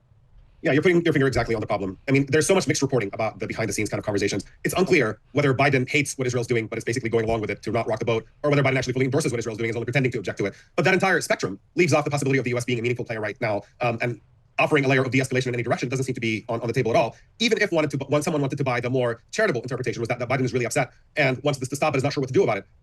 All this talk about red lines and discouragement can only mean something if you have an or else on the table. And Biden has made it absolutely clear that there is no or else, that American policy is unquestionable, unconditional diplomatic and military support for Israel, no matter what Israel does. And that means that Netanyahu is in the driver's seat. Effectively, it means that Netanyahu is driving American policy. This is an exceptionally pathetic moment for this administration, a moment in which there's a complete and total abdication of American leadership, and a moment when American leadership is desperately needed to stop us from the slide towards a catastrophic regional war. We've never been closer to it. I mean, even the situation with Iran at this point, the prospect of a full-scale war between Israel and Iran is absolutely terrifying. The amount of death and destruction that's going to result from that kind of confrontation is absolutely immense. And the fact that Biden seems to understand that this would be catastrophic and repeats the idea that nobody wants that war to happen, and yet they're not willing to apply any brakes on Israel's behavior in order to find an off-ramp for this confrontation. There really are, it's difficult to find the words for how disappointing that is from an administration that has simply allowed Israel to do whatever it wants every step of the way, no matter how horrific their atrocities are. The annihilation of Gaza that is unfolding before our eyes, this huge escalation in Lebanon, and now the prospect of a regional war with Iran through direct military strikes on Iran. It's baffling that we're sitting here and watching this unfold, knowing what the risks are for the people in the region, for U.S. interests in the region, for the global economy, for the entire world, and the fact that we're not really doing and stepping in and doing what needs to be done in this moment to get an off-ramp from this catastrophe. So some friends of ours have a theory that I want to run by you. Curious what you think of this. It's the idea that this has now gotten so insanely out of hand. It's so obviously savage and barbaric and genocidal. And, you know, every other week you get leaks of, you saw the one the other day where Biden allegedly behind the scenes is like, what the fuck, BB? And like, you're turning into a rogue state, bro. You know how people view you? There's all these like, oh, he's really, really angry. Curse him out. Like, you get a lot of that stuff. Our friend's theory is that Netanyahu has told Biden and his administration that if you cut off our weapons, that's fine. We'll just use nukes. And that sort of puts them in the position of like, well, but shit, well, what are we going to do in that scenario? We'll keep sending them the weapons, but we'll publicly be like, this is bad, and wag our fingers. Do you think that that theory is remotely plausible, or just any like similar theory of, you know, Netanyahu being the one sort of playing 3D chess and holding something over the heads of the Biden administration? Yeah, if I can separate that out, I think that conversation is implausible to me, simply because if that is a threat that Netanyahu is communicating explicitly, if the Biden administration leaks this to the press, that this is part of what's happening, they can turn the tables. I mean, there would absolutely have to be. I mean, you never know what the way Republicans are these days, whether they would actually condemn that kind of rhetoric or not. But it seems like that could be leverage that is used against Netanyahu if he's engaged in that kind of utterly insane rhetoric as a means of pressuring Biden to do whatever Netanyahu wants. On the other hand, I don't actually rule out the possibility that Israel ends up using nuclear weapons if we see this confrontation to its natural end. If the United States sits out a war between Israel and Iran, or frankly, even if it joins it, it's unclear. If we allow that confrontation to unfold in its totality, I'm not certain that Israel will not find itself in a position where either it has to back down and escalate or use nuclear weapons. And when we look at the level of fanaticism that exists within this government right now, it's frankly 50-50 whether they would actually choose a nuclear war over de-escalation, given the fact that we've nurtured this pathology in Israeli political culture through a policy of complete and total impunity for them, where they feel like they can do whatever they want, and they feel like the prospect of de-escalation is not on the table. You tell them you've killed, who knows, the numbers in Gaza, by the way, are almost certainly an underestimate. The official numbers, the real ones are very likely going to be over 100,000 and even significantly more than that, possibly, if we allow this to continue. And yet, none of this is enough for Israel to take the win, in a way, to say that agree to a ceasefire at this point. You've destroyed all of Gaza. You've killed a significant portion of the population. It's time to de-escalate and settle to something reasonable. And their attitude, they're so drunk on power that the answer is no, we're going to just continue with our policy of complete and total annihilation until the end of time, until we have the complete and utter surrender of people on the other side. And if that is the ongoing mentality of the fanatics who are in the Israeli government, then what does a confrontation with Iran look like? If Iran is raining thousands of ballistic missiles over Israel because Israel is engaged in an endless path of escalation, does Israel then at the end of it decide to use nukes? I find that to be perfectly plausible and extremely disturbing and worrying. And again, just the lack of appreciation for the magnitude of the catastrophe that we are confronting. And even if one did not want to care about the fate of Palestinians who have just suffered the absolute most absurd levels of atrocities that we really thought we were beyond at this point in age, in terms of what global discourse would tolerate, to have happened to people, it's nothing is beyond the pale at this point, and I think anything is really possible. All right, guys, that's a short clip from the interview we did with Omar Badr on Israel and Lebanon and Iran and being on the brink of war, if not already in war. You definitely want to check out the whole thing. Do yourself a favor, sign up on Substack below. Thank you, Kyle. Thank you, Crystal. If you're ever going to do it. In terms of nuclear war, I would not rule it out. What would that mean? I have no idea. I have no idea if that would motivate people to actually do something, because I feel like so much has happened already, and too many of the countries that are the neighboring countries that are allied with Israel, they're too threatened by the US to do anything. But I don't know. I have no idea how that would play out. This is again from the channel Daily Dose of HasanAbi. It's a fan channel from 7 days ago. Are U.S. senators all right? This is Lindsey Graham. Last stream we had seen a video of him talking, which I found infuriating. A genuine horrible piece of shit. But now we'll get to see Hasan react to a similar clip, or maybe the same clip, and hopefully he responds a bit more calmly than I do. Or you know what? Fuck it. If he goes on a rampage, let him. what Israel had to say. Time, if you're ever going to do it, to start a dialogue with Saudi Arabia about the day after. Right, but the Saudis have also been very clear that what they want in return, that there needs to be a viable, sovereign, independent Palestinian state which the Israelis recognize. They want two things. For them to recognize the state of Israel, they want a defense agreement with the United States. Saudi Arabia and the United States would have a mutual defense agreement like we have with Japan and Australia. In other words, the United States would go to war for Saudi Arabia. That requires 67 votes in the U.S. Senate. Senator Blumenthal is a Democrat trying to get the votes. I told MBS a year and a half ago. That will be a heavy lift, but I will try. But the Israelis also have to want to recognize an independent Palestinian state. They're not going to do that. An independent sovereign nation called Palestine, with security guarantees for Israel to make sure there's no Israel. I love the way he says Israel. Future October 7th. It will be more like an emirate than it will be a democracy. MBS and MBZ at the UAE will come in and rebuild Gaza. Oh, that's sick, man. Oh, that seems great. That's great, dude. Yeah, let's just give the Gaza Strip to the Saudis. Bro, I know everyone always forgets that these guys are just like absolute dumbass because they're in a position of power. And you obviously have to like consistently remind yourself that like, no, elected representatives can just be as stupid as the next guy, maybe sometimes even dumber. A lot of the major motivation behind statements like this is just pure white supremacist Islamophobia. He's like, they're Arabs, them other Arabs come in and make Arabia. That's it. That's all. In his mind, he's like, why don't the big Arab eat the little Arab? Like, I don't think he's that stupid, but I think he's that racist. It is it is the same principle behind like, why won't none of these Arab nations accept his Palestinians? Yeah. No, he is that racist and he is that stupid. Those tend to come in combos. That's actually quite an interesting thing. Dude, let Israel invade Lebanon, conquer Lebanon. Let them go all the way to Turkey, you know? Let them bring about the new caliphate under different leadership. YOLO. Seems good to me. They will reform the PA. They will create an enclave in the Palestine that can live in peace and harmony with Israel. They will stop teaching their children to kill the Jews, a de-radicalized, a demilitarized. Is that how they teach it? Yes, literally. So, bottom line. Literally, they're teaching their children to hate the Jews. It's like, no, dude, they're not teaching their children to hate the Jews. They hate Israel because Israel blows up their schools. That's how they learn to hate Israel. I can't believe they're not teaching their children to love the state of Israel after Israel blew up the school. A de-radicalized, a demilitarized Palestinian enclave is what Israel wants. And here's the rub. After October the 7th, declaring a Palestinian state after the attack would be seen as rewarding terrorism. That's the universal view of the Jewish people. The two-state solution, as we know it, died on October the 7th. You think it's dead? I think as it's been envisioned in the past, it is. And I think that was the goal of the Iranians. If you don't have a day-after plan like I described, Hamas will come back. If you don't have a day-after plan like I described, Hezbollah will regenerate. By the way, that's a gross thing to say. Dude, Christian Zionists always sidestepping Jewish Zionists, like always and forever. It's kind of funny. The way Christian Zionists operate is so nutty, dude. I think it's partially because like as Christian Zionists, like they don't experience any sort of like real, like, because if you're a Jewish Zionist, like you still get hit with like anti-Semitism and stuff. Like there's a level of marginalization that you probably experienced growing up. And I think that's the reason why Christian Zionists oftentimes are way outflanking Jewish Zionists in general. Cause like they never have, if you're like a white evangelical Christian in the United States of America, there has never been a force over your head. Like you have to invent shit. So you just absolutely will say some of the most unhinged shit. Jews have a different brain that makes them want to love Israel. That all Jews, the international Jewry is responsible. They want Israel to be as violent as possible. I'm saying this as a man who loves Israel. It's like, dude, how are you any different than a Nazi at that point? Like, what the are you saying? Like, what are you saying? Their universal view amongst the. He's not any different from a Nazi. He's a Zionist. It's the exact same thing, just modern terms. International Jewry is to kill every Arab in the region. Like, that's insane. And you'll have 50 years of Israel half in and half out. There will be no normalization. Nobody's going to come to this region to do business because it's going to be on fire. I literally missed this guy being insanely racist and also missed the top of the hour ad break, which I'm running now. And according to your website, you're also, I'm going to quote here, a longtime Democratic Party activist who served as a member of the 2016 Democratic National Convention's Platform Standing Committee. Close quote. Is that correct? That's correct. Okay. You support Hamas, do you not? Senator, oddly enough, I'm going to say thank you for that question because it demonstrates the purpose of our hearing today in a very Let's start first way. with a yes or no. Hamas is a foreign terrorist organization that I do not support, but you asking the executive director of the Arab American Institute that question very much puts the focus on the issue of hate in our country. Well, I got your answer and I appreciate it. What is the... That's so cool that like just sitting senators at the Senate Judiciary Committee could just straight up do like hate crimes and shit. You know what I mean? That's cool, man. Well, you're Arab, so you must be Hamas too. I mean, this is not new, by the way. This is like, it happened in a way that went super viral when Tom Cotton, another one of these racist assholes, was like, you know, what kind of Chinese are you? And the dude was like, Senator, I'm Singaporean. Well, Singapore is a different type of China. So tell me now, what type of Chinese are you, boy? Can you tell me what kind of Hamas you are? Explain to me. Since you're Arab, please can you state on the record that as an Arab, you automatically are Hamas? You support Hezbollah too, don't you? Again, I find this line of questioning extraordinarily disappointing, Senator. No? That you have Arab American constituents that you represent in your great state. I understand that, but my time's limited and I apologize, but is that a yes or no? A yes or no question to do I support Hezbollah? The answer is I don't support violence, whether it's Hezbollah, Hamas, or any other entity that invokes it. You can't bring yourself to say no, can you? No, I can say no. I can say yes. She's literally saying no. And he's like, but I don't believe you because you're Arab.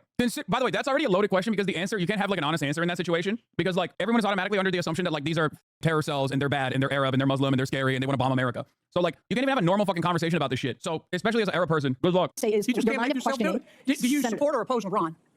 and their hatred of Jews.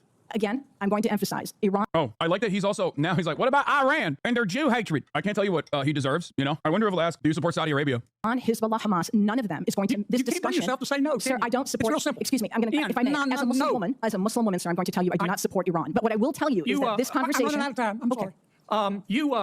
You called our decision to cut funding. You called our decision to cut fund. Well, first, what's the United Nations Relief and Works Agency? It's UNRWA, which is the institution that exists to provide services and aid to the nearly 6 million Palestinian refugees. And you called our decision to cut funding for them, quote, an incredible moral failure, close quote. That is absolutely correct. But again, I would suggest that conversation is about foreign policy. We did that because 9 UNRWA staff members were fired for actually helping Hamas on October 7th. Isn't that the case? I don't believe that that's correct in terms of... One more time. You support Hamas, don't you? I'm not going to say what I think. I mean, this is just pure, unadulterated, unrestricted, insane levels of bigotry. Like, he's behaving like Reddit debate lord or some shit. It is reprehensible, vile, it's disgusting. It is he's like one step removed from saying that, you know, you did 9/11 to some random Arab woman. My issue is how smug he is, because he knows he can get away with saying stuff like this because of how acceptable it is. It is so okay to talk like this about Arabs and Muslims. It is, I don't know, this level of bigotry is just so normalized. It's fucked. Ironic considering that this is a committee hearing on combating hate crimes, which has now turned into doing more hate crimes. Turns out the Senate Judiciary hearing was about doing hate crimes. You support UNRWA and Hamas, don't you? Sir, please. I think it's exceptionally disappointing that you're looking at an Arab American witness before you and saying you support Hamas. You know what's disappointing to me? I do not support Hamas. I do not support Hamas. You don't support UNRWA. You don't support Hamas. You don't. I was very clear in my support for UNRWA. You don't support Iran. You should hide your head in. That's so crazy because she has said it, but because she's not a human being to you, you're not there to hear what she has to say. An Arab American witness before you and saying you support Hamas. You know what's disappointing to me? I do not support Hamas. I do not support Hamas. You don't support UNRWA. You don't support Hamas. You don't. I was very clear in my support for UNRWA. You don't support Iran. You should hide your head in a bag. Your time has expired. Please, Ms. Berry, I'm going to allow you to respond to anyone or all. Dick Durbin, you shouldn't have censured him right there. Like, what are we doing here? Isn't that your job? Don't you have any powers at your disposal to be like, hey, man, maybe this is a stain on the greatest deliberative body that has ever existed, the fucking Senate. You know, that's the way they used to promote it. All those questions at this point. Senator Durbin, thank you very much for holding this hearing and for elevating the issue of hate crime. It's regrettable that as I sit here, have experienced the very issue that we're attempting to deal with today. The introduction of foreign policy is not how we keep Arab Americans or Jewish Americans or Muslim Americans or Black people or Asian Americans, anybody safe. This has been regrettably a real disappointment, but very much an indication of the danger to our democratic institutions that we're in now. And I deeply regret that, and I do hope that my testimony today has been helpful to understanding the need to respond to hate. Over the weekend, I went to a synagogue in my hometown of Springfield. There was a bar mitzvah for a dear friend of mine. I couldn't help but notice the security guards that were posted for this bar mitzvah. In addition, I went to a meeting where a dear friend of mine, a Jewish friend of mine in Chicago, she's been my friend and worked for me for 40 years, was almost in tears over the anti-Semitism that she has witnessed. She was wearing a Star of David around her neck, and she said, I do that. What is going on? He's like, hey, nice of you with your anecdotes about, well, not even an anecdote. I can't understand how we're just moving on from what just took place at the Senate Judiciary Committee hearing on combating hate crimes, where a sitting senator did hate crimes back to back, like sequential. He comboed hate crimes against an Arab woman. This is insane. Because I won't give up. I won't give up. I thought about it for this hearing, but I also thought about Wadia, a 6-year-old boy. I have a 5-year-old granddaughter. I love her like life itself. I cannot imagine this poor little boy answering the door and losing his life because he's Palestinian. My God, we can't see those things that I just said in the same sentence without some people saying, oh, you've just chosen sides. I'm not choosing sides here. He was talking about one of the first Islamophobic attacks that took place when a landlord stabbed his tenant to death. Except for the side of, I hope, common decency. And oh, no, Hasan. Give the whole story of this 6-year-old who saw his landlord, who he considered a friend, who he ran up to because he's all he knew him as was his friendly landlord, and went to give him a hug, and this man stabbed him to death and stabbed his mother. Luckily, she survived. Pleads not guilty.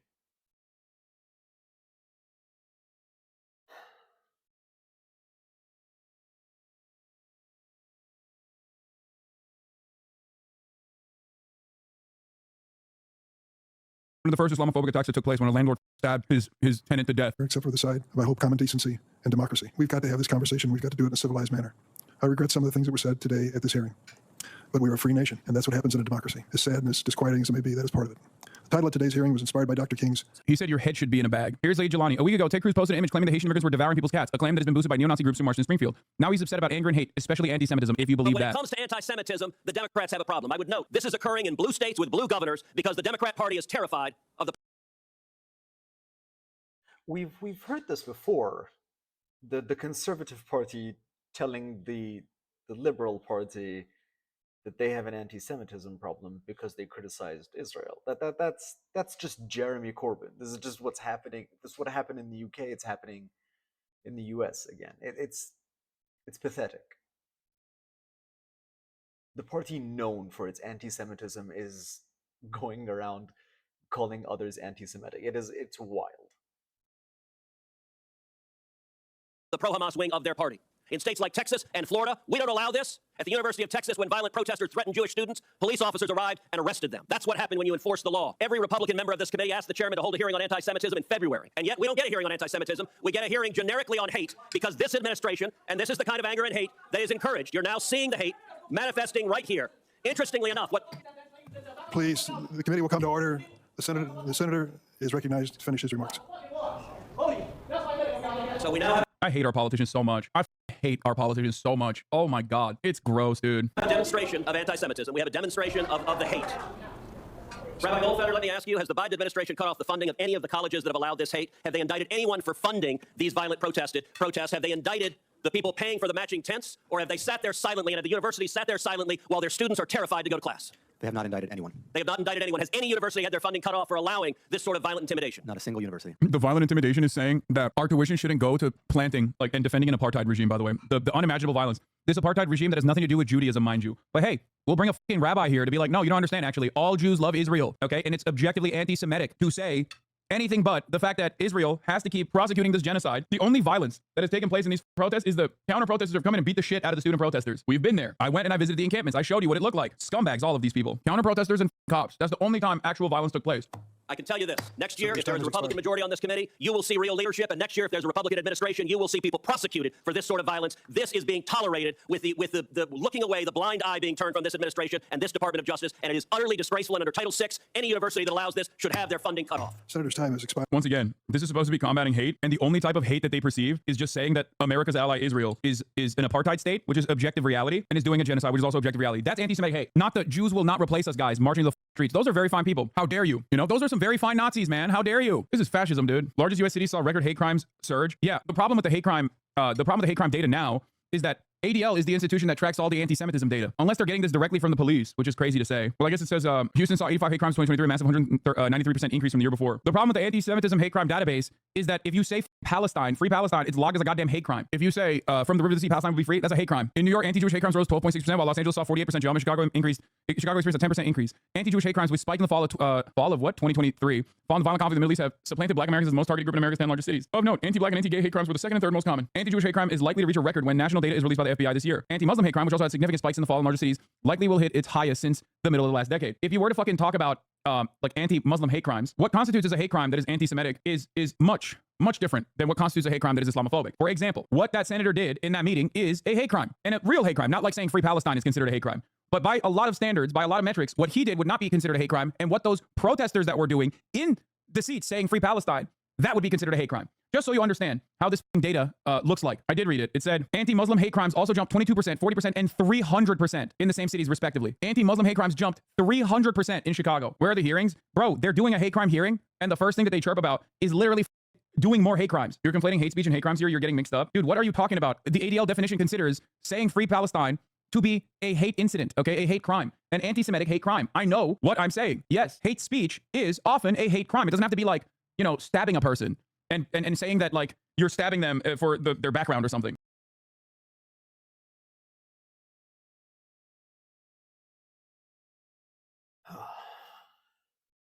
Wild that this is the country that's leading the world, essentially. This is Joseph. The Majority Report has another video for us. Let me just adjust the quality and the speed from 6 days ago. Still a lot of videos to go. Anti-occupation Israeli gives take on current state of Israel. Yes, let's hear from them. This is Joseph calling from Israel. Joseph from Israel, are you on speaker or Bluetooth? Not anymore. Okay, great. We can hear you more clearly now. What's on your mind? Fantastic. Yeah. Yeah. Last time I called in was about a year ago. I'm an anti-occupation Israeli, but I still kind of believe in the two-state solution. So I was hoping maybe you can try to convince me otherwise. Sure.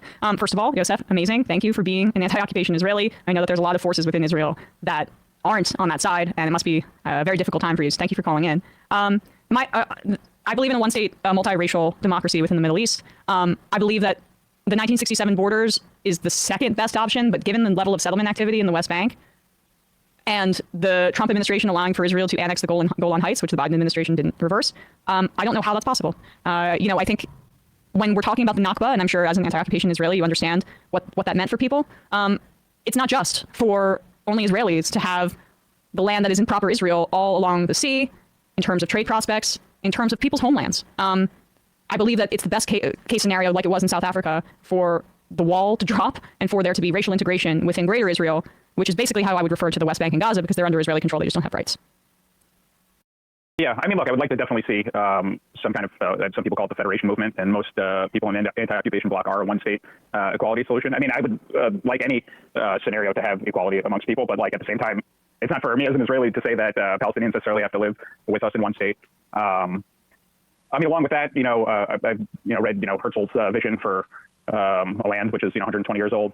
Part of his writing was that there shouldn't be any kind of everything should be done with the native population, not against it, because it was point of his movement was to end anti-Semitism, and you're not going to end anti-Semitism by antagonizing populations. So right.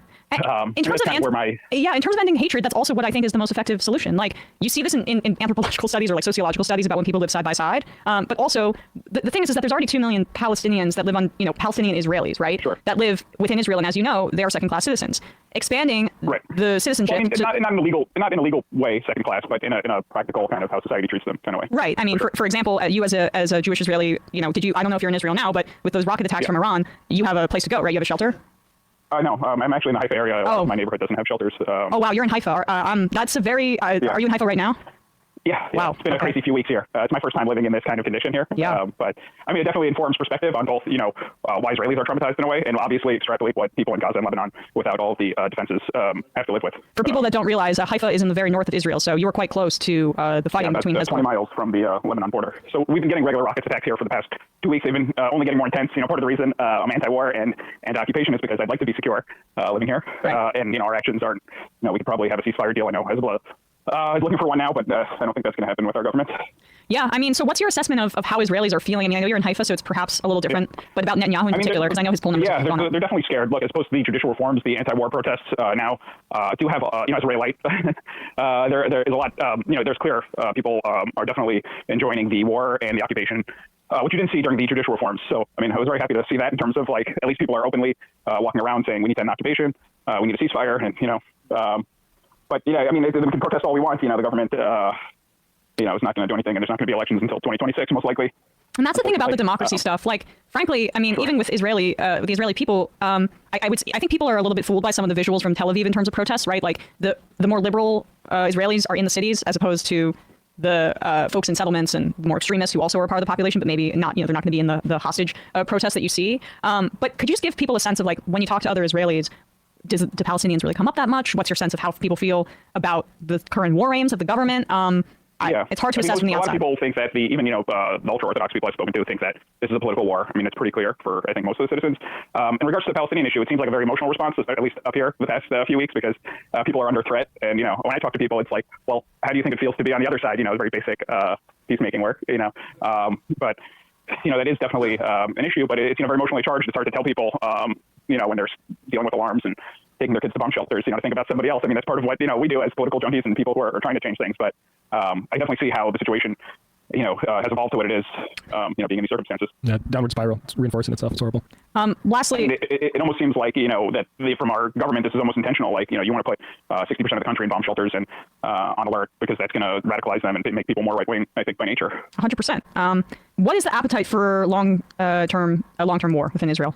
I mean, especially here in Haifa now the past 2 weeks, it's been, like almost like COVID-like, where things are quiet in the streets, things are shut down. I don't think anyone thinks this is sustainable, but a lot of people are just kind of going on with their lives, trying to figure things out because they don't think there's a really helplessness feel. But right. I mean, that's only what I could pick up from. And no one's saying the word genocide in Israel as it relates to Palestinians, pretty much, right? The crew that, the anti-occupation crew kind of does, but, most mainstream Israelis won't go that far. And even if they do, we have to do it. Right. But, right. Well, I appreciate you calling in and listening, even though I'm sure some of our anger about the situation or rhetoric is a little hard to hear. I appreciate your activism as an anti-occupation Israeli, absolutely. and thanks so much for calling in today. Thank you. Yeah, just trying to keep it in mind. That's all we ask. Appreciate it. Thank you. Thank you. Imagine a future where just regular people could go in over a weekend from Beirut to Tel Aviv to Gaza and it'd be fine and not a militarized border situation. Like in Europe. Yeah. Like you're in the south of France and you want to go to see a German city for the day. Just bring your passport and get on a train. Like, these are the kinds of things where when you don't have militarized borders in this way, it solves a lot. Yeah, it solves a lot. That's why fundamentally, if there's an intervening two-state stage, I would only frankly buy it if the Israelis, like Bibi and et cetera, were extremely against it. Would I buy the sincerity of a two-state? But they can only be an intervening stage toward a one democracy, or maybe even a regional democracy for everybody in the Arab Peninsula. Doesn't just need to be these carved up countries created by imperial of years ago by imperialists, exactly. Yeah. Where we have things like one person, one vote, and that sort of thing, and not militarized borders. That'd be, I think, a better future for everybody. Golden Oyster Cult. Somebody please clip Emma saying we need proof of said cucking for the soundboard. Maybe that's more RM Brown's bag. Industrial Military. Hey, just want to say I really like this variation of MR with Matt's increased input and you, Emma, as co-host. I appreciate both of your thoughts and representation of slightly different parts of the left. That's very nice. Thank you. Fantastic moron. Pro tip, if you are donating supplies for disaster relief in decimated areas, spend your money on bulk items over random items. Instead of a few cans, a couple bottles of water and some crackers, buy cases of one item. Relief workers have to sort through each item and that takes precious time away from other tasks. With bulk, it's easy to organize and creates recovery speed and aids deliveries. Thank you. Left is best. That's a great tip. I appreciate that. Fantastic. Moron. Hey folks, don't forget to hit the subscribe button and check out our daily show. We do it every day at 12 p.m. Eastern for about 2.5 hours. We even take phone calls.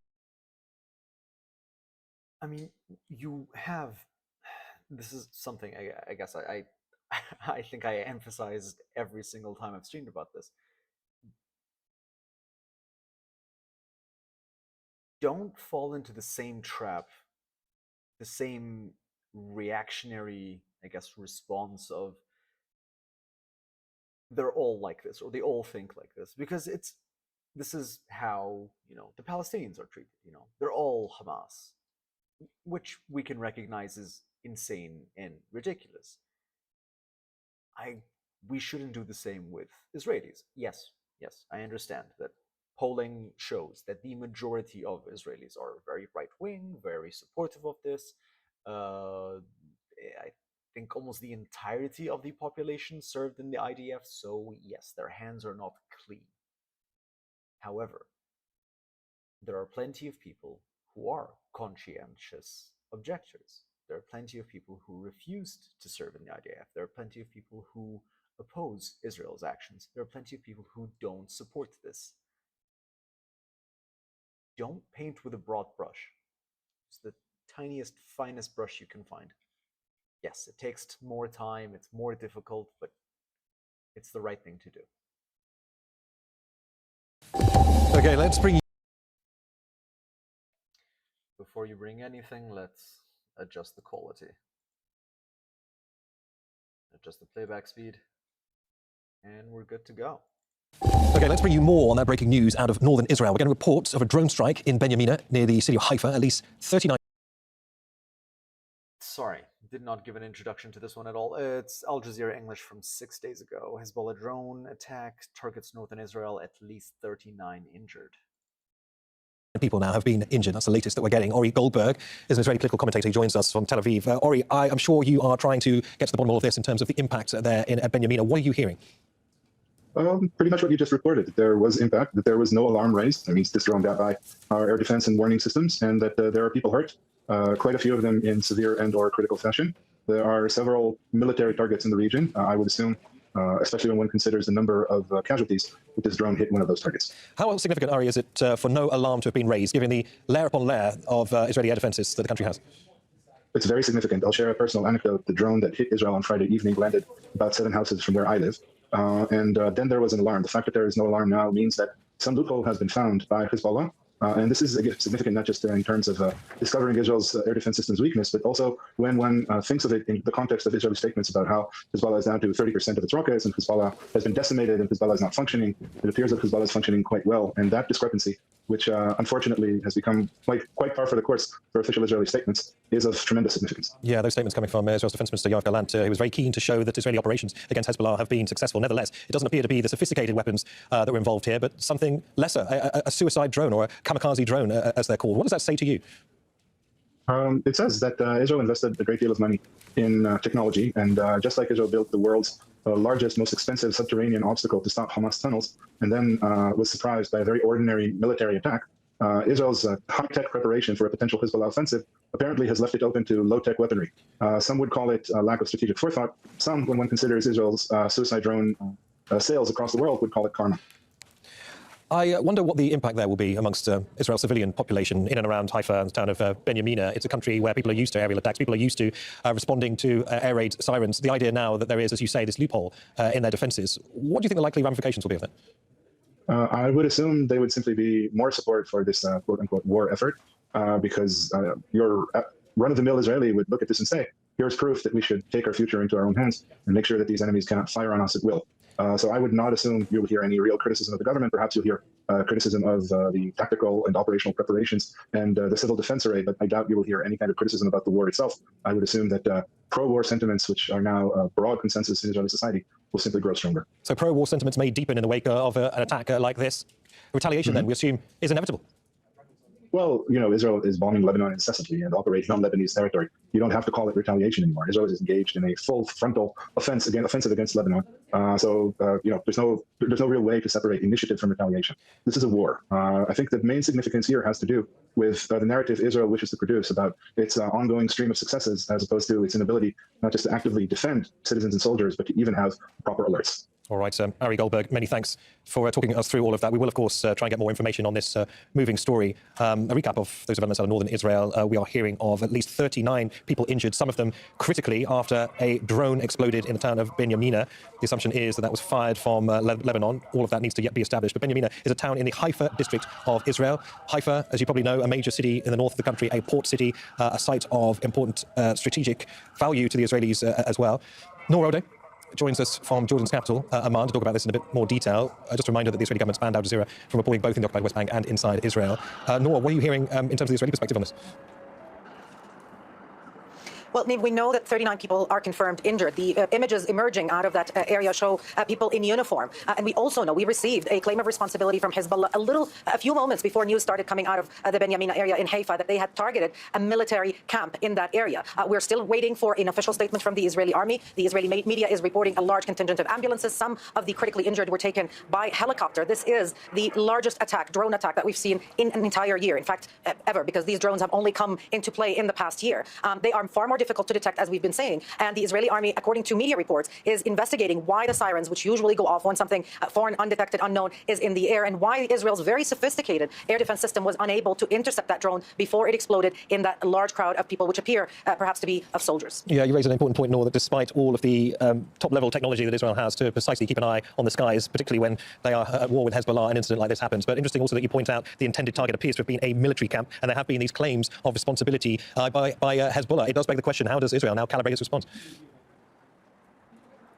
Well, I mean, it's difficult to measure, and as your guest was saying earlier, there is a war right now raging, and we've been covering, our teams on the ground in Lebanon have been covering day in and day out the mass casualties among civilians in Lebanon, the targets up and down Lebanese territory, the factories, the buildings, the homes that have been targeted. So it would seem logical, given the trend that we've seen over the past 2 weeks, that there would be an escalation in Israeli attacks. But again, this is a never-ending loop. So long as there's nobody talking about a ceasefire, we will see a continuation of this. That is what the Israelis are promising, but it's also what we're hearing from Hezbollah. In the past 2 hours, we heard from the Israeli Minister of Defense. He was actually in Lebanese territory, and he said that the first line of Lebanese villages in southern Lebanon are considered hostile territory, hostile Hezbollah targets that must be demolished. So this is the kind of rhetoric that we hear. This is the kind of mood that is governing all those actions. And we've been covering the story about UNIFIL, the UN observers who are there from 50 different countries. They've been under attack as well. Nobody's talking about how to end this, how to put an end to this or to stop it. And the air defense systems, obviously, are not foolproof. So you will see casualties like this or incidents like this where they simply do not work and fail the public. No, I don't want to connect the dots that don't need connecting right now, but this attack appears to have taken place 24 hours after a visit by Iran's parliamentary speaker in Beirut, where he spoke, giving very much a show of solidarity, reminding the world and Lebanon that there is a role for Iran in its continued support of Hezbollah. Who read any significance into that?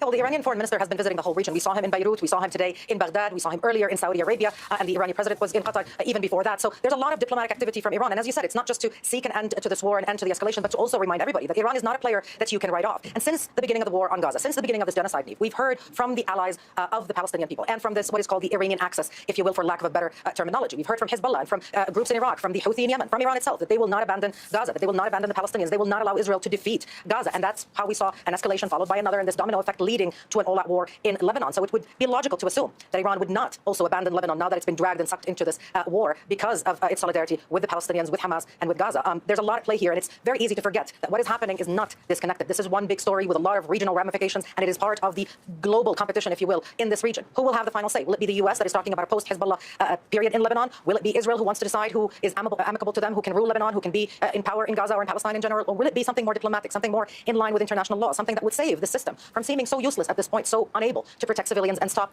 a regional war, it seems, from breaking out, or a region teetering on the brink of an all-out war? Noor, as you speak, we're getting more information about the nature of this attack. It is apparent now that the drone in question may have fired a missile towards the intended target before exploding there, and that Hezbollah succeeded in basically deceiving the Israeli air defense system, and then fired a barrage of missiles to cover the drone strike itself. It sounds like this is something planned, that this wasn't a random decision to fire a drone in this particular direction, but they did everything possible to make sure that this attack concluded in the way that they wanted it to. And we now know also, Noor, that the number of injured has increased to 40. Curious about Israeli opinions about all of this. We were talking to Ari Goldberg in Israel earlier, an Israeli commentator, suggesting that this may only entrench opinions in favor of a more concerted war against Hezbollah. I mean, we know that in terms of support, this war on Lebanon has a lot of popular support and political support in Israel. Nobody's discussing why this war is happening. They might be discussing tactics, what decisions should be made. There's also, of course, the families of Israeli captives who want the focus to be on Gaza, on reaching a ceasefire agreement that would see their sons and daughters freed, especially those who remain alive. There is wide support for attacking Lebanon. And I have to tell you that in terms of media coverage and discussions, there seemed to have been a high of sorts when Israel was able to assassinate the Hezbollah leader, Hassan Nasrallah, and then claiming that it had assassinated other very high-ranking officials in the organization. There was a lot of confidence. Netanyahu was talking about decapitating Hezbollah, ending it, even called on the Lebanese people to rise up and liberate Lebanon, as he said, from Hezbollah. So right now that rhetoric might be changing, especially that we're talking about a sophisticated group with a large contingent of fighters. And as early as June, Hezbollah released footage, drone footage of sites, of military sites inside Israel that it said it could reach precisely, that it could target in case Israel escalated its attacks on Lebanon. So Israel knew that there was a bank of targets that Hezbollah had and the capability to reach those targets. There might have been maybe an overestimation of just how badly the Israeli bombardment affected Hezbollah capabilities. But it seems from these attacks that they might have been celebrating a bit too early. Noor, this is all extremely useful stuff as we try to get a more detailed picture of what exactly has happened here. Noor, if you know anything, we will, of course, come back to you, Noor, in Amman there. Let's bring in Elijah Mania. He's a military and security analyst. So, Elijah, this is what we know so far. I mean, judging from the images that we've seen, it looks like there may be Israelis there in military uniform. The suggestion it could have been a military camp of some sorts. There's claims from Hezbollah that they are the ones who are responsible for carrying out this attack. And this other interesting line that the drone fired a missile towards the site before exploding there. And also, before I throw this to you, the fact that the alarm was not raised. All of that given the sophisticated defense systems that the Israelis have. It is almost very difficult to intercept a drone unless Israel has jets in the air all the time. And this is what Israel has been doing recently. And the reason why the Americans and the Israelis and their allies intercepted the Iranian drones on the first attack is because they were all in the air waiting for these drones and missiles. This time, Israel has holes in the system. No system is perfect. And these kinds of attacks will be repeated over and over again. It shows Hezbollah has the capability to hit Israel. And of course, this is not going to fire back against Prime Minister Benjamin Netanyahu from the first drone or from the fifth one or after 10 or 20. It is the accumulation of casualties and the lack of achievement of objectives and a long war that is going to trigger the reaction. But that is a new rule of engagement that has been established where there are normal rules. And this is why Hezbollah in this case doesn't need a long-range strategic missile to hit Tel Aviv, because its objective now is more Haifa, without excluding the fact that it can send drones toward Tel Aviv, as it has done in the last week. But now the concentration is on Haifa, and Hezbollah is going to insist on it, in particular, when these drones are manufactured locally. So there's no need to bring drones from abroad or from Iran and start shipping these drones, because the know-how is already in Lebanon. Why Haifa? Haifa because of the densely populated area in exchange of the suburb of Beirut that is densely populated, where more than 700,000 left their homes because they were ordered by Israel to leave. And the south of Lebanon also, it is the majority overwhelming Shia population that were ordered to leave. And in the Bekaa Valley, it's the same. So Beirut now has a bulk of more than 1,100,000 Shia population that have left, even if there are also other religions, but that is the majority. And that is in exchange, Hezbollah is trying to create a balance with Haifa. So Haifa is essentially a kind of mirror image of Beirut. Essentially, people have been forced to flee northern Israel, have relocated to Haifa, the population there has swollen. But is there any sort of military strategic importance to the city of Haifa itself? We know, of course, there's a port there. It looks as if this may have been a military camp. Yes. Is there anything else we might know, particularly about Benyamina, which I understand is in the Haifa district, to be precise? Haifa per se has the harbor of the Israeli Navy. It has the Dolphin submarines, it has the SAR Navy ship, and it has the oil depot, it has chemical depot. It's extremely dangerous to hit these targets by Hezbollah, and I think that will be an extremist, because hitting the chemical depot is going to create a devastating effect on Israel in general, but not only on Haifa. And hitting the oil depot also is going to be very devastating for the Israelis. Therefore, we start to see now indication where Hezbollah is hitting specific targets in Haifa, but Haifa is in the objective now, and this is the target, and Hezbollah is going to insist on it, plus the deployment of all the 4 divisions along the borders with Lebanon that are prepared to invade the country. Elijah, just to remind our viewers, this appears to be the largest Hezbollah attack on Israel since the war started. We have seen a huge amount of heavy weaponry fired into Lebanon in the past couple of weeks, ever since the latest upsurge in fighting against Hezbollah began. We've seen Yoav Gallant, Israel's defense minister, coming out and saying that 30% of Hezbollah's capabilities have been completely destroyed, along with their potential long-range capabilities. But what we're looking at is a low-tech solution coming from Hezbollah. Have we any idea where, in the battlefield that we know of so far, Hezbollah may have used a staging post, where they may have conducted this attack from? Well, the distance for the drone not to be intercepted needs to be from the close vicinity of the borders. Secondly, those who are conducting the battle today are the forces deployed south of the Litani River and north of the Litani River. This is exactly where Israel is aiming to go into Lebanon and occupy. Therefore, these special forces of Hezbollah that are deployed there have never been engaged in a battle with the Israelis in the first 11 and a half months, because the Israelis went and attacked the missile units, or the 11 and a half month or 12 months, and then it has bombed the strategic missile units in the Bekaa Valley. So we have not seen an engagement of the special forces because there was no direct contact with the Israeli forces. Now there is a direct contact with the Israeli forces, and the worst scenario is going to yet to be shown when the Israeli will break into Lebanon in large troops. And this is where the Hezbollah special forces don't need really sophisticated weapons. They need the anti-tank laser-guided missiles, and they need only the IED explosive. Are you suggesting that an incident like this may have potentially been used to goad Israeli forces into parts of southern Lebanon that Hezbollah will be more comfortable fighting Israeli troops on? Much more comfortable, because it will have them very close. Now they are fighting from a far distance. They're using the jets, they're using the artillery, they're using the drones, and when they come close, jets can no longer operate, in particular when they are face-to-face combat. And this is where Hezbollah can have a balanced battlefield. Now, the upper hand is the Israeli technology and the dominance of the air, but once this will be put on the side and the Israeli move in and establish themselves in a static position, then this is where they will be more vulnerable. Elijah, many thanks for that. Elijah Mania.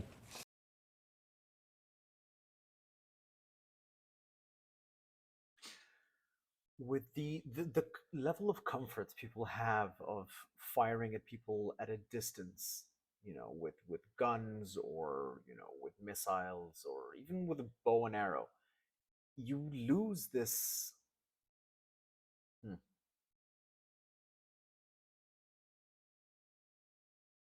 Well, I'm opposed to any sort of fighting or warfare of any kind, but you lose this kind of courage, I suppose, in actual combat, being face to face with the person, or reckoning with the fact that you're taking a life, because it becomes so detached. You're just, you know, you're pushing a button and just, you know, the dots on your screen disappear.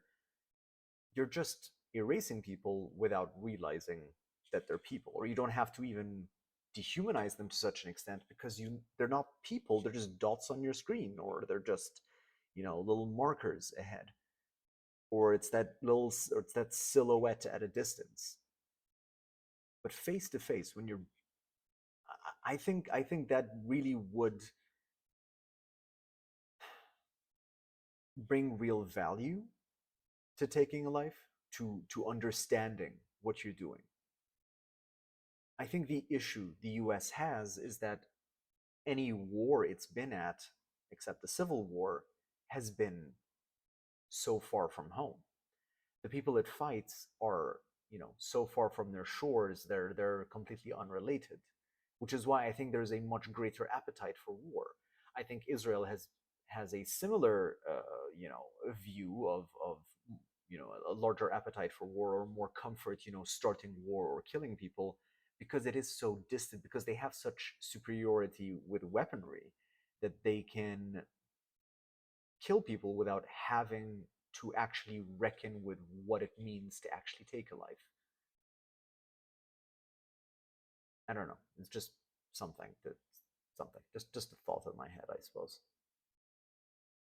Greta Thunberg.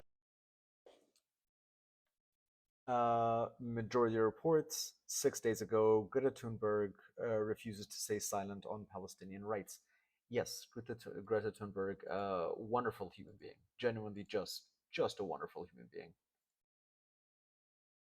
Fights for, you know, rights of all kinds, and climate change is a major concern. You get one planet. We have just this planet. It affects all of us if we're not taking care of it. Greta Thunberg, Thunberg, I think is how you're supposed to say it, but every time I do that I feel awkward because no one in America says it like that. But that's how Amy Goodman pronounced it to her, and she confirmed that that's how she likes it, so I'm just calling her Greta for right now. She's younger than me, but she's like, I look up to her. I mean, truly, what an icon, and that's a dumb word for it. She's an amazing activist. She's not an icon. She's not, you know, Beyonce. She's doing incredible work. But like, what I love about her is that her sense of justice, her sense of how to change, of what matters in the world, it hasn't changed. You know, she could have gone down a route that's much more friendly to corporations. She could have greenwashed herself, right? She could have been somebody that goes on the circuit and gives talks about how important it is to love the environment. But she didn't do that. She doubled, tripled, quadrupled down on her activism, and she's been, over the past year, a really important voice in the anti-genocide demonstrations as it relates to Palestine. That's probably why you haven't heard too much from her. Really. That's probably why you haven't heard too much from her in the press. They're not covering it. Because then people might connect, like, hey, is dropping bombs over and over and over again on a population that's trapped in an open-air prison, is that good for the environment? Let alone what it does to the people there. Are colonialism and the capitalism connected? Is capitalism the driver of climate change? These are the questions that come up when you see her activism in this area. So she was set to appear at a pro-Palestine encampment in Germany. This is her telling her followers what happened when they found out that she was set to appear at this encampment. On Tuesday, I was invited by the Student Encampment for Palestine in Dortmund to attend a panel event at the camp. Quickly after they posted a picture announcing this, the police came and told them that they had to pack up the camp and leave, and that I would get arrested if I went there. All this because they had invited me to speak, and I had been to a pro-Palestine demo in Berlin the night before. So on Tuesday night, the students took down the camp. But this is far from the end. Germany is silencing and threatening activists who are speaking up against the genocide and occupation in Palestine. The German police claim that it is anti-Semitism to say that Israel should stop bombing children, and to say that Palestinians also deserve safety, freedom, and justice. If you can, please show your support to the student movement and encampment in Dortmund and everywhere else where people are facing repression for speaking up against Israel's genocide and full-scale attacks. We will not be silenced. It's amazing. It's amazing. And young people really make these connections very easily. Zionism, over the past year, it's taken the most well-documented genocide in history for it to happen. But over the past year, there's been a mass education on what Zionism actually means. And I do think that the anti-war movement within what the progressive movement, what's left of it, or what the new kind of form that it's taking, is very conscious about what colonialism is. And this wasn't always, look, I was younger then, but even when I look back on it, talking about the Iraq War, it was almost treated as a conspiracy when you would speak about U.S. presence in the region and what our interests were in Iraq. But I think when you look more and more about why are we always waging war in the Gulf? Like, is it relevant that Israel is right there near the Suez Canal? It's pretty relevant, right? Damn, it's pretty important that that canal is integral to trade and to oil and all that kind of stuff. Does that inform some of our policy there? It may not be the driver, it may not be at the forefront of people's mind, but has that been the buildup of our support for this settler colonial project? Has that been relevant? Is that part of why we've bombed this region and radicalized so many people? Because we have an interest there in crushing resistance for our own imperial ends? Has colonialism really fully gone away? Is this a new manifestation? Is this the last breath of colonialism that we're seeing? These are the questions that young people are asking. I think they're right to ask them. And the fact that those connections are being made is important. And I think we're... I don't think it's the last breath, I'll be honest. I wish it was. But I don't think it's the case. I don't think it's the last breath of colonialism. I think it's just the latest form of it. As long as we live in an environment or a society that really just values profit over people, you're always going to have some form of colonialism. Because again, if people are secondary, if profits are the single most important thing, and you're going to exploit people to make that profit. And colonialism is a hell of a way to exploit people for profit, because you can make a lot of money. There's a lot of money in war. There's a lot of money in colonialism. It's profitable. But is that where we draw, like, is this how we make our decisions? Again, is our priority money over people? If that's the case, then yes, these are the results. Greta is doing an amazing work in doing that and being a voice for that intersection of those topics. Hey, folks, don't forget to hit the subscribe button and check out our daily show. We do it every day at 12 p.m. Eastern for about 2 hours. Thank you for the jump scare, Sam. Every single time. This video is probably gonna be TOS, but again, worth watching. Age restricted video, perfectly fair. It's gonna age restrict this stream when it's uploaded for sure. But yes, Middle East Eye 6 days ago.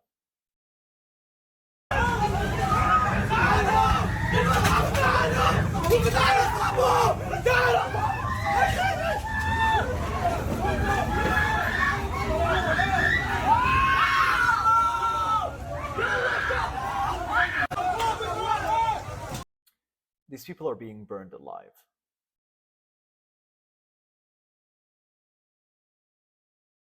These people are being burned alive in a tent city. These people have been displaced countless times. They're in so-called safe areas. And they're being bombed and now burned alive.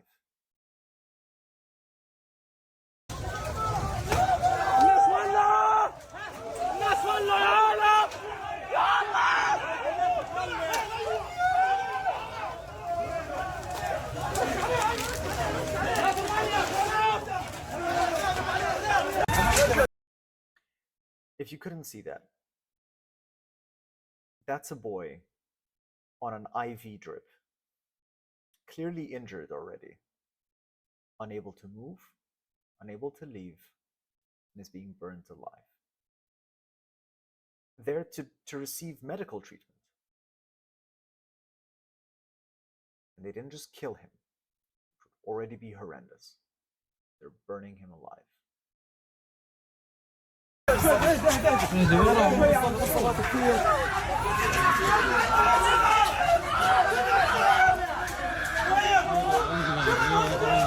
ارفع لي ارفع لي المسؤولية.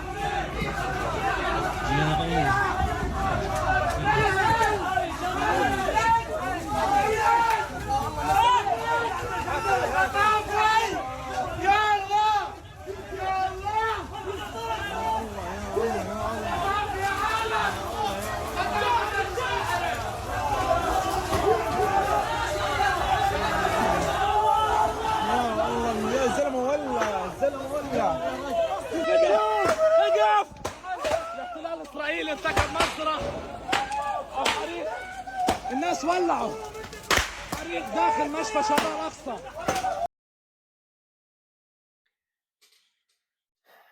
This came out inside Al-Aqsa Martyrs Hospital.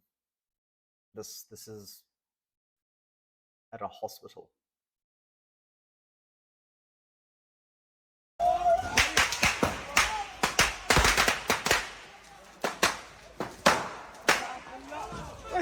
يا شباب.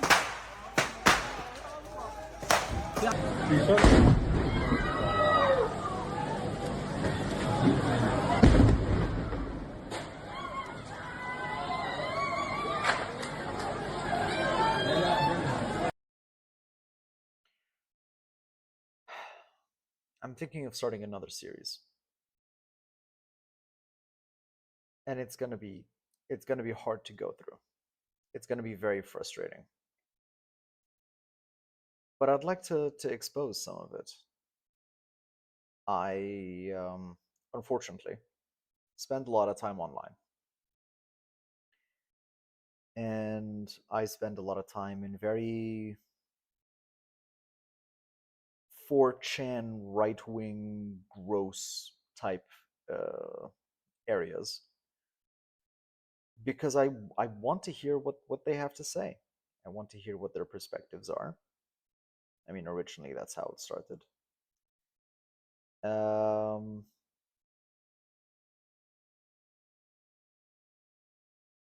But at the same time, it turned into just, horrendous propaganda and making memes out of atrocities. It's horrible. It's deplorable. But I want to share what's being said, how these people think, how these people communicate, and how proud they are of how horrible they are.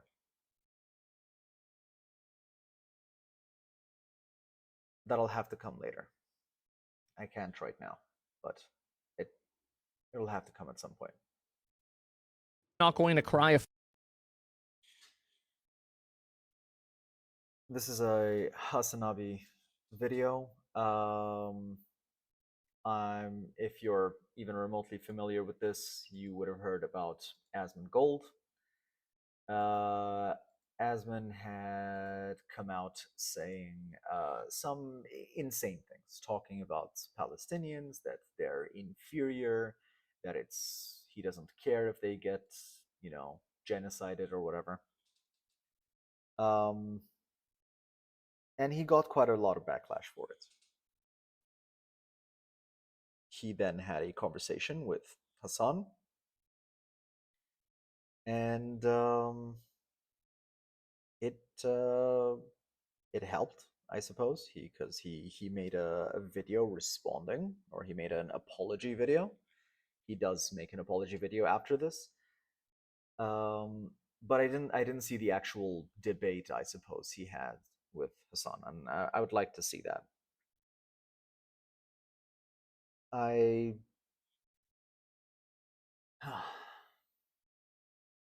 don't know. I don't know how forgiving I am of it. Actually, let's see the clip he made. Let me find a video about it.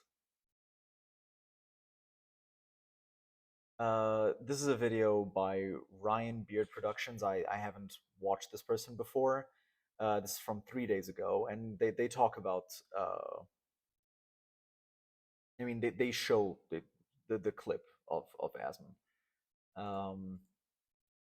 and they talk about it, and I think it's important to do so. But yes, once this is done, we can watch the actual debate. We'll see if the apology video shows up at some point, but just so you have some context.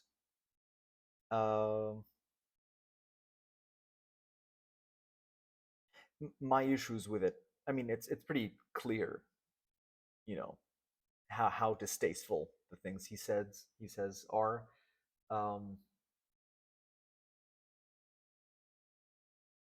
But the issues with it is I'll talk about it after he says it. Let's see. Know that you live in a superior culture.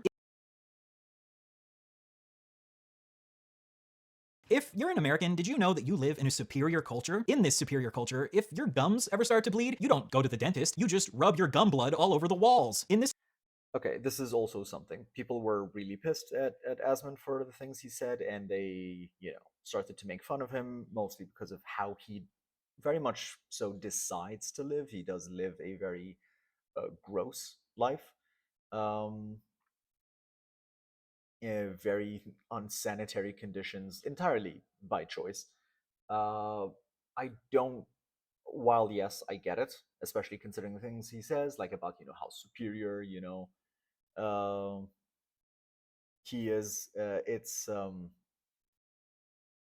I understand, you know, obviously call him out, but I don't think this is really important. I don't think this really helps the conversation too much, but we'll see.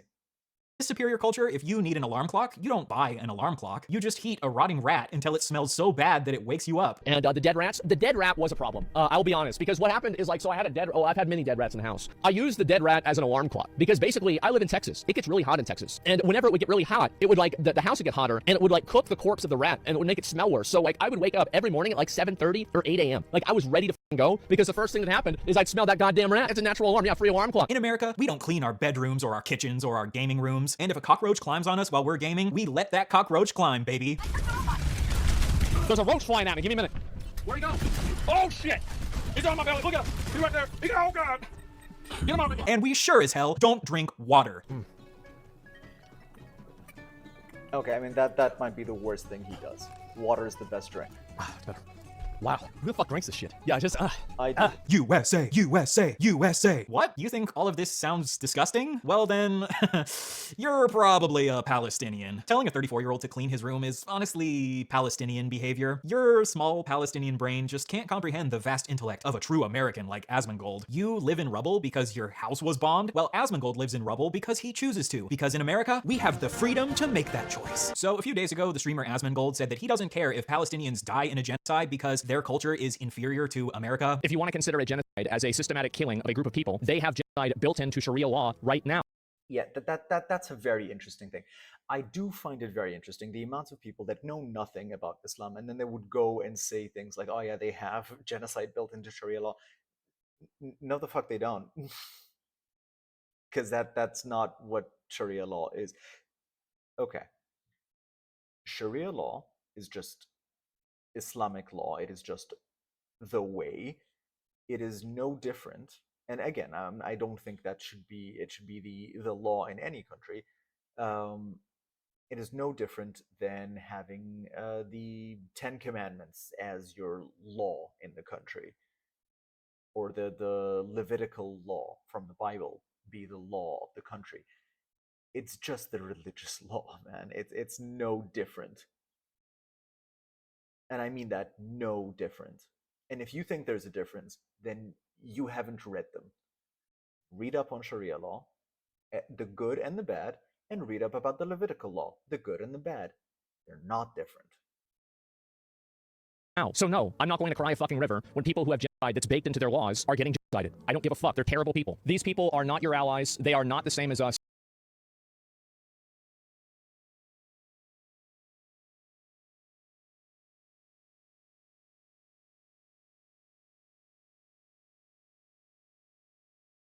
Hello. Yeah, sorry, my mic died again.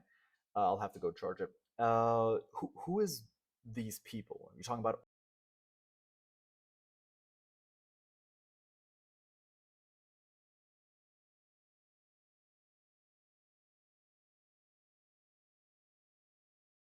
They come from an inferior culture that is horrible. It kills people for their identity, and it is directly antithetical to everything Western values stand for, and it is an inferior culture in all ways. So, like, this is Nazi shit. I'm not saying Asmongold is a Nazi. I'm pretty sure he's a liberal. But saying that you don't care if inferior cultures get genocided is Nazi shit. However, I think that unfortunately quite a few liberals actually agree with this way of thinking, but most of them don't say the quiet part out loud. But Asmongold is a certified yapper, so he's a pro at saying things out loud. In this video, I'm gonna try to approach what Asmongold says in good faith. If a lot of liberals do think this way, I think we should interrogate why they think this way. I don't think that just calling all liberals evil Nazis really accomplishes anything if we're trying to deconstruct why people hold harmful beliefs. So let's hear Asmongold out on why he doesn't care about Palestinian genocide. Well, according to Asmongold, it's because he cares about gay rights. And I myself am a half-breed homo, also known as a bisexual, so if Asmongold is standing up for my rights, then he must be right. The nightmare rotation of having the Palestine flag and the trans or the gay flag in your bio. I think that they should do something where every single person who has both of those flags in their bio gets permanently banned. So Asmongold thinks that people with both the pride flag and the Palestinian flag in their bio should be banned. If you're a gay person from Palestine and you want to show people this by putting these flags in your bio,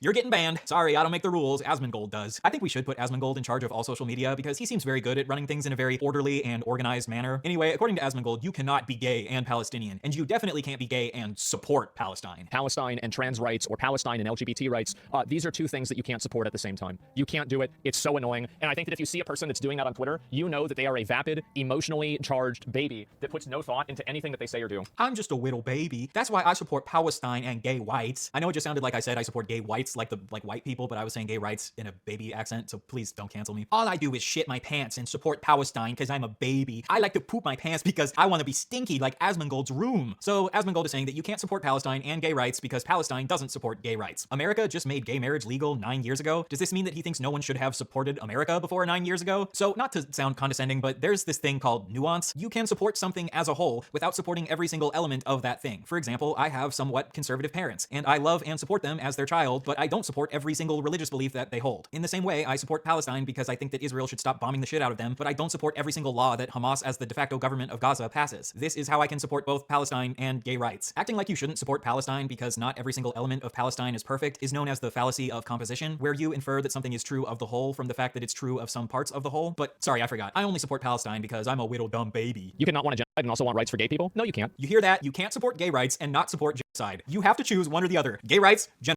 If you support gay rights, you also support genocide. The first time that you have gay sex, you become Hitler. That's how it works. Man's penis plus man's anus equals Hitler. Thank you for educating me on this, Asmongold. Because the people that want that you're like fighting against the genocide for would genocide gay people. Like if they had their rights, they would be genociding gay people. This might be a crazy concept, but I don't think that if someone has bad ideas that I shouldn't care if they're murdered. I don't think that if someone has bad thoughts in their head about gay people that they should be blown to pieces, especially because nearly half of the population of Palestine are children who haven't even gotten the chance to form their opinions about gay people before they're blown to pieces. If in the future Palestine hypothetically started a concentration camp for gay people, I would obviously support making them stop that, just like I support fighting Germany in World War II. But as far as I can see online, there are very few documented cases of people being killed because they're gay in Palestine, and same-sex acts have actually been decriminalized in the West Bank. So no, I don't think there's evidence to suggest that if they're given the chance, Palestine will commit a genocide against gay people. And even during World War II, when Germany was actively committing a genocide, I still would have fought against committing a genocide of all German civilians because genocide is always bad. Even the children? What do you think that they would do to gay children? What do you think they would do? Oh, that's right, they'd kill them. So you don't care if Palestinian children are killed because some Palestinians are okay with killing gay children. So you're saying that if I found out that some homophobes live in my neighborhood, you wouldn't care if I went and murdered their children? What the hell are you talking about? You're always whining about there being too many gay people in video games, but you wouldn't care if a gay person murdered someone's children just because they're homophobic? I don't think you actually believe this. No rational person believes this. I know plenty of Muslims that respect gays. Well, I'm not talking about Muslims, I'm talking about people in Palestine. The truth is that that's what they do over there. So no, I'm not going to support a group of people that would be the ones doing the genociding if they had the power to do it.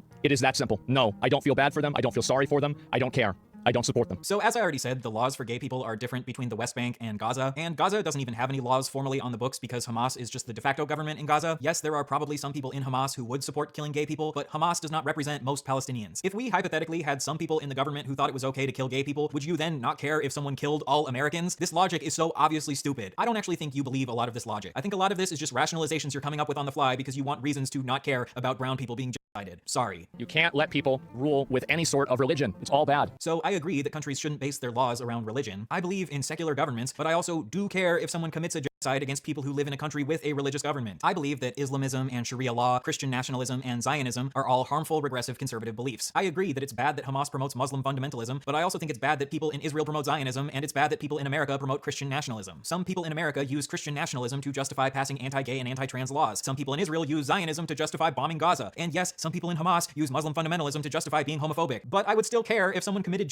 genocide against any of these groups. I find this idea of not caring when people genocide other religious groups incredibly un-American. America was founded on the concept of religious freedom, and part of religious freedom is the freedom to have harmful religious beliefs without being killed. I think the Westboro Baptist Church are a bunch of disgusting pieces of shit, but I don't think that someone should drop a bomb on their church. I believe that Zionism is a harmful ideology that has been used to justify a lot of atrocities against Palestinians, but I don't think that someone just believing in Zionism is enough of a justification to kill them. And I obviously would not support a genocide of Zionists because the vast majority of Jewish people identify as Zionists. So doing that would be another Holocaust. And in the same way, I'm sure there are a bunch of Palestinian civilians who have religious beliefs that I personally disagree with, but I still care if they have bombs dropped on them, which is why I, as an LGBT person, support Palestine. And no, this is not just me virtue signaling, these are my genuine moral beliefs that I have used logic to think through. Asmongold's main argument that he keeps making over and over is that Palestinian culture is inferior to Western culture because they're more homophobic. And I agree that in general they are more homophobic, but gay marriage isn't even legal in Israel, and in America we only federally legalized gay marriage 9 years ago, so it's not like we're that far ahead. So if you only view culture through the lens of LGBT rights, yes, America and Israel are currently more progressive than Palestine. But I will not have my identity as an LGBT person weaponized to justify the logic of colonialism. Because the logic of colonialism has always been that we need to plunder and kill and genocide these other cultures because those savages aren't as intellectually enlightened as we are. And that's how you get to the point where you say things like you don't care if genocides happen against these cultures. And part of the reason that Western countries are more educated on things like LGBT rights is because of the wealth that is siphoned from non-Western countries so that we can afford to fund our liberal universities which teach their students about things like queer studies. I agree with Asmongold that Muslim fundamentalism is a genuine problem, but when you bomb the shit out of all of these Muslim groups, this just causes them to radicalize other people to join Muslim fundamentalism. The way to help these other cultures become more progressive and more educated on LGBT issues is by improving their material conditions, not by bombing them. I actually agree with Asmongold that it is inferior for a culture to be homophobic and it's superior for a culture to not be homophobic. But if you care about gay people, your main focus should be on how to help these cultures stop being so homophobic. And I believe that the best way to help these cultures become less homophobic is by releasing the boot of oppression from their neck, because countries that have more wealth tend to become more progressive and less religious over time. According to a study done by the Pew Research Center, the more wealthy a country is, the less religious that country tends to be. The United States is an exception to this, but religion is on the decline in America. So if Asmongold's belief is that he hates religion because religion leads to homophobia, then he should want to help improve the material conditions of these poor Muslim countries so that they become less religious over time. Saying that you don't care when genocide is committed against poor Muslim countries actually hurts LGBT people, because the worse conditions that these countries are kept in, the more likely it is that they will keep oppressing LGBT people. One of the reasons that Hamas was able to take power in the first place is because of how bad the conditions are in Palestine. I don't know how much more obvious I can make this. I believe that if we truly want to end oppression for queer people, then we need to end oppression for all marginalized people. Anyway, I think that this take from Asmongold was obviously disgusting, and I think it's horrible to use my rights as an LGBT person to justify not caring about genocide. I think Asmongold at least somewhat realized that this was a bad take because he tweeted, "Looking back on it, I was way too much of an asshole about the Palestinian thing. My bad. Of course no one deserves to have their life destroyed even if they do things or have views I find regressive. You guys deserve more than me saying stupid shit like that. I'll do better." I wish he would be taking this more seriously than just saying my bad, but I guess at least he's back down from his original take. It's possible that he really has learned from this mistake, or maybe he just let the mask slip and now he's apologizing because he's getting a bunch of backlash. I don't really know. Hopefully in the future he takes some time to actually think through his morality before he says shit like that he doesn't care about genocide, and I hope in the future he stops using LGBT people to justify his bullshit. And hopefully he has now realized that there is nothing illogical about supporting both Palestine and gay rights. And all I know is that if I ever happen to experience a gay genocide and I have to choose between being locked in a concentration camp or being locked in Asmongold's house, I think I know which one I'm gonna choose. Anyway, free Palestine, gay rights, you know, yada yada. All right, see you guys next time.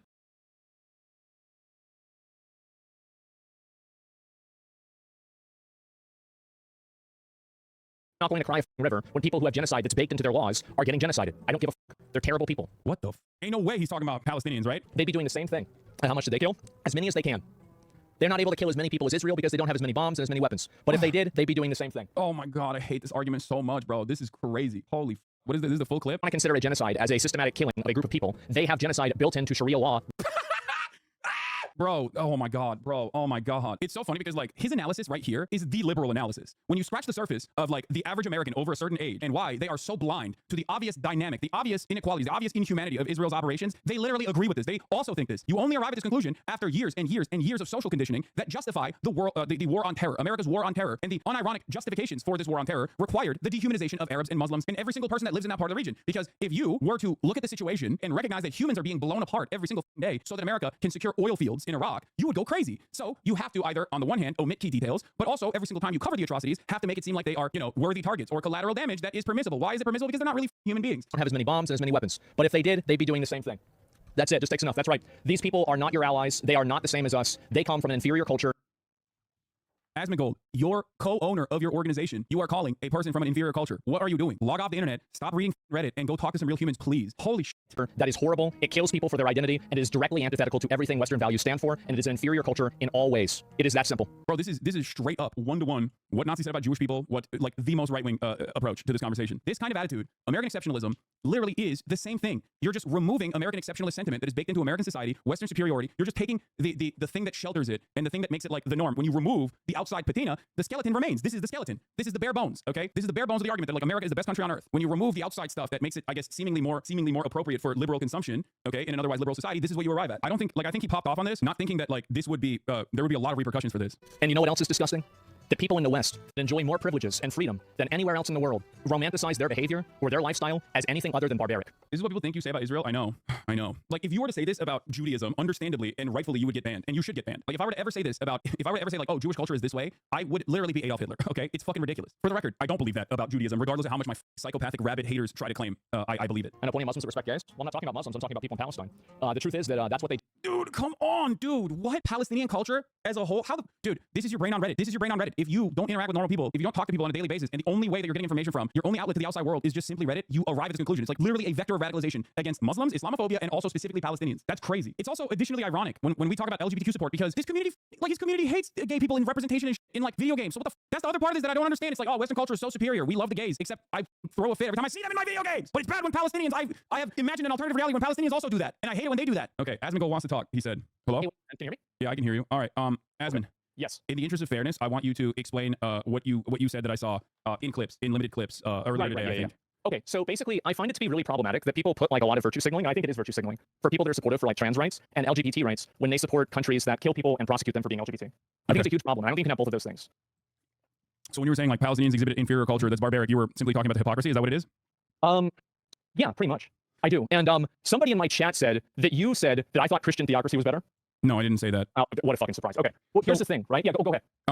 I want you to like fully explain because I want to understand everything that you mean beyond the hypocrisy because like the hypocrisy version or the hypocrisy in of itself is one thing that we can address. It's a super simple concept. Well, but I think there's always a broader point beyond hypocrisy because online hypocrisy in of itself or even the invocation of hypocrisy or perceived hypocrisy is seemingly a more damaging thing than like actual material harm, right? Oh, this person is hypocritical and that's like a very common fucking thing. I'm sure you experience it on a regular basis as well. It doesn't really matter. Most hypocrisy, I think, is derived from a misunderstanding that is often deliberate. I see it oftentimes with you. You've seen it with me. Everybody has it happen. It's extremely common on the internet. It's the Andrew Tate phenomenon, right? Where people don't give a fuck about like what Andrew Tate may have done or may not have done or all the shit that he has definitely done, right? And care more about like, you know, perceived hypocrisy.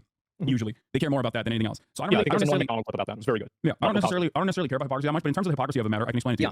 Sure. Number one, so in terms of LGBTQ acceptance, right, trans acceptance, queer acceptance, you find that to be in the United States of America, in the wealthiest nation on earth, one of the most prosperous nations on the planet, to be to a certain degree like a fancy thing to advocate for, right? I don't think that you have to be rich to advocate for LGBT acceptance. No, that's not what I'm saying. Okay, what are you saying? Sorry. No. What I'm simply saying is that LGBTQ representation in video games is oftentimes considered to be something that is like unnecessary or something that's you're talking about like in games? In games, in facets of culture, in facets of media. Yeah, sometimes it happens. It feels like it's inauthentic. Yeah, sure. Okay. Well, wait, is there a positive example of LGBTQ representation that you can think of in mainstream media in recent years? Sure. Just so I understand what the dynamic is there. Did you play Final Fantasy 16? I did not. Oh my god! So they had a character in Final Fantasy 16. His name was Dion, and he was like the prince of an area. He was like the like person who could like channel Bahamut, right? And he was gay, and it was part of the story. And they actually blocked sale for that game in some places in the Middle East because Square Enix didn't want to censor the game for that reason. And I respected them a lot for that. But that was Wait, they refused to block the game? Is that what you're saying? Yes, Square Enix did not do it. And that was a good representation of like gay or trans. Yeah, I think so. I really do. Okay. I think that whenever you create a character, that the character's personality, sometimes it feels like when characters are added into stories, especially if they have like an LGBT like lean to them, they can be turned into being like a one-dimensional, like I guess identification of that person. And it's like they make like an overt effort to talk about that and discuss it. And I feel like a lot of times it can come off as patronizing or talking down to the audience. Okay. It feels very inauthentic to me. Okay, so there are instances where there's like gay representation, trans representation that's like ham-fisted and just simply added on as not a necessary vehicle for narrative development, but instead simply for identity points, right? To do diversity. Okay, so not to get too lost in the sauce, we can get back to this part of the conversation in a second. But my point was that like that level of LGBTQ representation, it's for diversity, it's for marketing purposes usually. It's just like sometimes it can be shitty narrative devices, but ultimately it doesn't really matter. But a lot of people still get mad at it, right? A lot of people in the Western world still get mad at it. And for me in particular, there is a hierarchy of needs for and that all human beings respond to, all human beings exist under. Is this like a Maslow's hierarchy of needs, or is this like something Maslow's hierarchy of needs is appropriate, but like there's a higher standard, because Maslow's hierarchy of needs usually is under the confines of like at least a developed country, where a developed country that is not constantly being bombarded or victims of like colonial occupation.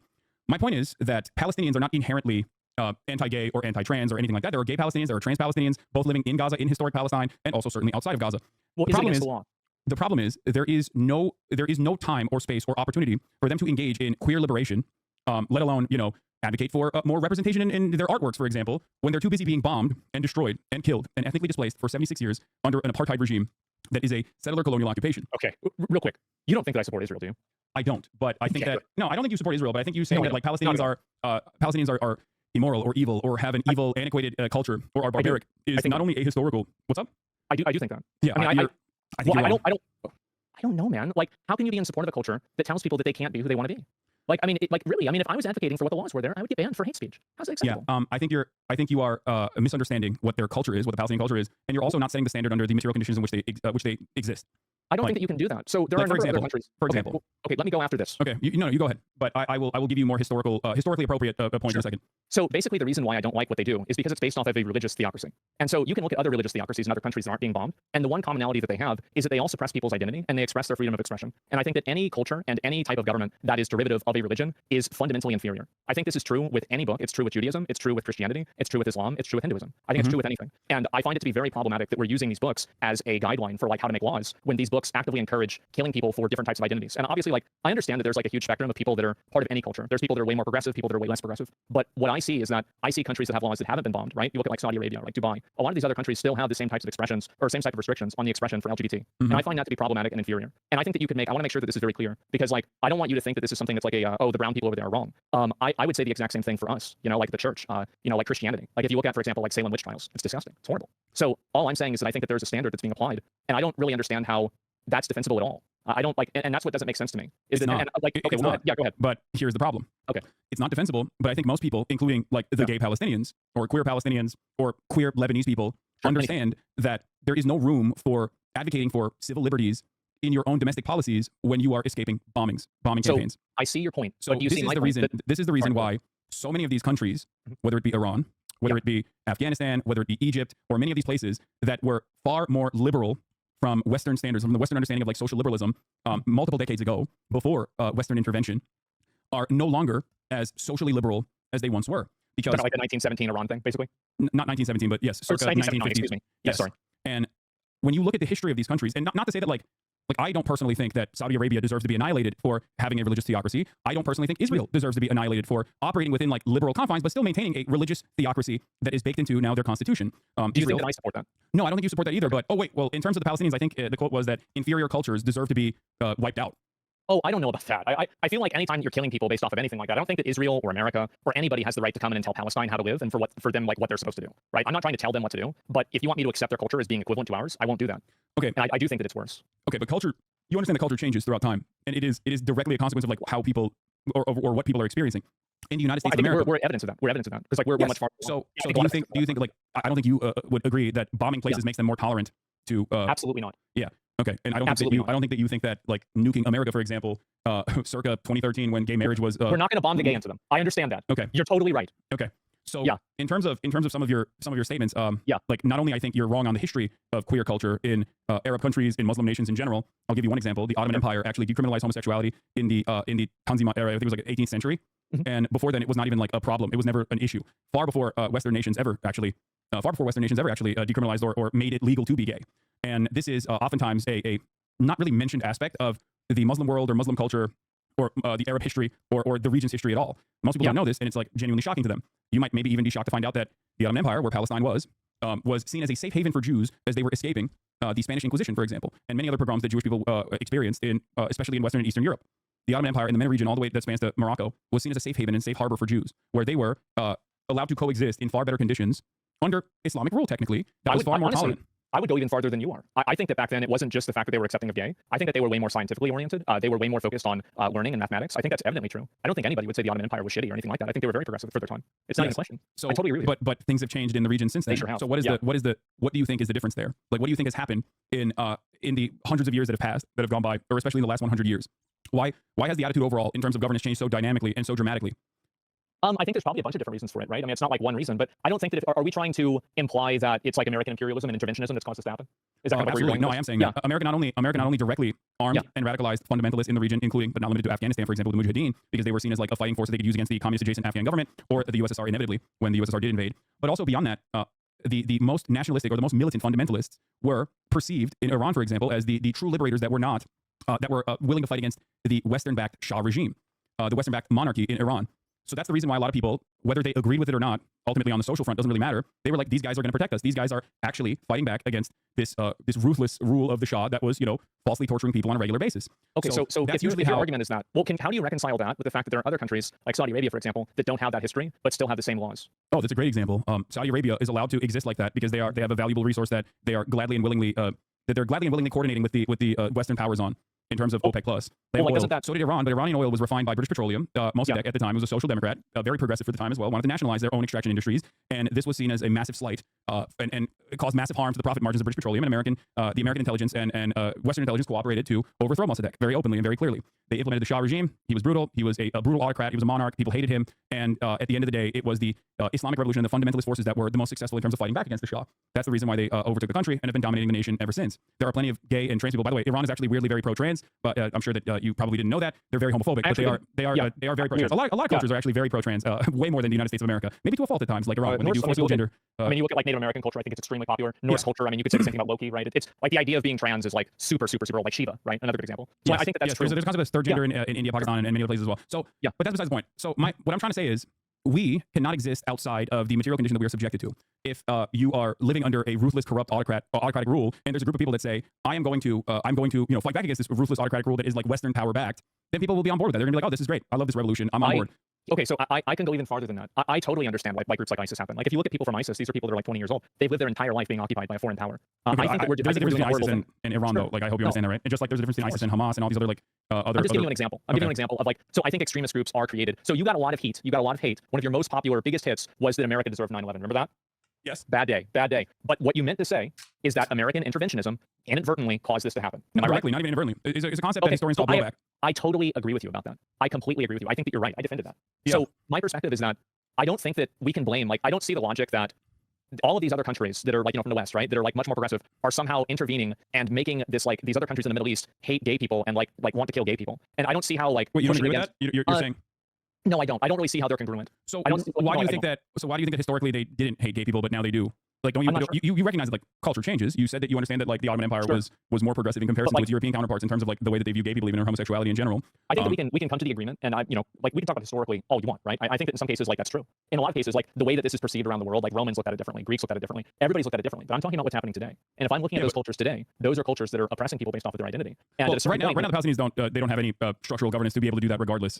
So there is no gay oppression happening in Gaza, because the only oppression that's happening in Gaza is that Israel's lighting them on fire with regular frequency. And we're paying for it. Yes.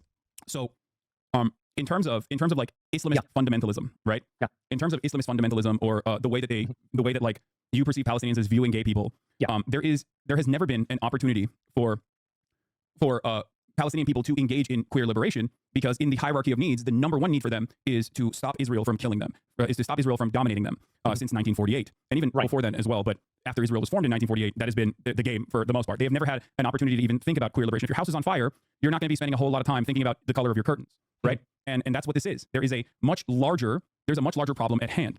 And this is precisely the reason why a lot of people, actually, never fully comprehend this. But a lot of leftists in the Western world do understand that intersectionality. And regardless of the perceived queer phobia from Palestinians and Palestinian governance, they still, of course, offer solidarity. I said this earlier, and I think it's a take bear repeating. I'm in favor of Medicare for all and universal social safety nets in the United States of America unconditionally. I do not believe in refusing to offer, for example, any sort of healthcare to a person because they're a Nazi even, right? That's an extreme case. I think that they deserve healthcare. I agree with you, and I would even go farther than that. I think that if somebody's an illegal immigrant, I don't think that we should ever I think it's disgusting to tell a doctor or tell a healthcare provider to let somebody die or to let them bleed out or something like that just because of that. I completely agree with you. I had to pay my taxes recently. I'm sure you're probably about in the same place. It was 7 figures. And so I have no problem with that. California is pretty significant. Yeah. It's I don't care. I don't mind that. I don't either. I used to be paying for people used to pay for my food stamps. Now I'm paying for somebody else's. And if they raise my taxes to pay for Medicare for all, I would be happy and I would vote for that. So if you understand that, right? So you recognize that. Would you say that like a religious enclave in Alabama, for example, deserves to be wiped out for their understanding of like gay people, like a white religious enclave in Alabama?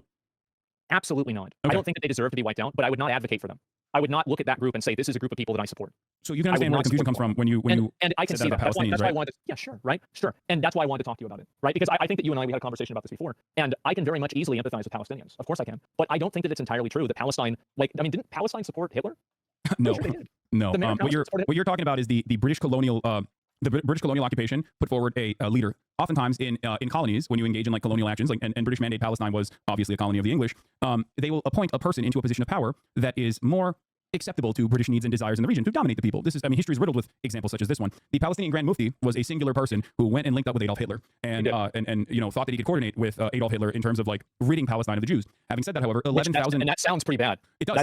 But when you realize that one, there were also Jewish militias, early Zionist militias that also sought out Adolf Hitler's help and tried to coordinate with Adolf Hitler. You understand that this has no bearing on an entire people and what their actual attitudes were. Not only that, but also 11,000 Palestinians actually fought alongside the Allied forces against Adolf Hitler. So Palestinians, by far greater numbers, actually fought against Adolf Hitler than the one British occupation guy that actually linked up with Adolf Hitler. It's actually a common historic Holocaust revisionist talking point that Israeli Prime Minister Benjamin Netanyahu once famously utilized as well, where he falsely claimed that Adolf Hitler did not want to kill the Jews until he talked to the Palestinian Grand Mufti, who gave him the idea of killing the Jews and doing the final solution. This was such a gross historical revisionist talking point that obviously the entirety of Israeli society actually criticized Benjamin Netanyahu for saying such a ridiculous... But he did want to get rid of the Jews, though, right? Yeah, but it's a singular person that has no bearing on real Palestinian existence, especially when much larger numbers of Palestinians fought alongside the Allied forces, right?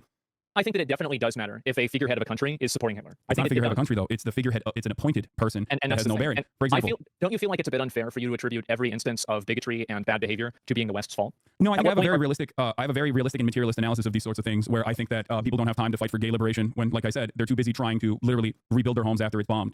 Especially by a force that doesn't have like automatic heat-seeking missiles that avoid gay people. You know what I mean? They're killing gay people and trans people in Gaza every fucking day. Like there's no gay liberation is not a real conversation here. It's just a mere talking point that a lot of people who defend Israel, not saying you do, but a lot of people who defend Israel try to repackage Israel's violence and contextualize it and make it seem more appropriate to an American audience that is sometimes pro-gay and pro-queer. It rarely ever works. A lot of queer people still don't give a shit. They're like, I don't care. Just stop killing these people. Is their attitude. So that's it. That's the reality of the matter. Is that once Palestine is liberated, then they can have this conversation internally. But right now, Western forces are allowing the death and destruction of this people to continue. What do you think the odds are that after this stops happening, that the Palestinians are going to get together and say that it's okay to be gay? I don't know, because I can't even imagine a world where this death and destruction isn't constant. But I would say that just like in the United States of America, people inevitably evolved, inevitably fought back, and created an environment for queer liberation, even though to this day, there are still a shit ton of problems that especially trans people experience on a regular basis. Oh, I mean, to me, I'm sure you're on Twitter probably more than I am. I'm not. And so, really? Yeah, I deleted it off my phone. I rarely go on it unless I'm live. Nick did the same thing. That's crazy. Wow. Okay. Okay. I'm on Twitter a lot. How much more racist do you think that it's gotten and homophobic do you think it's gotten in the last 2 years? I think it's like 500x, right? Yes. It's insane. It's crazy. And I think that it just keeps getting worse too.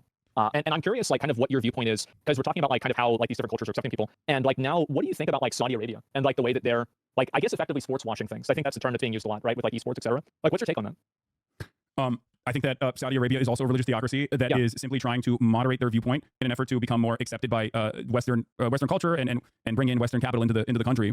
Ultimately, if they did become a queer safe haven, for example, overnight, there's still plenty of issues in Saudi society in terms of utilizing slave labor, in terms of death and destruction that befalls indigenous populations in areas where they want to do building projects, and beyond that, there is the whole genocide in Yemen. A lot of these things can be solved inevitably, and there was some initiative from China that brought Iran and Saudi Arabia to the table to stop the destruction of Yemen, for example. That was relatively successful pre-October 7. But there are a shit ton of problems in Saudi Arabia still. Having said that, recently they just let women drive. Yes. Very recently. Yeah. Yes, No, a lot of the things that people who use this kind of sentiment against Palestinians oftentimes will overlook Saudi Arabia or other Gulf states that have the exact same rules and restrictions. But once again, this is more so about allowing right-wing sentiment to fester and dominate a society. There are plenty of members in the Israeli Knesset, for example, that also don't want women to learn how to fucking read and write. It's so bad.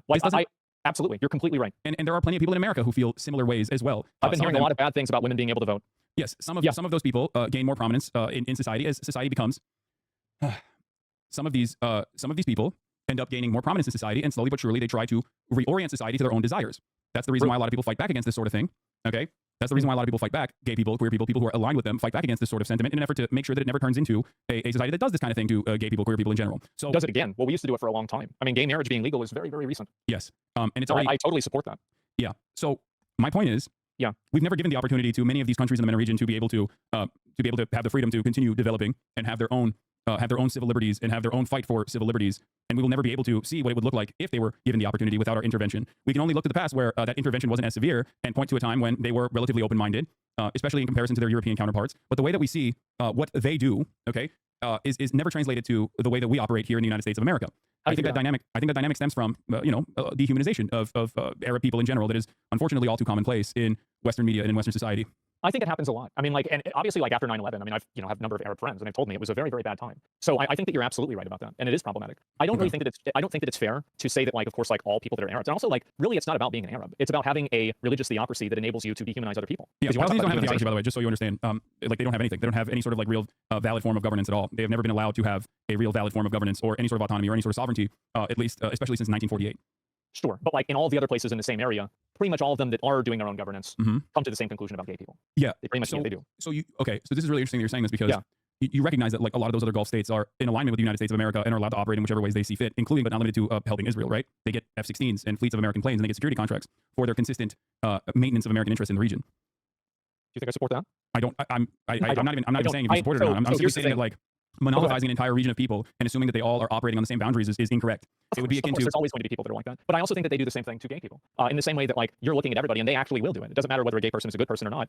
If they're gay in that culture, they can lose their life. They can go to jail. They'll have their life completely ruined. Okay, you understand that there's a difference between a sovereign nation state that has been a monarchy that America has like funded and allowed to foster with whatever kind of autonomy, sometimes impunity, as a matter of fact, versus like the Palestinian population, though, right? I think that definitely there's a big difference, but what I'm saying is that I don't think that difference has been manifested. Like the difference is that when you have a culture that is derivative off of a religion that I think is oppressive, and it hasn't been modernized, you have people that are using it as a tool to oppress other people. I do genuinely think that cultures that are built off of religions like that are inferior. And I think that we've worked really hard to get away from that. And that work isn't done yet. I think it's still going on to this day. And it's disappointing for me because I've seen things go backwards a lot. I think in the last 2 years, they've gone backwards in a tremendous way. You see it on social media. I saw like there was some bullshit thing about how 21% of Gen Z think Hitler had some good ideas. That's very concerning for me. It's extremely concerning.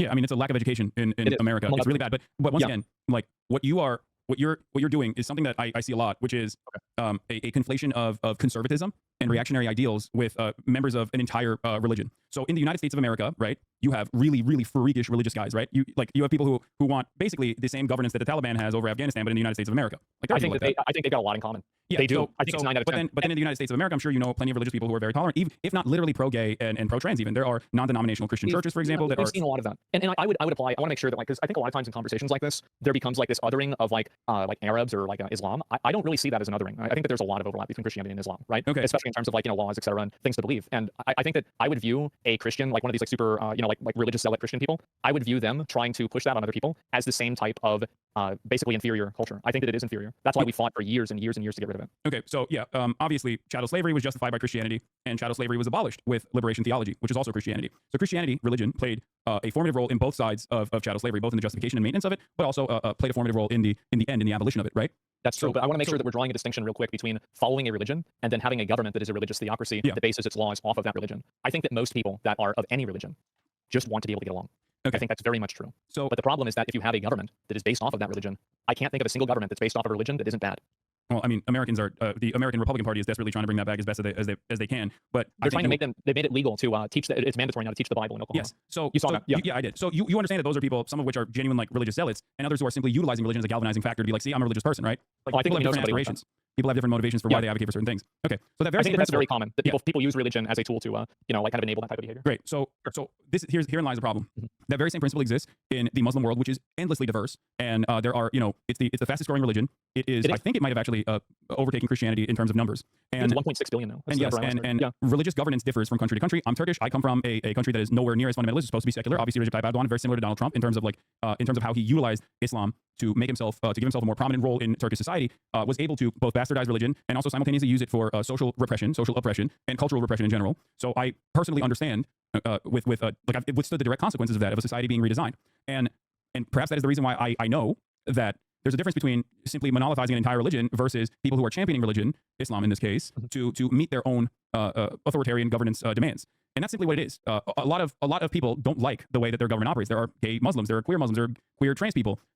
They have unfortunately not had any breathing room to be able to advocate for civil rights in many parts of this region because they have been consistently pushed back against, and also don't have any fucking time or space to be able to do such a thing when they're under direct occupation. That's the issue. But would you come to the same conclusion that basing decisions off of that religion and making laws based off of that religion is a bad thing? Yeah, of course. I don't. What do you mean? Okay. I don't agree in theocracy at all. Awesome. But wouldn't that mean that it would be inferior? No, I wouldn't say that any culture is inferior to one another. I would, however, say that, especially as it pertains to Palestinians, the reason why I don't think it's inferior over to one another is that inferiority is a very dangerous and treacherous language to utilize, especially when there are hundreds of thousands of dead and wounded people that are in the crosshairs of Israeli violence. I think that if this is a semantics issue, and if me saying inferior, if you think that that's dehumanizing or problematic, then I don't necessarily completely agree, but I can see where you're coming from. Well, I would say worse, or you could replace that with any other word that is just like not as good as. Yeah. But of course that doesn't represent. But even then, it doesn't matter because then there's something that's better, right? The problem is American culture or like American actions are not necessarily better. That's my point. On the basis of it's not even a question.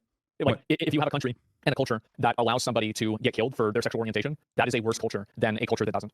I think there's no other way to look at it. There's something. So here's the thing. There's something that we do in the United States of America, or in the Western world especially, that creates this veneer, this aesthetic that we are somehow morally more progressive and more superior than other countries. I'll give you an example of. I can talk about like gay rights in general, but beyond gay rights, one thing that I could talk about especially is for example, slavery. Right. Sure.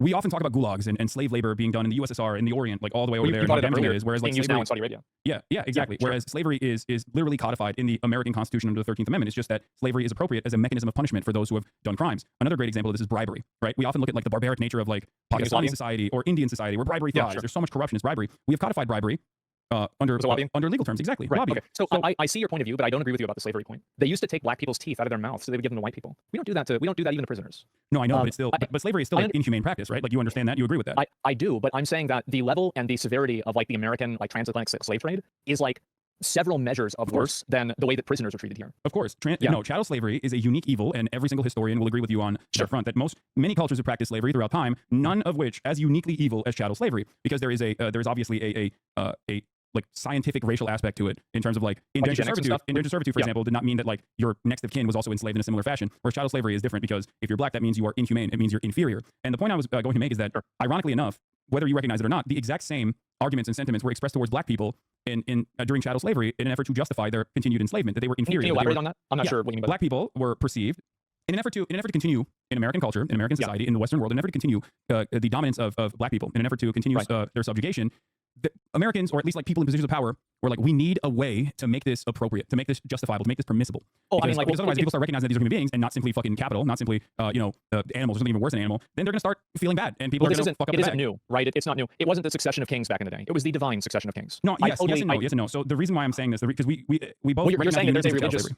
You're saying that there is a religious justification that was created, so it could be justified that you could do this. I'm not even talking about the religious justification. No, I'm talking about scientific justification. Like eugenics. Yes, eugenics, which is now seen as a false science, a pseudoscience that was specifically created and designed in an effort to look at this racialized form of violence and justify it. And in that process at the time, or rather the reason why they went to that justification was because, if they were to do this on religious boundaries or on ethnic boundaries as they had done previously in previous societies, whether it be like the Romans or the Greeks or any other form of like indentured servitude that was practiced in other cultures and other civilizations, you could not engage in the continued dominance of black people that way, because what if they become Christian, right? Or when you bring black people here, they learn the culture, they can integrate into society inevitably. So in order to create this like continued dominance, they sought out the scientific, in air quotes, the pseudoscientific understanding of black inferiority, African inferiority. Their culture is barbaric. I think, are you trying to draw a parallel between like the eugenics argument for like subjugating black people and my argument for saying that like the like a religious theocracy is inferior? Is that kind of like where you're going? Where I'm going is that in order for Western cultures, in order for Western nations to continue their dominance over other nation states, there's a direct through line of creating an air of inferiority while simultaneously destabilizing these places in an effort to maintain their underdeveloped status, which oftentimes will result in people behaving in more violent manners. If you fuck with people, they're not going to like it. Yes. I agree with you. I think that's very true. Absolutely. I don't really think that there's really much of a disagreement there. I think that like absolutely that's what's happened. But if I'm looking at it from like my point of view, I do think that like the culture that we have is a better culture. I don't think that you can compare it to eugenics. I don't think you can say like, for example, like with eugenics where they're like comparing like shapes of somebody's skull or something like that versus like whether somebody is allowed to be gay or not without being prosecuted or killed. I don't really think that these two things are equivalent. I think that one of them is absolutely a lot worse. No, it's much more. I'm simply mentioning the rhetoric that is utilized in this process. Like one of the examples is like the indigenous population, right? Which is like Native Americans. Yes, which is ironic that we're having this conversation today. A lot of the early justifications of settler colonial violence was met with, well, the natives are barbaric. The indigenous population is killing one another. They're practicing bloodletting. They're cannibals and whatnot. Some of which was not true at all, and others that might have been true. Now, well, there's a lot of it that was true. I mean, they did some crazy shit down there. So ultimately, it still does not justify the inhumane and horrific practice of full-scale genocide, which is infinitely more barbaric than anything that you could basically say about the indigenous population, right? I would say to an extent, yeah. Like if you want to talk about like how the Spanish treated them, yeah, it was really bad. Okay, so it's a far greater evil, right? Like instead of fostering a non-hostile relationship with the indigenous population and collaborating with them, instead of doing that, full-scale domination and ethnic cleansing was the far worse evil in that process, right? Because human beings are still human beings at the end of the day. You can like reason with them, you can talk to them. There is no greater evil in terms of like evil Olympics. Like genocide is up there. It's the worst thing you can do to an entire group of people. You're totally right. Yeah. I completely agree with you because like, yeah, you can't talk to them or anything like that. But what I'm saying is that I think that those people were killing others of them all the time. Like they were doing that too. This is, I mean, we're doing an evil tier list, right? Yeah. And so like you're saying that this one is kind of a little bit worse than the others. And no, not a little bit. No. I think far worse. Okay. Far more damaging. Far more damaging historically and throughout time. Like, I guess my argument is like, I don't care if, like, for example, Jewish people in the Holocaust, like if they were homophobic, for example, like I don't think that would justify the Holocaust. No. You agree with that, right? Okay. Yeah. Then what your statements about Palestinian culture and the reason why a lot of people on Twitter are mad at you now is a similar sentiment being expressed, whether it was inadvertent or not, that their inferior culture is being wiped out, and you don't care if an inferior culture is being wiped out. Like that's the. I'm not going to support a culture that demonizes and kills people for their identity. I'm never going to support a culture that does that. It doesn't matter whether it's Christian, Islamic, or anything, atheist. Anytime that a culture is killing people for their identity, that culture is evil, and they are committing an act of evil. It's completely indefensible. Well, you know, I think that there are some issues with that sentiment, especially when you compare, for example, what the American government did in World War II. We support the Allied forces. We root for easy company, as my friend Felix Biederman always says, regardless of how America was segregated at the time. An incredibly unfair and inhumane practice, right? Americans were not exactly woke on gay people at the time. Americans were not exactly woke on black people at the time. There were horrifying things that we did to black soldiers in the aftermath of World War II, as a matter of fact. And we've gotten a lot better since then. But hold on. But ultimately, right, we still celebrate the Allied forces and their accomplishments in World War II, right? In defeating Adolf Hitler and liberating these concentration camps. The problem is, in terms of like the analysis, in terms of people resisting against like Israeli occupation, a similar dynamic exists. These are guys who I don't agree with in terms of their own domestic affairs, in terms of the way that they govern themselves. But the problem is, they don't have, like, there is no opportunity for normal Palestinian civilians to go out, take to the streets, and like fight back against their own governments to be able to get to that point in terms of civil liberties for queer people. They've never had that opportunity. So I see it in the same exact way. Like I ride for easy company, and I think that I'm not going to sit here and criticize people resisting against the Israeli apartheid for that same exact reason, because it's a far greater evil than anything that people could potentially do. Genocide is the thing. It's the worst possible thing you can do to an entire population. But they would be doing the genocide to people based off of their identity. No, you can't imagine that, is what I'm saying. You can't and you can't point to Saudi Arabia as a reason for why you think they would, especially when historically they haven't. And beyond that, there's never been an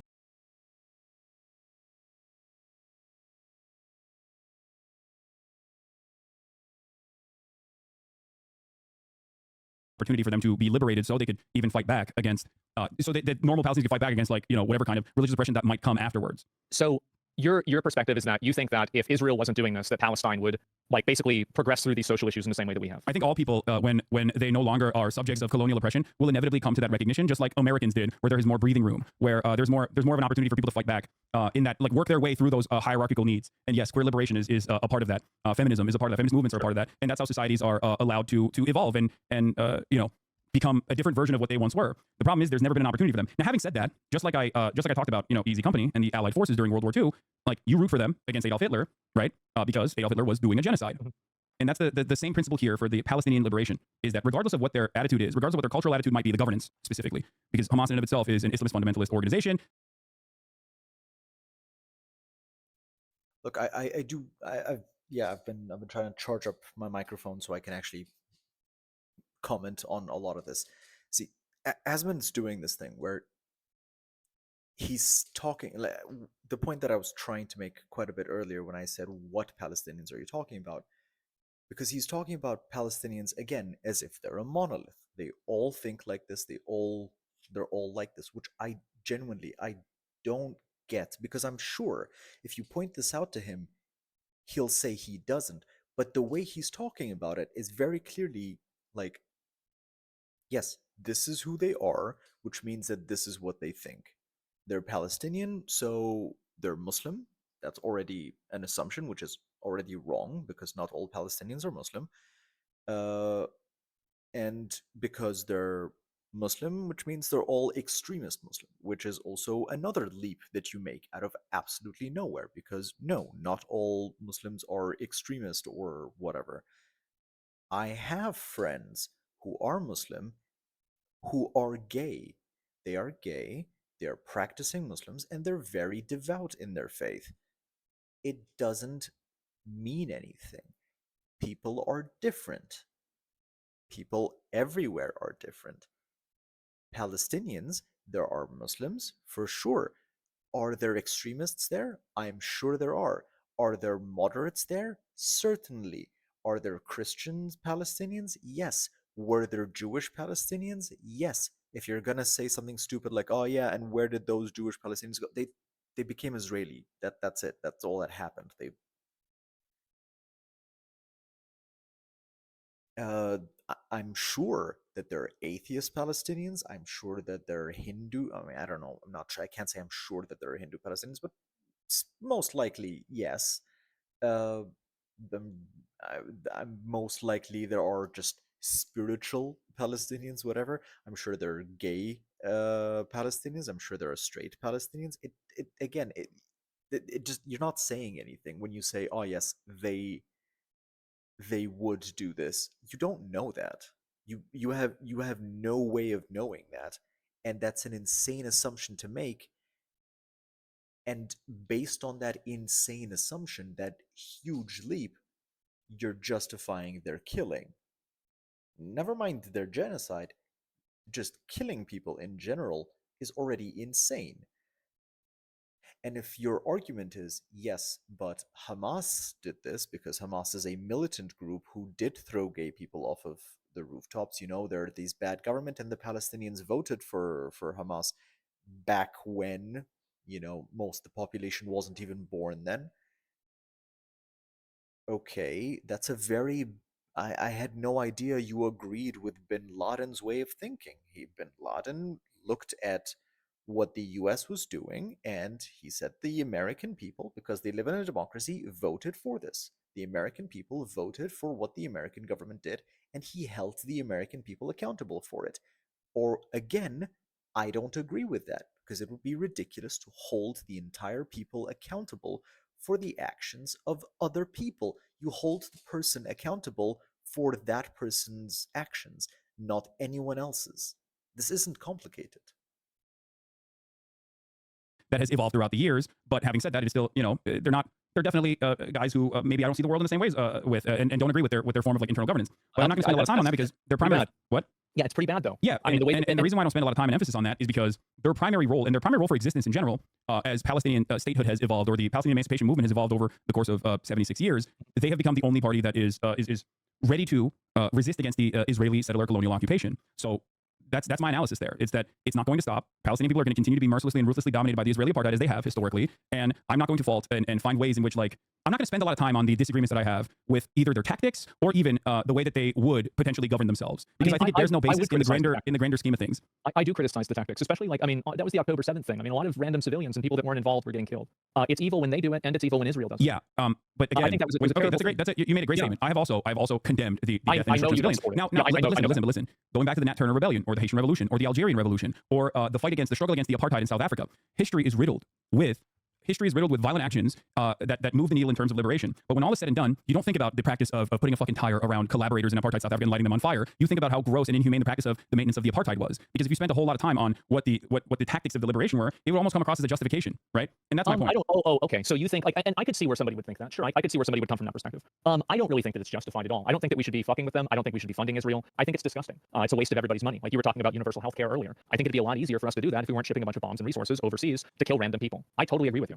But I very much think that it's wishful thinking that the moment that Israel stops attacking Palestine, or Palestine has some degree of independence, queer liberation is going to begin. I think that will only happen in the situation where a religious theocracy no longer exists in any capacity. Well, again, religious theocracy has never existed in Palestine regardless. They've never had a form of governance, let alone a religious theocracy, especially because you think they're not making decisions based off of religion over there? Yeah, there is no religious theocracy at all. They're not like following the rule of Islam or anything like that, or whatever your understanding of religious theocracy is. No, there are religious fundamentalists within the governance structure, but once again, it's not a part of the decision-making structure. So where do you think it's not a significant aspect of their day-to-day existence. Because where do you think they got the idea to kill gay people then, or to put them in jail? Where did that idea come from?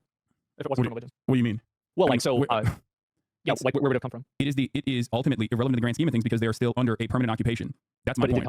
My point is that it came from a religion. Okay, religious theocracy is it's conservatism that you're criticizing, not specifically religious theocracy would be the final stage of conservatism in general. But what you're not recognizing in this process is that Palestinian civil governance, in terms of like, their mistreatment of gay people or anything like that, is totally and utterly irrelevant, especially when the only thing that we are doing in terms of our intervention there is to literally galvanize people with some more fundamentalist, some more reactionary perspectives by killing every single person.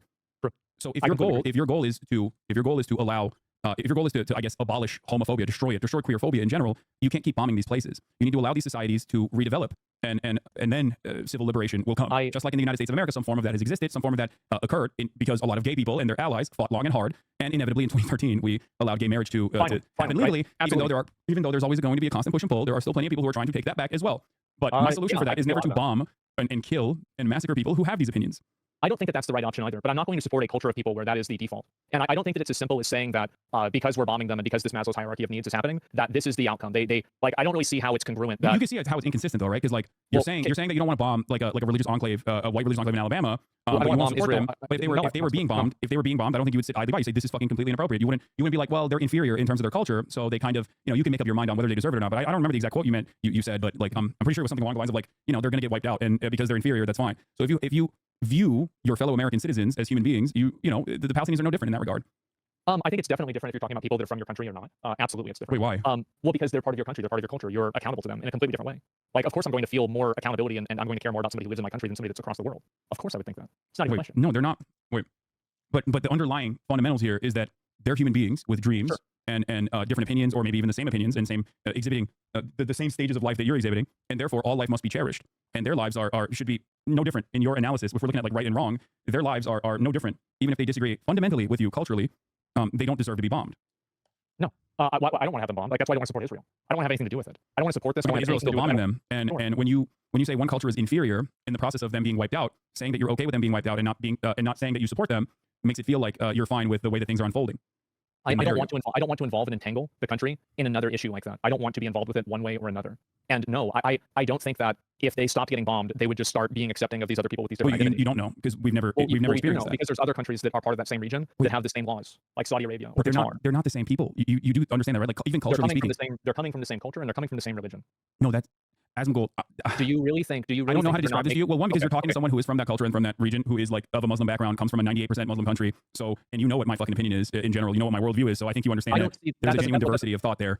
Monopolizing an entire region of people is literally just... You're allowed that diversity of thought because you're not there. No, that's not true. There are plenty of Turkish people who fight back against the Turkish government currently, and Turkey was significantly more secular, many years ago before the Erdogan regime came through, and utilized religion as a bastardized version of religion as a way to invoke social repression. Turkey is still far more modernized and far more tolerant than some of these counterparts that you're talking about. But ultimately, there is no like singular attitude that every single person from this region has. Just like there is no singular attitude in the United States of America. That's why I gave you the example of like Christian fundamentalists living in a white enclave in Alabama versus fundamentalists that exist in the region. They are not like there is no unified monolithic understanding within the Muslim world. That is not the case at all. And there have been plenty of initiatives to fight against social repression in these countries. It's just that it is virtually impossible to successfully implement these sorts of strategies when you're too busy worrying about like if America is going to bomb you or not. That's the point. Or if America is worried about America bombing them. Who? Dubai? Yeah. No, that Dubai's the other side of the equation. That's the point. It's either you're worried about America bombing you, so you can't even engage in any sort of like initiative to fight back against your own government, or the American government is offering you so much security in terms of like the military that a violent repression is all but inevitable if you try to push back. The point, however, is that do you think that there are no homosexual people living in Dubai? Of course there are. It's more so that they are repressed and are unable to fight back because America has propped up these monarchs and giving them a shit ton of weapons to be able to continue dominating their own citizens. I think that you blame too much of all of this on America. I think that America does play a role in this. Forget America. It doesn't matter. America is a catch-all term here. Like it's whoever is like offering religious fundamentalists an opportunity to continue dominating their own population. If it wasn't America, it'd be a different country if they were doing the same thing. It just happens to be that it is America right now because it is the global hegemonic superpower. Sure. Yeah, no, I see what you're saying. I think that the big problem is that if you have a religion and you are basing your culture off of that religion, and that religion is used to oppress people, that type of culture is inferior. And whether that changes in the future, whether anything happens in the past, is irrelevant. At this current point, the way that they handle things is awful. But also, again, we have to both recognize that like Palestinians are not handling anything but just a genocide right now. So there's no right. Okay, so when you recognize that, and you talk about the barbaric nature or the immoral nature of like Palestinian existence without analyzing it within the framework of I never said that it was barbaric or their existence. I said that their behavior and the way that they treat people is bad. It's extremely bad. It's not a real thing at all. No, because it's not. You said they were inferior. When it is completely outside of the scope of Palestinians when they do not have any sort of sovereignty. I think you did use the term barbaric, if I'm not mistaken. But once again, well, the behavior is barbaric. The people are not, obviously, right? I mean, like, of course, every person that lives in a country does not have the same viewpoints, but the country as an entity, or any sort of group of people as an entity, does have this viewpoint. Okay. And the U.S. used to have this viewpoint too. Yeah, and in that time frame, if the United States was being mercilessly and ruthlessly bombed by, I guess, an alien force that is like the power dynamic, the disproportionality of the power that like a nuclear-armed militant state in the region that is backed by the hegemonic superpower America is incomprehensible from the perspective of Americans. So I have to use like an alien force with superior technology in this situation. If we were getting fucking ruthlessly slaughtered by an alien force, I wouldn't give a fuck if someone was homophobic or not. I'd be like, thank you for fighting against the alien force. That seems awesome that you're doing that. I would actually arm up side by side with my fellow homophobic, Republican, rabid Christian fundamentalist sociopaths to try and protect my home, and that's the point.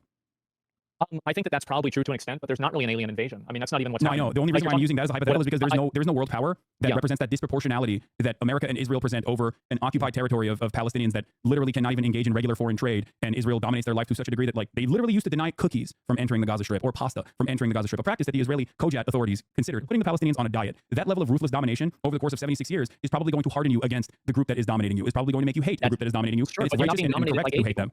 You're not being dominated by gay people. You're not being dominated by transsexual people. Like, I totally agree that, yes, of course, like, No, gay people and trans people are not a part of what I'm saying. I'm saying that the gay people and the trans people that are living under those conditions in Gaza, right, see Israel as a far larger problem in their existence than they do, like, Islamic fundamentalism in terms of governance, which hasn't even been like a real way that Palestinians are able to govern themselves because they've never had sovereignty. That's the point. And I talk to gay people in the region all the time. I talk to gay people in Lebanon. They have a similar opinion. It's not like Hezbollah is a fan of gay people in Lebanon. I've heard about that. Yes. Yeah, and yet they also view Israel as a far larger, far more violent, far more consequential force of evil than they do Hezbollah. Now, there are naysayers. You will find some people who are like, oh, I'm so glad that Israel's bombing Lebanon as a Lebanese person, certainly. But that is the reality that unfolds time and time again. And there are a million historical examples and a million contemporary examples I can point to when a much larger sovereign nation comes in and blows up your house. All of a sudden, you're not thinking about sucking dick, okay? You're just not. You're not thinking about getting gender confirmation surgery or being able to fucking get your HRT on time. You're thinking, oh my God, my house exploded. What the fuck do I do? You're thinking, I have to run. And you're feeling grateful for people who are fighting back. That's just it. And that's the existence for Palestinian people. It's not necessarily that they're like monolithically barbaric or immoral or inferior to Western culture. It's just that they're busy being like, I want cookies sometimes. And that would be nice if I could get it. And that's on a good day, by the way. On a bad day, like yesterday, they're thinking, oh my God, my family members burned in a tent hospital in Al-Aqsa because Israel lit it on fire. Well, who says Israel's good? Israel, like, I don't think anybody thinks Israel's good. But I'm just saying that, like, that culture, and like, again, it's not that culture is my point. You can't monolithize an entire group of people. As in, that's the point. No, you can't. But what you can say is that the people that are controlling it, like you said with Hezbollah, these people are not fans of this, and I'm not going to try to be guilt-tripped into picking the lesser of two evils. And I don't think that after this conflict is over, if it ever ends, I don't think that they're going to magically get together and just let gay people do what they want. I don't think that's what's going to happen. You're imagining a world without any sort of evidence by pointing to other countries in the region that are literally directly at odds with these two groups of individuals that are directly funding and facilitating and allowing Israel to continue doing this kind of thing by pointing to them and saying, well, this is just the nature of this people, and that is not the case, and that is my point. Well, it's not the nature of the people. It's a culture. It's an ideology. It would be like saying, sorry, America is an inferior culture circa 2013, or America is still an inferior culture when Trump inevitably wins in 2024 and implements some of the things that they wanted to implement in terms of like the Supreme Court has openly stated that they want to fucking even revoke the Obergefell decision. Like when that happens, I don't think you will say America is an inferior culture. I think you will say that there are a lot of religious fundamentalists that have overtaken this government and is now moving America in the wrong direction. And if you can understand that for your fellow citizens, I would say that. I would say that it would become inferior. Absolutely. Okay. And I think that if you compare our culture that we have now to 20 years ago, we are superior than we were 20 years ago. And I think that 40 years ago, it's even more the case. And I think it continues to become you understand that. That's great. Okay. So my point, however, is that now add on to that equation a military force that is so much more powerful that like there is no global current existing counter. Like I can't say this about China. Like the difference in military might between China and America is that America is still far greater in terms of military superpower than China is. There is no comparison between the disproportionality of the violence that Palestinian people face from Israel and America that like suits the bill of like Americans potentially being dominated and destroyed. If Donald Trump, which is the reason why I use the hypothetical example of an alien force with like mega nukes or something that can just like wipe out entire cities overnight, just to help you understand the proportionality of this violence that Palestinians are subjected to. If Donald Trump tomorrow came into power and moved America in that direction, and then aliens invaded America, I think yourself and myself, alongside everyone else, would try our very best to fight back against the aliens, rather than turn around and be like, well, hold up now, you know, we got to really figure out gay marriage again. We got to bring back gay marriage right now. We can't do that. And that's precisely what has happened to the Palestinian population.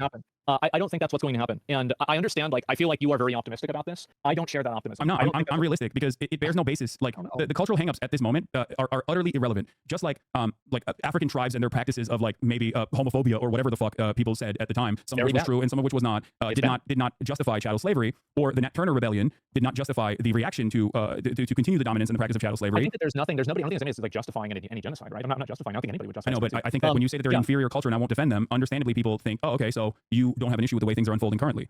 I mean, I think that people are going to interpret things however they want to in order to make it seem like it's something that fits their worldview that they've already decided on. Fair, would you say it's fair that people make that make that assumption about your statements when there's an ongoing genocide that you consider to be inappropriate and unjustifiable? I think that it's bad. For sure, of course it's bad. People are going to look at that. They're going to look at what I say, and they're going to make their decision off of that for whatever reason, right? I have no idea. One thing that I've learned on the internet is that it doesn't matter what you say. Most people have already decided if you're right or wrong before they watch the clip. That's really the truth. So I'm not really that concerned about that. Of course, I don't support killing random fucking people, right? Nobody supports killing random fucking people. But if you're talking about supporting a country and supporting supporting a government or like a group that is in power, I would absolutely not support one that uses that power to oppress people based off of their identity. I think that that's fine. But like I said, there has not been a single moment where the Palestinians have had any breathing room outside of like Israeli occupation where they have engaged in this sort of self-governance that you speak of. So it doesn't necessarily matter in the grand scheme of things where there's an active genocide going on. Here's the thing.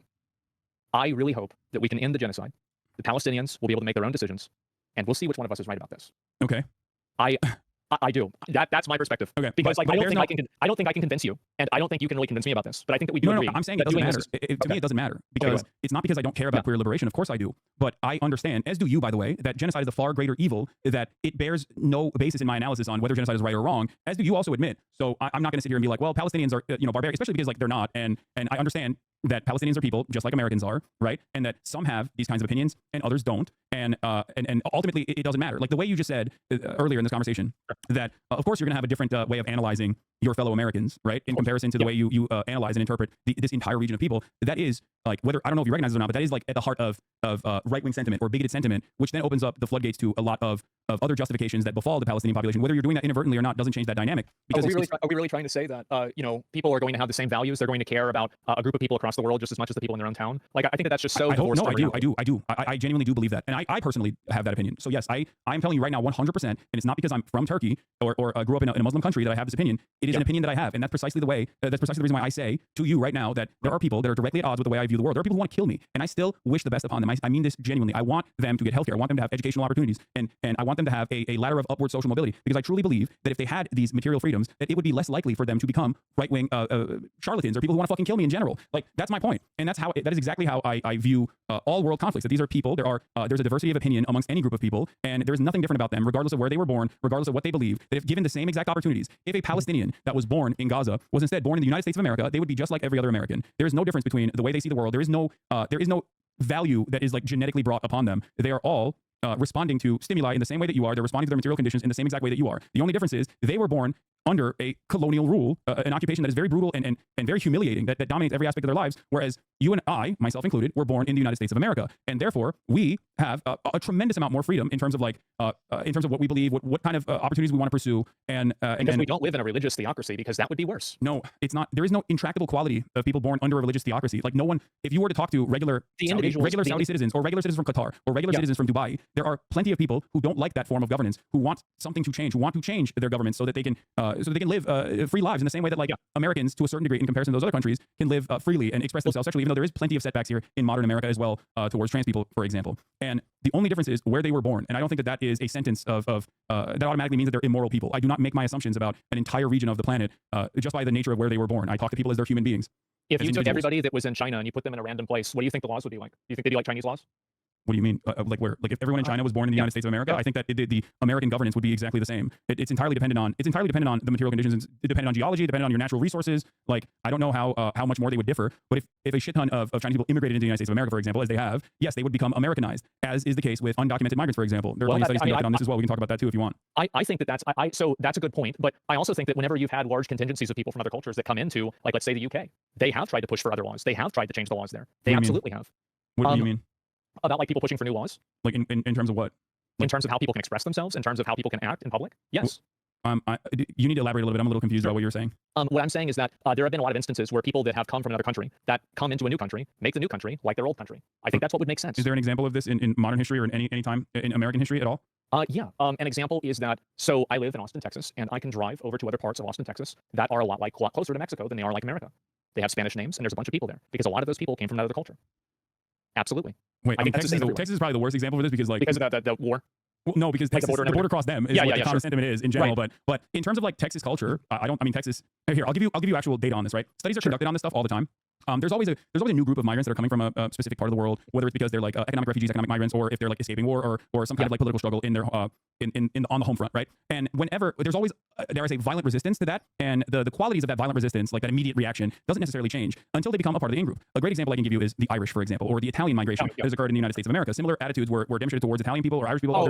Bro, like there are so many redneck Hispanic people here. The super Republican, yes, and they are the ones that are always about build the wall. Yes, no, you're completely right. Okay, so they become Americanized, and there's data for this as well. So the data shows that by the second generation, regardless of where people are coming from, whether it's Guatemala, whether it's Mexico, whether it's a Latin American country or Norway, by the second generation or China, Americans assimilate almost completely. And by the third generation, they have completely assimilated. And there are examples of this around you that you can probably point to. People that are maybe 2 generations removed from being fresh off the boat, or 1 generation removed from being fresh off the boat, that are impossible to associate with anything but American culture. The people we had in my high school, we had a lot of Eric Hernandez's. Yeah, I totally understand what you're saying. So that is what I mean when I say, like, most people that come from other cultures that are deemed inferior or declared different ultimately do end up assimilating to the culture of the country that they immigrated to. Well, and generation by generation, that changes rapidly.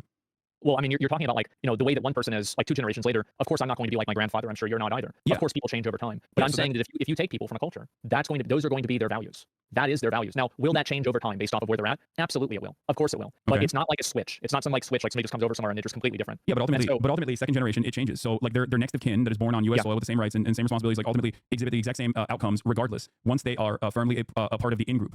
So ultimately, I guess that, like, kind of goes against the argument that you were presenting earlier that you also recognize, right? Like, that these people, they come in and they are not monolithic. Okay, they are not monolithic in their understanding of the world at all. And while there might be some cultural differences, ultimately nothing like inferior or superior to one another. I don't know about that.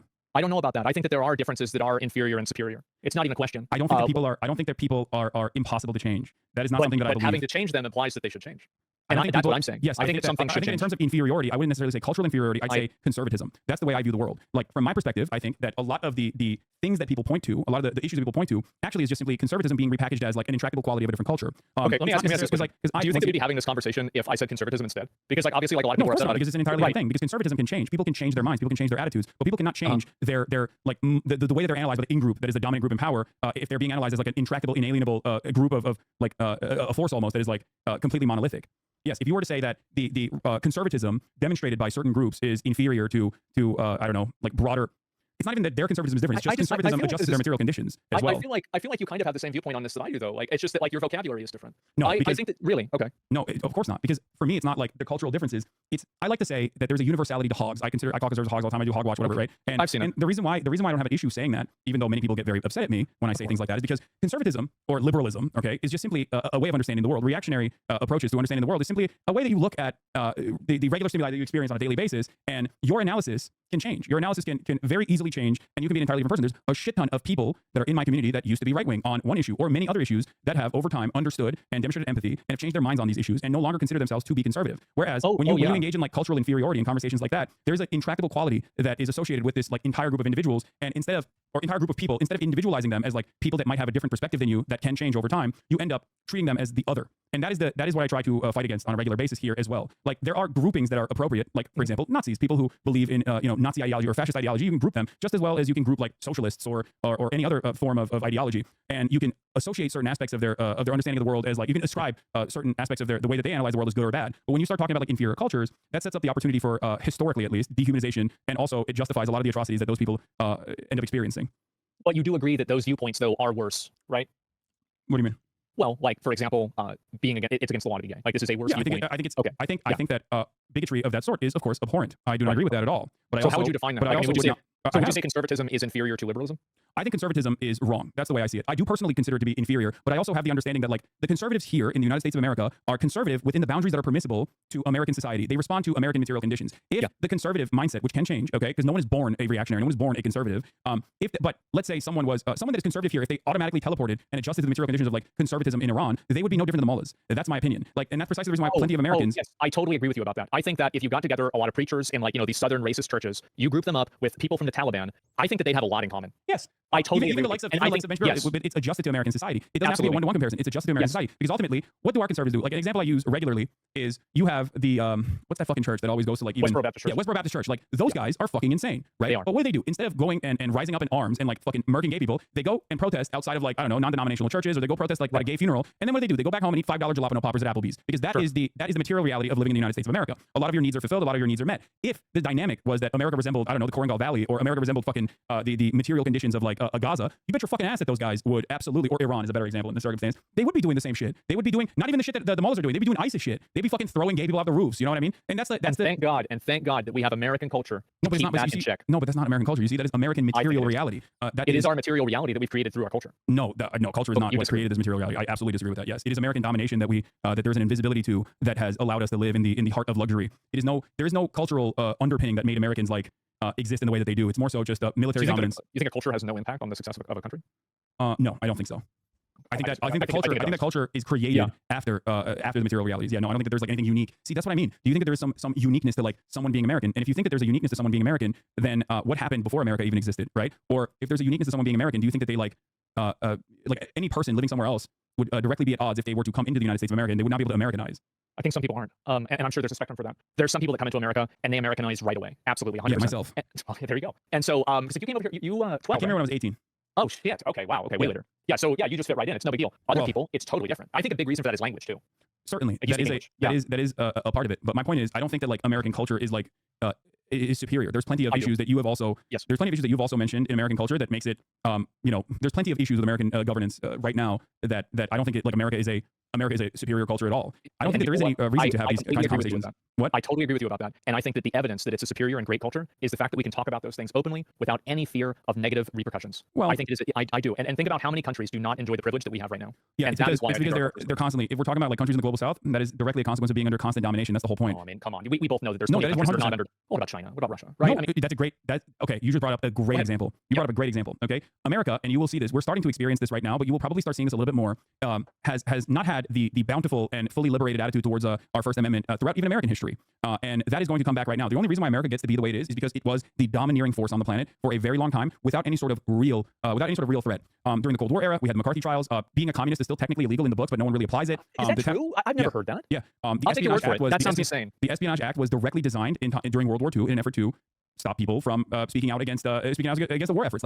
Even throughout American history during the Cold War and even before that during World War II and even World War I, there were plenty of instances where naysayers were actually jailed. Something that seems insane to contend with now in current American existence, right? Yeah. Exactly. And yet, historically speaking, revolutionary figures have not only been imprisoned but also been assassinated by the American state, specifically black revolutionary figures in our history. And that was because or attempted to assassinate, like with Martin Luther King. Yeah. So he was assassinated. But what I'm saying is like it was not really determined that it was from the U.S. But the U.S. had. But I see what you're saying. The point is, you do that when you are afraid, when you don't have like weak governments and governments that are worried about complete control, engage in these like authoritarian acts. And yes, America, I suspect, especially with like China growing in power on the global stage, engaging in a lot of soft power initiatives, especially, is causing American society and American governance to become once again as restrictive as it once was during the Cold War. And I think that we will see a very different understanding of the First Amendment. And I can give you a current understanding of the direct violation of the First Amendment and free speech as we know it and understand it. BDS laws, boycott, divestment, and sanctions against the state of Israel. BDS laws, or BDS, boycott, divestment, and sanctions, was a movement that was created against apartheid South Africa. It was to apply social pressure by taking advantage of this wonderful First Amendment that we have here to directly demand that the American government and American corporations boycott the state of South Africa. Now, Israel was a big ally to South Africa at the time, and they learned from the lessons of South Africa as the BDS movement was very successful in creating a shit ton of pressure and making South Africa as an apartheid state into a pariah state. And what happened at the end of the day, South Africans also recognized that they were becoming a pariah state and could not continue their normal existence with like their Western collaborators and whatnot, and inevitably the apartheid ended. Israel learned that lesson and decided to lobby the American government and lobby American Congress and write direct laws that are in contravention with the First Amendment in 32 states right now in the United States of America, including the state that you're currently in. If you want to be a public school teacher, you have to sign a piece of paper, at least now. I don't know if you have any family members that are school teachers. You have to sign a piece of paper that says you will never participate in boycotting or demanding sanctions or demanding divestment from the state of Israel. Holy fuck, are you kidding me? Yes. Oh my God, what a joke. I've never heard of that. That's so fucking stupid. So that paired up with the new... I mean, like, no, here's... Part of me suspected that he wouldn't know this. Part of me kind of hoped that he would. The thing is, how many people hold positions similar to Asmund without knowing? Without knowing, like I guess American exceptionalism is a very dangerous thing because it does lead to this whole us versus them. We are better. We are, this Homelander meme of I'm better, I'm stronger, I'm smarter. Like it's because it makes it very easy then, like Hasan was saying, to dehumanize the other, and then it's very acceptable to do whatever it is to the other. Because Asmund is clearly a firm believer in American exceptionalism or American superiority. And then what? Like, without addressing or even knowing about the, even according to him, the shortcomings of America. I guess this is one of the things, like, about America being like, or Americans being confident but ignorant, or ignorant but confident. It's wild.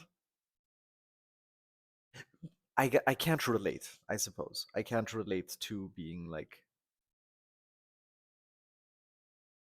this loud and proud while not knowing. I think knowing has to be the first step. I don't know. Here's the thing, right? That's fucking terrible. You're totally right. Yeah. That's all, like, I mean, because yeah, this is bad. I don't know how this happens. I mean, that happened over many, many years of people being like, well, the Palestinians kind of deserve it because Israel's a great ally and it's the only moral democracy in the fucking region. And it's the only democracy in the region. It happened with a shit ton of efforts to propagandize Israel's position as what it was actually was not, which it was directly at odds of. And most people are... It also happened by people saying, oh, you know, the Israelis are superior and the Palestinians are inferior. Like that's how you arrive at this type of thing. Completely and utterly unfamiliar, and any kind of person that was criticizing it, like a person like myself, was immediately branded an anti-Semite for calling into question this foreign nation and their direct lobbying efforts to undermine American First Amendment laws. You got labeled as the anti-Semite of the day, didn't you? Of the week from StopAntisemitism.org. Yes. Yeah. So like, and I do want to make sure that like it's very much established that like in the same way that criticizing you know, any sort of like Zionism or Israel or whatever is not anti-Semitism. It absolutely is not. I don't think criticizing the outcomes of certain cultures is any form of racism. I don't think so either. No, but I don't criticize. But I'm not talking about like Jewish culture. Do you see what I'm saying? When I talk about Israel, I'm talking about the direct actions of the Israeli state as it stands. Right. It's direct actions that are the maintenance of an apartheid state. I'm talking about settler colonialism. I'm not talking about like an intractable quality of like Jewish people that makes them immoral or inferior to anybody else. I don't believe that. Of course. I think it really like you can't, if you look at people through like a I guess like I don't know what the word is for it, like basically just like a statistic. I think that looking at people through statistics is fundamentally dehumanizing. I think that you're right. Of course, it's by definition dehumanizing. But I think that you can look at the actions of the people that are in charge of those countries and say that those actions are not actions that you support. Yeah, I agree. But I also rate on a curve. I also rate on a curve in terms of like what is immediately in front of me. You know. I understand. I don't like the tier list idea. I see your point of view. But it's not a tier list. It's just like there is. Well, in terms of it not being a tier list, there are certain things that are there are certain things that go beyond, and I think everyone kind of intrinsically understands this. Like there are certain things that go beyond the tier list, right? Like there's no like I don't like I consider the Holocaust and the genocide that the Nazi government engaged in to be morally repugnant, like one of the worst things that has ever happened historically. And I consider chattel slavery in that same vein and the maintenance of it. Yeah, and so I don't think or care about like the way that German Jews operated or their understanding of like homosexuality at the time. That bears no basis. Just like I don't care about the Warsaw Ghetto Uprising like being violent. I think that it was a moral and righteous thing to do. The Warsaw Ghetto Uprising was the correct thing to do at the time, and that's because I look at the far greater evil and the far greater violence in that circumstance, and I consider it to be unproductive to think about like what people did in resisting towards that violence, because as long as it never meets the standard of the dominating force, like ultimately it doesn't matter. I'm not going to hypothesize like what German Jews would have done if they had the same military power that Germany did. Would they have dominated like the Volkish German society in the same way that like Nazi Germany dominated the Jews? No, I don't think so, and there is no evidence that they would do such a thing, and that's my perspective on the matter. Well, I think the same thing, and that's how I feel about Palestinians. I understand that. Well, I mean, I feel like a lot of Palestinians. I mean, I've seen videos of Palestinians celebrating 9/11, right? I mean, hey, it's the same argument of, you know, we can't release the slaves because if we give them equal rights, they'll just do slavery to us. Like it's the exact same argument. Like, oh yeah, if they were given the same opportunity that we have right now, they would do the same to us, which has never panned out ever. It's just a way to maintain the status quo because you're in the position of power, because you cannot fathom treating these people as equals or seeing them as equals. There has to be some sort of hierarchy because you're at the top of this hierarchy. I mean, Palestinians. Yeah. I mean, I'm not sure really whether this is entirely true with all of them, and also like, but like, I mean, do you fault them for celebrating like? I mean, there were Palestinians that were celebrating like Iran attacking Israel, for example. Iran did a retaliation strike against Israel, and they said they were going to hit 2 bases, 2 air bases, and they were going to hit the Mossad headquarters directly inside Tel Aviv. Do I fault somebody, not Palestinians, let's just say anybody, for celebrating the deaths of a lot of people that are innocent? Yes, I think it's bad. Do you think there is no evidence that they would do such a thing? And that's my perspective on the matter. Well, I think the same thing, and that's how I feel about Palestinians. I understand that. Well, I mean, I feel like a lot of Palestinians. I mean, I've seen videos of Palestinians celebrating 9/11, right? I mean, Palestinians. Yeah. I mean, I'm not sure really whether this is entirely true with all of them, and also like, but like, do you fault them for celebrating like? I mean, there were Palestinians that were celebrating like Iran attacking Israel, for example. Iran did a retaliation strike against Israel, and they said they were going to hit 2 bases, 2 air bases, and they were going to hit the Mossad headquarters directly inside Tel Aviv. Do I fault somebody, not Palestinians, let's just say anybody, for celebrating the deaths of a lot of people that are innocent? Yes, I think it's bad. Do you think that if Jews in concentration camps were celebrating the bombing of Dresden, would you fault them in a similar vein? I would say that it was bad. Yeah. Jews in concentration camps, if they were to see like bombs falling over Dresden and they were like, wow, this is sick, like we're gonna get liberated, I think like things are changing, I would not fault them. I think that they have every right to do so. So I think that a lot of things you can understand why somebody is doing something. But for the record, I also think like Dresden was like the bombing of Dresden, for example, was considered to not be appropriate in terms of like all the civilian infrastructure and civilian targets that were destroyed, which is why we applied new rules of war after World War II. But even then, in that very moment, I would never in a million years turn around and be like, man, these Jews Jews like these Jews in Dachau are sure getting a little too excited about the bombing of Dresden. Like, I would not say that. I don't think you would either. I don't think that it's really something that like you would focus on a lot, but I think that it's easy to acknowledge killing innocent people isn't a good thing. And of course it can be understandable and things can have an explanation, but the explanation isn't necessarily a justification, if that makes sense. So like I see your point of view and about how like there's a certain degree of this where it's like understandable. And I agree with you that it is understandable, but I think that understandable bad behavior in a lot of cases is still in fact bad behavior. And I don't really think that like it's impossible to know what somebody else would do in a circumstance that they're not part of. But what I do know is that when I see a group of people, they're celebrating a bunch of innocent people getting killed, then I think that that group of people is doing something that's wrong. And I think that it's universally wrong. And I understand that from their point of view, and I can easily put myself in their shoes, and I can see the reason why they think that. So Absolutely. you'd be the one teenager in Gaza being like, hold on, guys, let's not celebrate the Iranian retaliation against this country that has like literally eviscerated my family. No, I would be cheering it on. I would say yes. Fuck Okay, yes. I'm glad that you were okay. I wouldn't be sitting on a soapbox saying that I'm the good guy. I would be like, No, yeah, I still think you get what you fucking deserve. That's they're what I not would the say. guys in the situation, they're the victims, and that's the point. Like, I'm not going to fault the victims of genocide for experiencing a little bit of joy in that moment. I get that, but sometimes victims can create more victims. Well, historically, so that's a good example. That's a good point that you made. This is something that every single like world-changing event. This is a genuine fear that a lot of people have exhibited in the aftermath of the abolition of slavery and the Reconstruction era. Okay, there was a lot of fear from the whites in the South that newly freed slaves were going to come and like dominate them and enslave them. That, of course, I didn't pre-watch. I just want to say I did not pre-watch, but hell yeah. I don't know. I don't know what the word is. Fucking. I don't want to say prophetic, but like, I got it. Spot on. Hell yes. of course, didn't happen, but they very quickly sought to restore the racial pecking order, and they were able to do so. And the violence actually, even in the aftermath of like liberation of a people that were dominated, the violence usually still comes from people that don't want that sort of change. So it's not necessarily that it wasn't that like black people were like dominating white people and like enslaving them or anything or like killing them. It was more so white people that were fearful that they would do such a thing, that or at least use that unjustifiable fear as a way to continue dominating black people. That's how we came up with Jim Crow laws and segregation and the like. And that's where the Klan was invented. We've been very creative with racism. What? Oh, I know. We've been very creative with racism. Yeah, so the 3/5 compromise. But you have to remember. But you have to remember once again, it was never. But black people did not actually end up dominating white people. Is my point, and not because they weren't given the opportunity. There was no interest or need. The idea that the idea that like colonial victims will do the very same if given the opportunity is false. It has never happened throughout history, and that's my point. That usually is the domineering principle from those who are at least like watching from the sidelines, or those who are directly a part of the dominating group, like the colonial entity. But that's usually not how it goes. It is never how it goes. Right. So if Palestine had the ability to, do you think Israel would exist? That's a great question. One that people ask me all the time. If Palestine, if historic Palestine existed, right, in the same way as like a nuclear militant force, Israel as an apartheid regime would not exist. Israel would have never been able to dominate and occupy Palestinian villages and wipe out Palestinians, and that there is no. Yes, that is entirely true, and it would have been a good thing. I'm not saying that they should have killed the Israelis. I'm just saying that Israel would not exist as an apartheid state. It would be one state, ideally, with equal rights for everyone. Because people keep tying Israel to Jewish people, this is where you get this idea. Israel is a state that is currently committing a genocide. It is an apartheid state that is committing a genocide. Jewish people are just people who happen to be Jewish. It doesn't mean anything. They're just regular ass people. You don't have to tie them to this one specific country. That's just what I mean. There's no reason to. It's just anti-Semitism to tie that group of people to that specific country. That's it.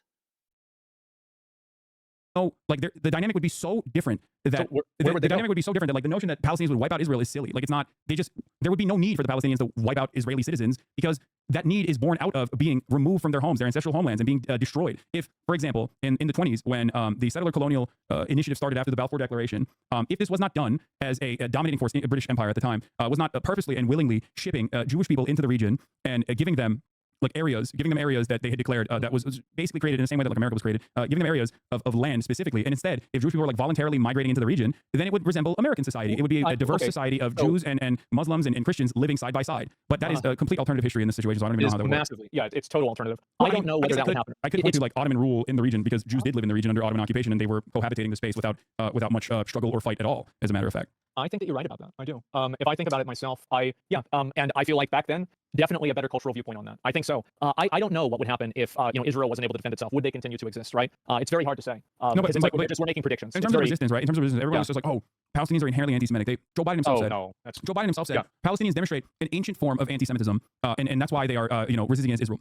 This is not the case. Right. Many of Palestinian resistance leaders throughout history, including ones that are religious fundamentalists, including ones that are secular, including ones that are very including ones that are Christian, including ones that are Marxist, socialist, they've always said that this has nothing to do with Judaism or Jews in general. If Israel was a Christian state, or if Israel was a Muslim state, and they said they were doing it, then they would hate Israel as a Muslim state. It has nothing to do. It bears no basis. And Palestinian resistance throughout time, has hardened and has become more violent as Israel has become more violent towards Palestinians, because the standard is always set by the occupying power, and it goes in the opposite direction as well.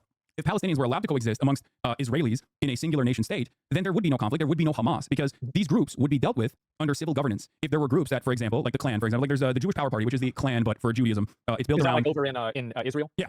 Okay. Well, it's originally it's an American Jewish guy whose name is Meir Kahan. There's an entire movement of Jewish superiority, Jewish dominance. It's basically, in the simplest terms, it resembles the Klan.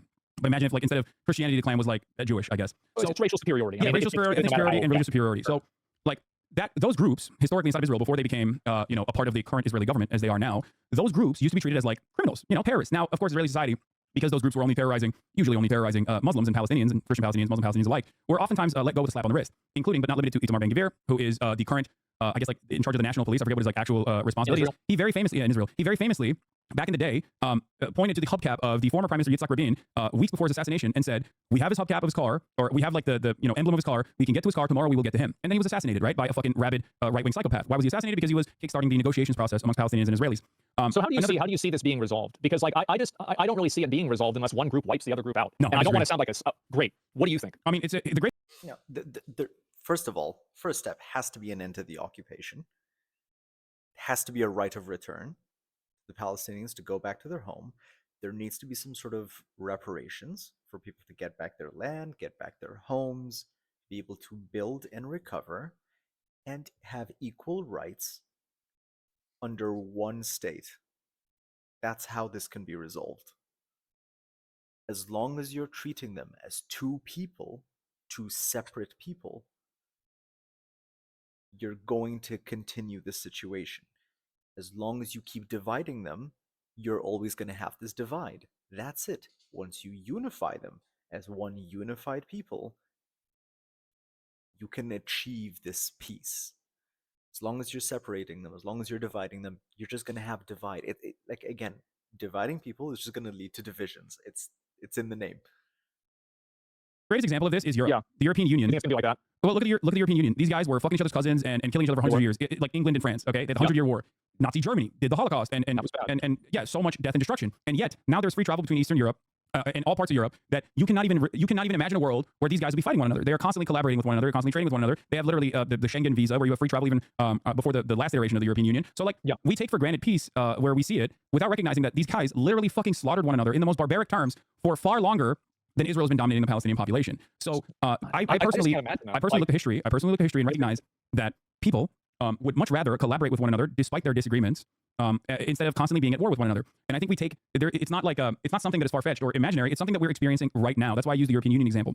And the same goes for coexistence amongst Israelis and Palestinians. It's just that the dominating force, Israel, has to be brought to heel. And whether that looks like what happened to Nazi Germany, or whether that looks like what happened with the Algerian freedom movement, the FLN, or whether it looks like what happened with apartheid South Africa, is entirely in the hands of the party that has all of the power, Israel. If Israel continues its death and destruction campaign, well, it will probably bring America down with it, most likely because of our undying loyalty and allegiance to Israel's violent endeavors. Why do you think that America is so fiercely loyal to Israel? I mean, there's so many. The easiest way to describe it is that Israel is a nation state that we basically designed and developed. Or there are two main reasons. There's the Christian fundamentalist reason, because the whole prophecy, you get all the Jewish people back to the promised land and bring about the Messiah and then the end times stuff. That is one aspect. And then there's the other aspect of just politically it's beneficial. You have an unsinkable airbase. You have a foothold. You can reach your important assets, your oil, essentially, very easily and very quickly. You can dominate the region through that land. That's it. These are the two avenues where you talk about like the U.S. loyalty to Israel. Or at least took over from British colonial rule, and it is an unsinkable aircraft carrier with its own espionage facilities that dishes out our violence that we want to do in the region and test it out at the behest of American imperialism. that gets to be our attack dog. It's an unsinkable aircraft carrier in a resource-rich region that, in a moment's notice, could overtake our more finicky allies, such as Egypt, if there is an issue with like the Suez Canal, for example. That's what Israel's goal is. It secures a trade route, and it also secures, by destabilizing the entire region, it also is an American weapon that you can wield against America's enemies in this resource-rich region at a moment's notice. I think that you're right. Yeah, true. Well, like, I'm curious because obviously, I feel like, do you think that either candidate for president is going to do anything to like improve this? Okay, right. Yeah, of course. No, I think that it's bad to worse. Like, with the way that like our relationship with Israel is unfolded, Donald Trump did a lot of stuff, and if you ask liberals, they hate Donald Trump. They're so mad at Donald Trump. Donald Trump did a lot of shit in the region, whether it was assassinating Qasem Soleimani, a high-ranking general of the Iranian forces, whether it be ripping apart the Iran denuclearization agreement. Was that the one that died like a dog? No, that was, I think it was Baghdadi. But yes, anyway, Baghdadi. There you go. Yeah. Sure. No, there's a lot of that. Yeah. So what that does is destabilizing the region at the behest of Israel's foreign policy goals. The Iran denuclearization agreement being ripped apart was done at the behest of the Israeli government. Okay, I'm going to continue talking to you about this, but I have to pee really bad. I'm going to run this video. Okay, we're doing a pee break. Yeah. Okay. Full pee break. Yeah. What's up? Okay. Sorry. Yeah. No. Yeah. No. Same. That was the longest piss of my life. Okay. It's been like 3 hours, probably, something like that. Yeah. What were we talking about? Fuck. Like, well, basically, like, so I look at it from the perspective that, like, how would you want to see the U.S. like move forward? Because I think that like we can disagree, like Palestine, like I don't know what's going to happen if Palestine, this conflict finance. My expectation is that I don't think that they're going to like become a lot more liberal. Maybe I'm wrong, right? But I hope that I can find out. What do you think would be the way that would happen? How would you like to see the U.S. like approach it? Oh, like how pretty simple. In terms of like right now, the most significant aspect is like reining Israel in and stopping its death and destruction campaign that is seemingly endless. And the easiest way to do that is what American presidents have done in the past, which is one phone call. It is that simple. It's kind of crazy that it is that simple, and yet so much death and destruction is still occurring because we are still the not the junior party in this coalition. We are the people that are allowing Israel to operate in the way that it wants to. We are the reason why goading Israel into operating in a certain direction, in a certain way. Like in Lebanon, you have members of the Biden cabinet that told Israel that like the time to invade Lebanon was now, that the opportunity was ripe. And this is something that like obviously the recent bombings and everything. What's up? With the recent bombings you're talking about? With Lebanon, the invasion of Lebanon. And that's precisely the reason why Joe Biden will turn around and say things like, "Oh, I'm really working tirelessly for a ceasefire," but like seemingly no ceasefire exists. Like it doesn't happen, and then they send another $20 billion of weapons into Israel. Obviously, they're not being honest about their genuine intention here, because in the past, Joe Biden has made one phone call in 2021, for example, and told Israel to get out, and they did the next day. Because without steady flow of weapons into Israel, Israel would not be able to conduct these violent campaigns because they keep running out of ammunition. That's how much they fucking are bombing. That they don't have the runway. Running out of bombs. Yes, they do not have the runway without American intervention. So if America stopped supporting them, we would have a ceasefire within a week. Yeah, if America said you're done, cut it out in one phone call, or no more weapons are coming your way, yes, Israel would have stopped this months ago. Israel would have stopped this yesterday. Israel will stop it tomorrow. So we're not doing that, and I think that a lot of people think about why that is the case. And I guess like the smartest analysis that I've encountered, that I've thought about quite a bit, is that we're gearing up for war with China, like a Cold War with China, which is going to be a far harder one to fight, especially given like our current position in the global economy, China's current position in the global economy, and the trade relationships that we have and the rest of the planet has with China that did not exist with the USSR last time that Cold War happened. And I think America is trying to basically dominate the region as best as they possibly can and sick Israel on all of the other regional actors so that they can, redefine the maps and reshape the maps in the way that they see fit, so they can move on. Imposing power. Yeah, sure, and so that they can move on to the far graver threat that threatens American hegemonic superpower status, which is China. And that's the reason why they're trying to do like this last ditch, before this last hurrah. It's weird to talk about it on these terms, but I think that's precisely what is going on. It's Israel doing, I'll use a German term here, its own Endsieg before they're done. And they're going to do as much territorial acquisition as they possibly can before they are restrained by the American government, whether that is the Trump administration or the Kamala Harris administration, who knows? But it will. I think that's what's happening, and they're trying to fucking make sure that they can set up a permanent occupation in at least like the northern Gaza Strip and potentially the entirety of the Gaza Strip, as they will redesign it in the same way that they have in the West Bank, inevitably. But they're just trying to do that to the best of their ability, and obviously that means ethnic cleansing of the entire population, 2.5 million people that live there, ethnic displacement as well. I think that it's really problematic because I've seen that the behavior of Israel, I think, has really like just multiplied the amount of actual anti-Semitism. Like Adolf has been making a comeback in a big way. It's crazy to see it. Absolutely fucking insane. I see tweets like this every single day. People that are just like openly anti-Semitic or just calling somebody a Jew as like, let's not listen to them at all. Yeah, I think the underlying anti-Semitism has always existed in America.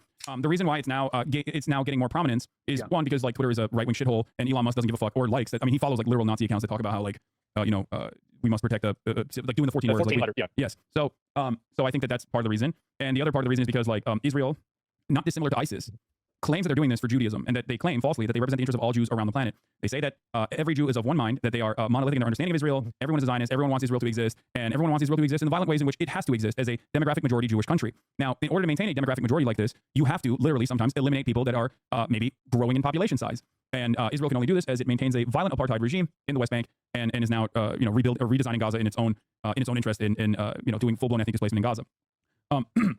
The problem is they claim that they're doing this for Judaism, and that's just wrong. They're not doing this for Judaism. Well, just using it as a tool. That's really what it is. There's no part of Jewish culture or Jewish theology or a theological understanding that says that like Israel has to exist in this way that it does. As a matter of fact, there's actually a theological understanding under Judaism that Jews cannot have a nation state until the Messiah comes back. So that's the reason why you see so many of these like ultra Orthodox Jews in pro-Palestinian demonstrations that are side by side with Palestinians criticizing the state of Israel. It's like blasphemy. Yeah, there are a shit ton of anti-Zionist Jews that are prominent members of the resistance against Israel. I have Jewish fans in Israel who are anti-Zionist living in Israel, and I analyze that in the same way that I analyze my own existence in America. I do not agree with American imperialism. I think it's awful, and I work every day to try to get others to recognize that reality. And having said that, the most prominent displays of Israel and the most prominent defenses of Israel are always in mainstream media are always associated with Judaism. That's why you hear the likes of Jake Tapper and many other anchors, for example, say criticizing Israel is anti-Semitic. I can't believe that you're an anti-Zionist. You're anti-Semitic. You want Israel to be destroyed. You want all the Jews that live in Israel to die. This is false, and it's a smear, and it no longer works. But because Israel is constantly portraying itself as a Jewish state, and because Israel constantly claims that they're doing all this, I think that there's that's also a very big component. There's the moral authority, like we're killing you for your own good. Yeah. So because they're doing this, and because they're using religion as a justification, I mean, what are people to assume? Especially if you've never been around a Jewish person, and you've maybe heard that like, oh, Jews control the media, like someone just said that, right? In your vicinity, and you internalize that, or you heard that, and then you see Jake Tapper being like, Israel's doing this for Judaism, and if you look at this carnage and don't think that it's unacceptable, then you yourself are anti-Semitic. Yeah, if you're a guy living in fucking Arkansas, you're gonna be like, wait a minute, maybe Jews do control the media, and that's how anti-Semitism grows in the Western Western society. There's already an underlying always endless amount of anti-Semitism that people think about on a day-to-day basis, but this gives them justification. A lot of charlatans take advantage of the situation to promote anti-Semitic conspiracies because they care more about shitting on Jewish people than actually criticizing the state of Israel. Oh, I see that a lot. A lot of people that are against Israel in quotes, but every person that's a Jew is Israeli in some way. I think it's the same argument on both sides, and that's what's really interesting about it. Because the difference between Jake Tapper saying all Jews are Zionist and therefore criticizing Israel is anti-Semitic is no different than a Nazi saying all Jews are Zionist and therefore Israel is the Jewish state and they want to fucking destroy Israel. There's no difference in the fundamentals of that argument. Both sides, whether they are woke or not woke on the issue, still think that all Jews are Zionist. Man, isn't that something? Yeah. I don't know what I think that it's so fucking annoying and weird that it plays that big of a role in conversations because we have people that can't afford healthcare. I think it's ridiculous. Yes. I'm very disappointed about it, but what do you do, right? Yes, but also something to remember, something to consider, is that regardless of what people say, I mean, this is why I don't consider criticism of Saudi Arabia to be inherently Islamophobic. There's a difference, however. Like criticizing Saudi Arabia for doing a genocide in Yemen, or criticizing Saudi Arabia for, again, being a sovereign nation state that is at the heel of the United States of America, that is a willing participant of American empire, therefore is not politically constrained in similar ways that like other forces that are dominated by American empire, still maintaining some aspects of religious theocracy in their own governance, is an appropriate criticism of Saudi Arabia. You can do that without saying Muslims are exhibiting an inferior culture. You can say that about the UAE. You can say that about many of these other countries, whether it's Qatar or UAE or Saudi Arabia, Oman, and the like. That's the difference between monolithizing the entirety of the region versus individually dissecting the many ways in which some of our allies in the region are engaging in religious fundamentalism in their internal governance. It's awful, man. Like it's shocking to me that so many people buy into it and so many people still do it. Like I am amazed. Like here in the U.S., it feels like people are becoming more religious. I think that people over there, I don't think so. No, absolutely not. I think religion's been coming back a lot recently. No, I don't think so. I look at overall trends. I look at overall trends. Like it's more in your face with like people being like, oh, I love religion or whatever. But no, overall trends show that religious support is hemorrhaging in all of our religious institutions in this country. It's something that like people are genuinely fearful of, at least those in power. Those who stand to gain, but no, American religiosity has gone down tremendously, and that trend is the same everywhere around the world. As a matter of fact, the only places where it's not the same, the only places where like there are more religious people or more fundamentalist people are oftentimes areas of conflict, like areas that are in direct conflict, areas that are being dominated.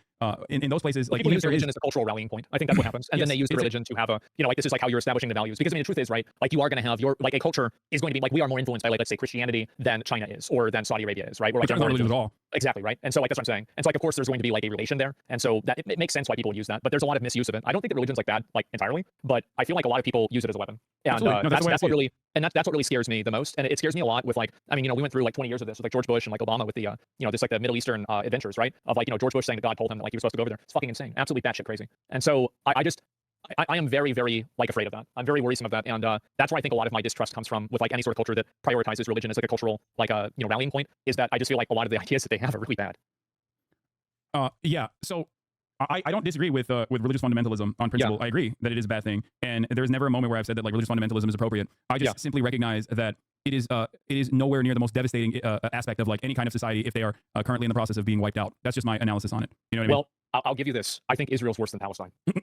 How about that? Is that good? I mean, yeah, I agree. Okay. I mean, far worse in terms of what kind of power it has. Because I think we understand, right, that if you are like if I'm 6'4", 225 pounds on a good day, okay.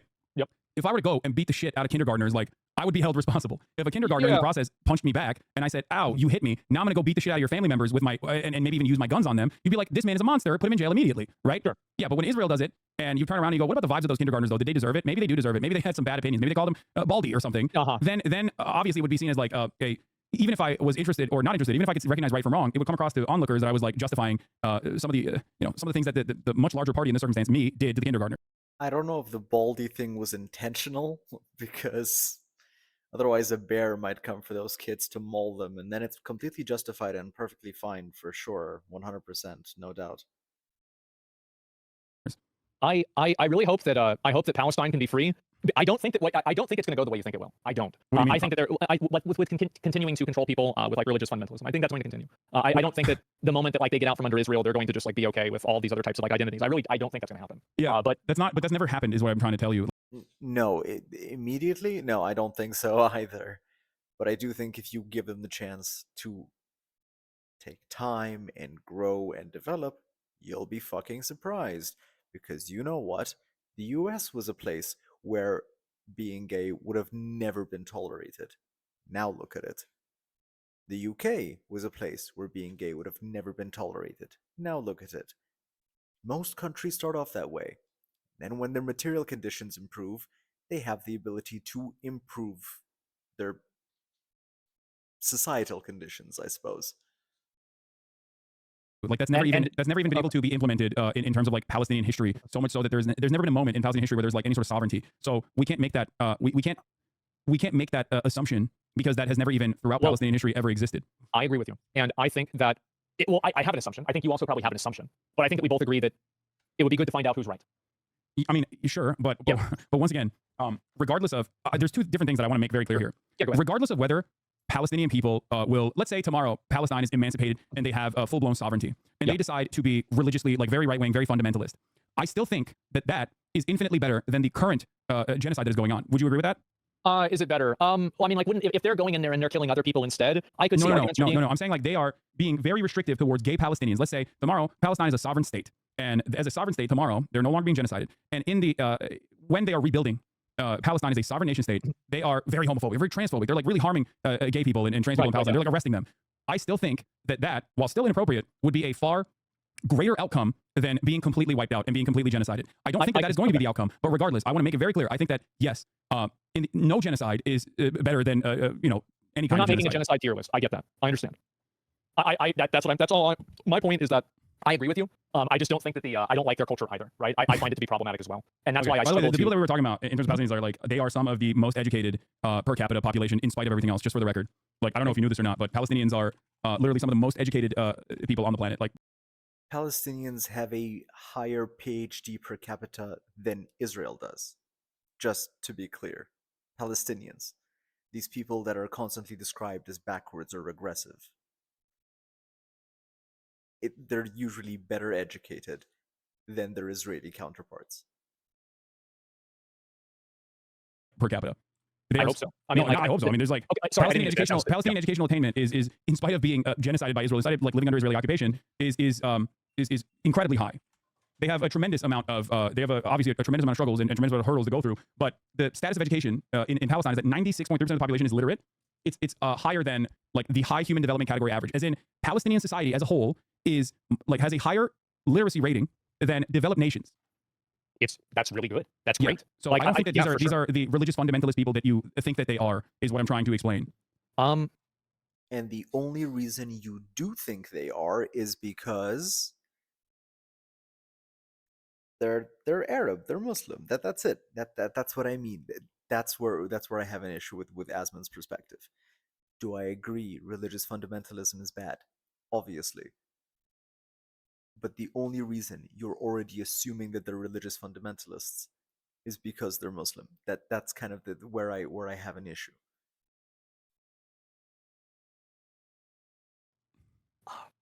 I don't think that I think there were a lot of people that were religious and also very well educated that can do very bad things. I don't think that like the more educated you are, like I see what you're saying, and I think that you definitely do have an argument with it. Do you I'm not sure understand why like cultural inferiority arguments end up like leading you astray in this subject matter? Because now that I've told you the literacy rate being higher in Palestine in the Palestinian population, now you're saying, well, they can be literate and still fundamentalist, but like there isn't evidence of this reality of like broad sweeping fundamentalism in Palestinian existence at all. If you are pointing to Hamas, which is a Islamist fundamentalist organization that started off as a charity that became this like violent resistance group, in terms of their governance, if that's what you're pointing to, once again, the situation is very different different for the broader Palestinian society, because that is the only group that has successfully been able to thwart Israeli incursions, further Israeli incursions. That is the reason why they are the domineering group. Israel killed all the fucking secular leadership so consistently, or turned it into, like the Palestinian Authority in the West Bank, turned it into its own security apparatus, but with a Palestinian face. So from the calculation of the Palestinians, they're like, okay, these guys are fucking, these guys are religious, but they're also the only It's people the devil, defending us. I understand. It's not even the devil. They see it as like, these are the only people that are fighting back against the country that is bombing my house. I understand that, and I can see their point of view. I just think that they're still bad. I do. I think it's bad to prosecute people and to kill them based off of their identity. Okay, there's no disagreement. There's no disagreement with what you're saying. Of course. The difference, however, is that again, go ahead. Palestinian internal governance has always existed within the confines of being a colonial entity. They have never had full-blown sovereignty, so their internal affairs have to always be analyzed. Well, one, Palestinians are not of one mind, right? So that's number one. And number two is that we are talking about, especially if we're talking about the Gaza Strip, we're talking about people that are majority underage. Majority. The majority of the Gaza Strip is under the age of 18. So, like, we're talking about killing teenagers for the most part. We're talking about killing kids, because that's what's going on. So, like, their internal governance or what has happened in Palestinian society, it bears no basis in the outcome. Israel's killing them whether they're gay. Israel's killing them whether they're straight or whether they're fundamentalist or not. Palestinians could be the wokest, okay? Palestinians could be making fucking video games with like only trans representation, and Israel would still be killing them, okay? That's the reason why it doesn't matter in this conversation whether they would engage in any sort of like internal governance post-emancipation that is like homophobic or not.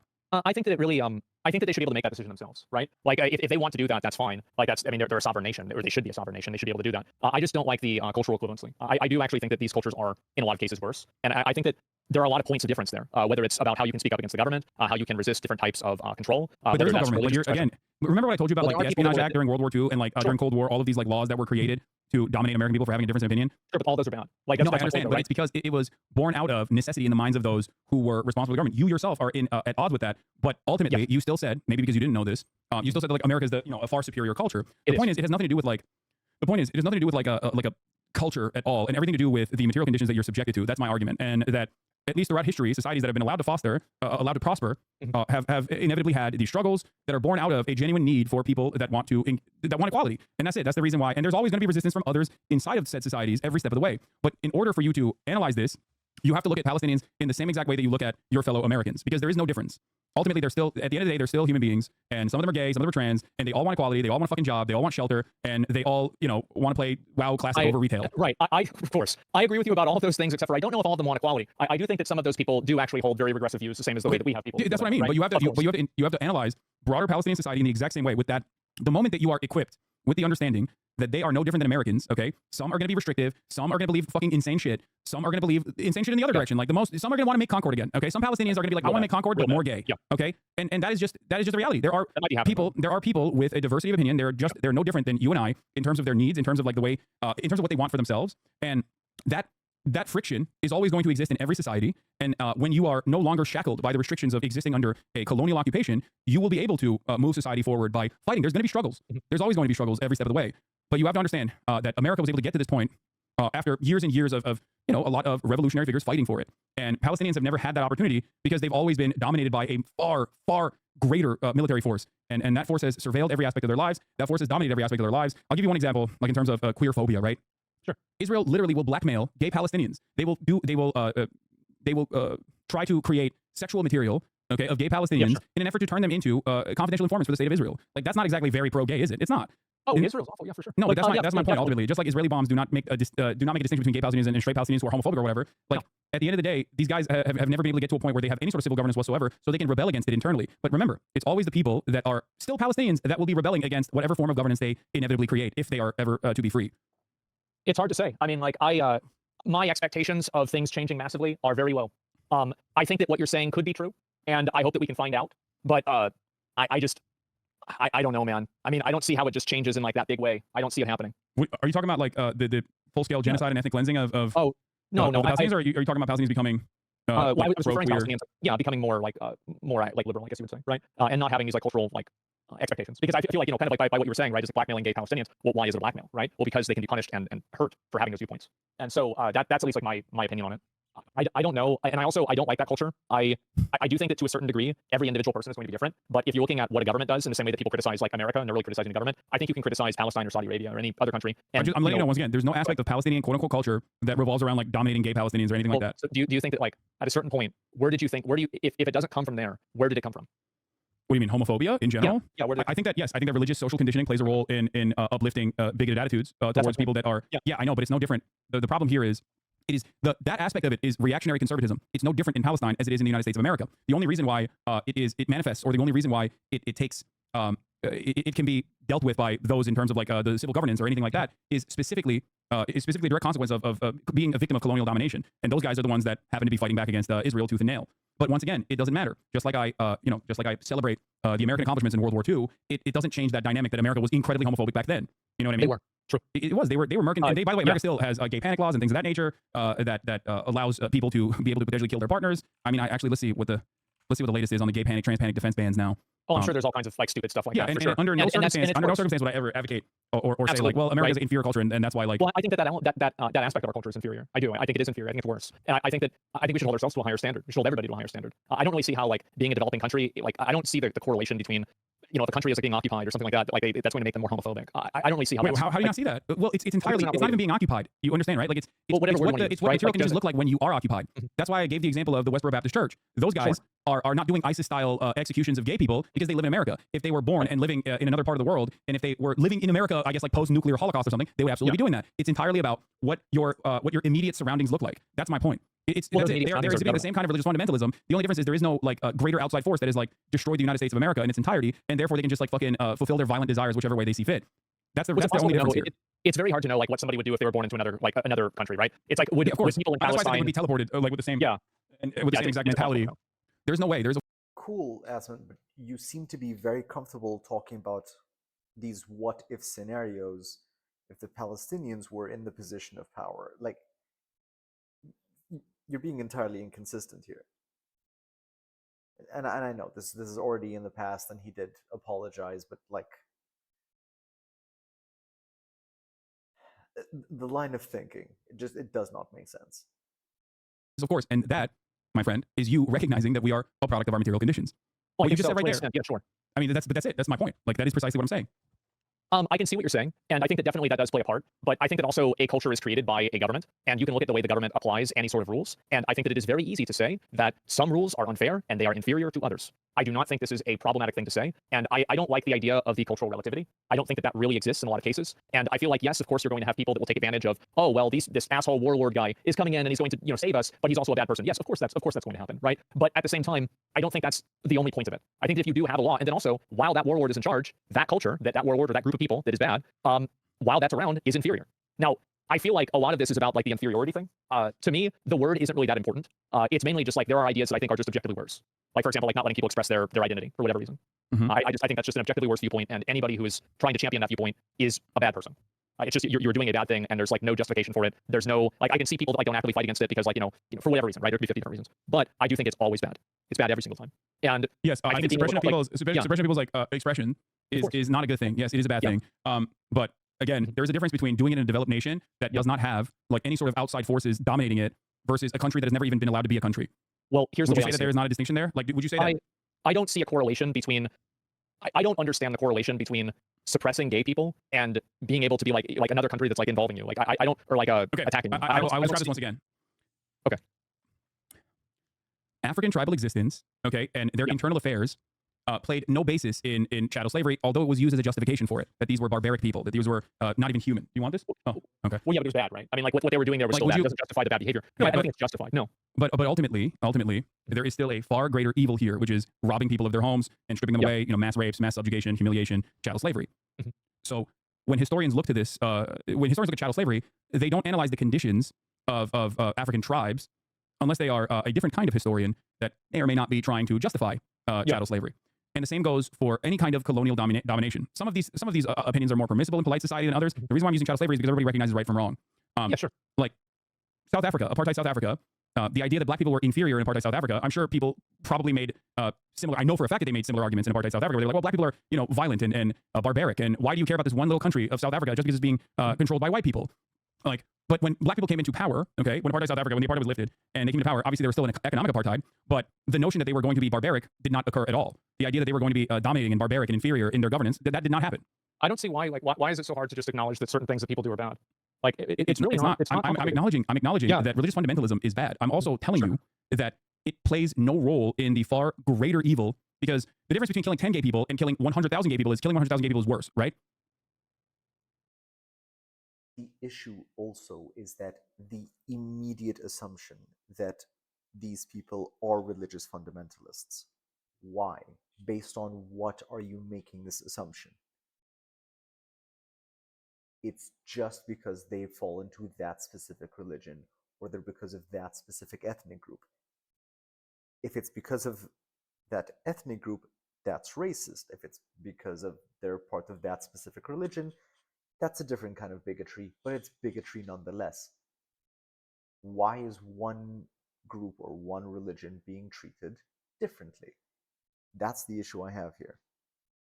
You don't assume just because someone is Christian, that means that they're an extremist. Just because someone is Jewish doesn't mean they're extremist.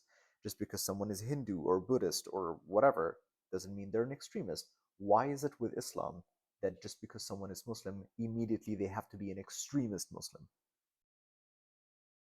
There are plenty of moderate, just normal-ass people. Well, yeah, of course. Okay, well then that's the point. That's the point I'm making, which is that Israel is killing not only 100,000 people, but just every fucking straight person as well. They don't care who they're killing. And that is the reason why I don't spend a lot of time being like, well, Palestinians have never actually shown me that they deserve emancipation because they're not like super woke about gay people. Yeah, there's no basis in this.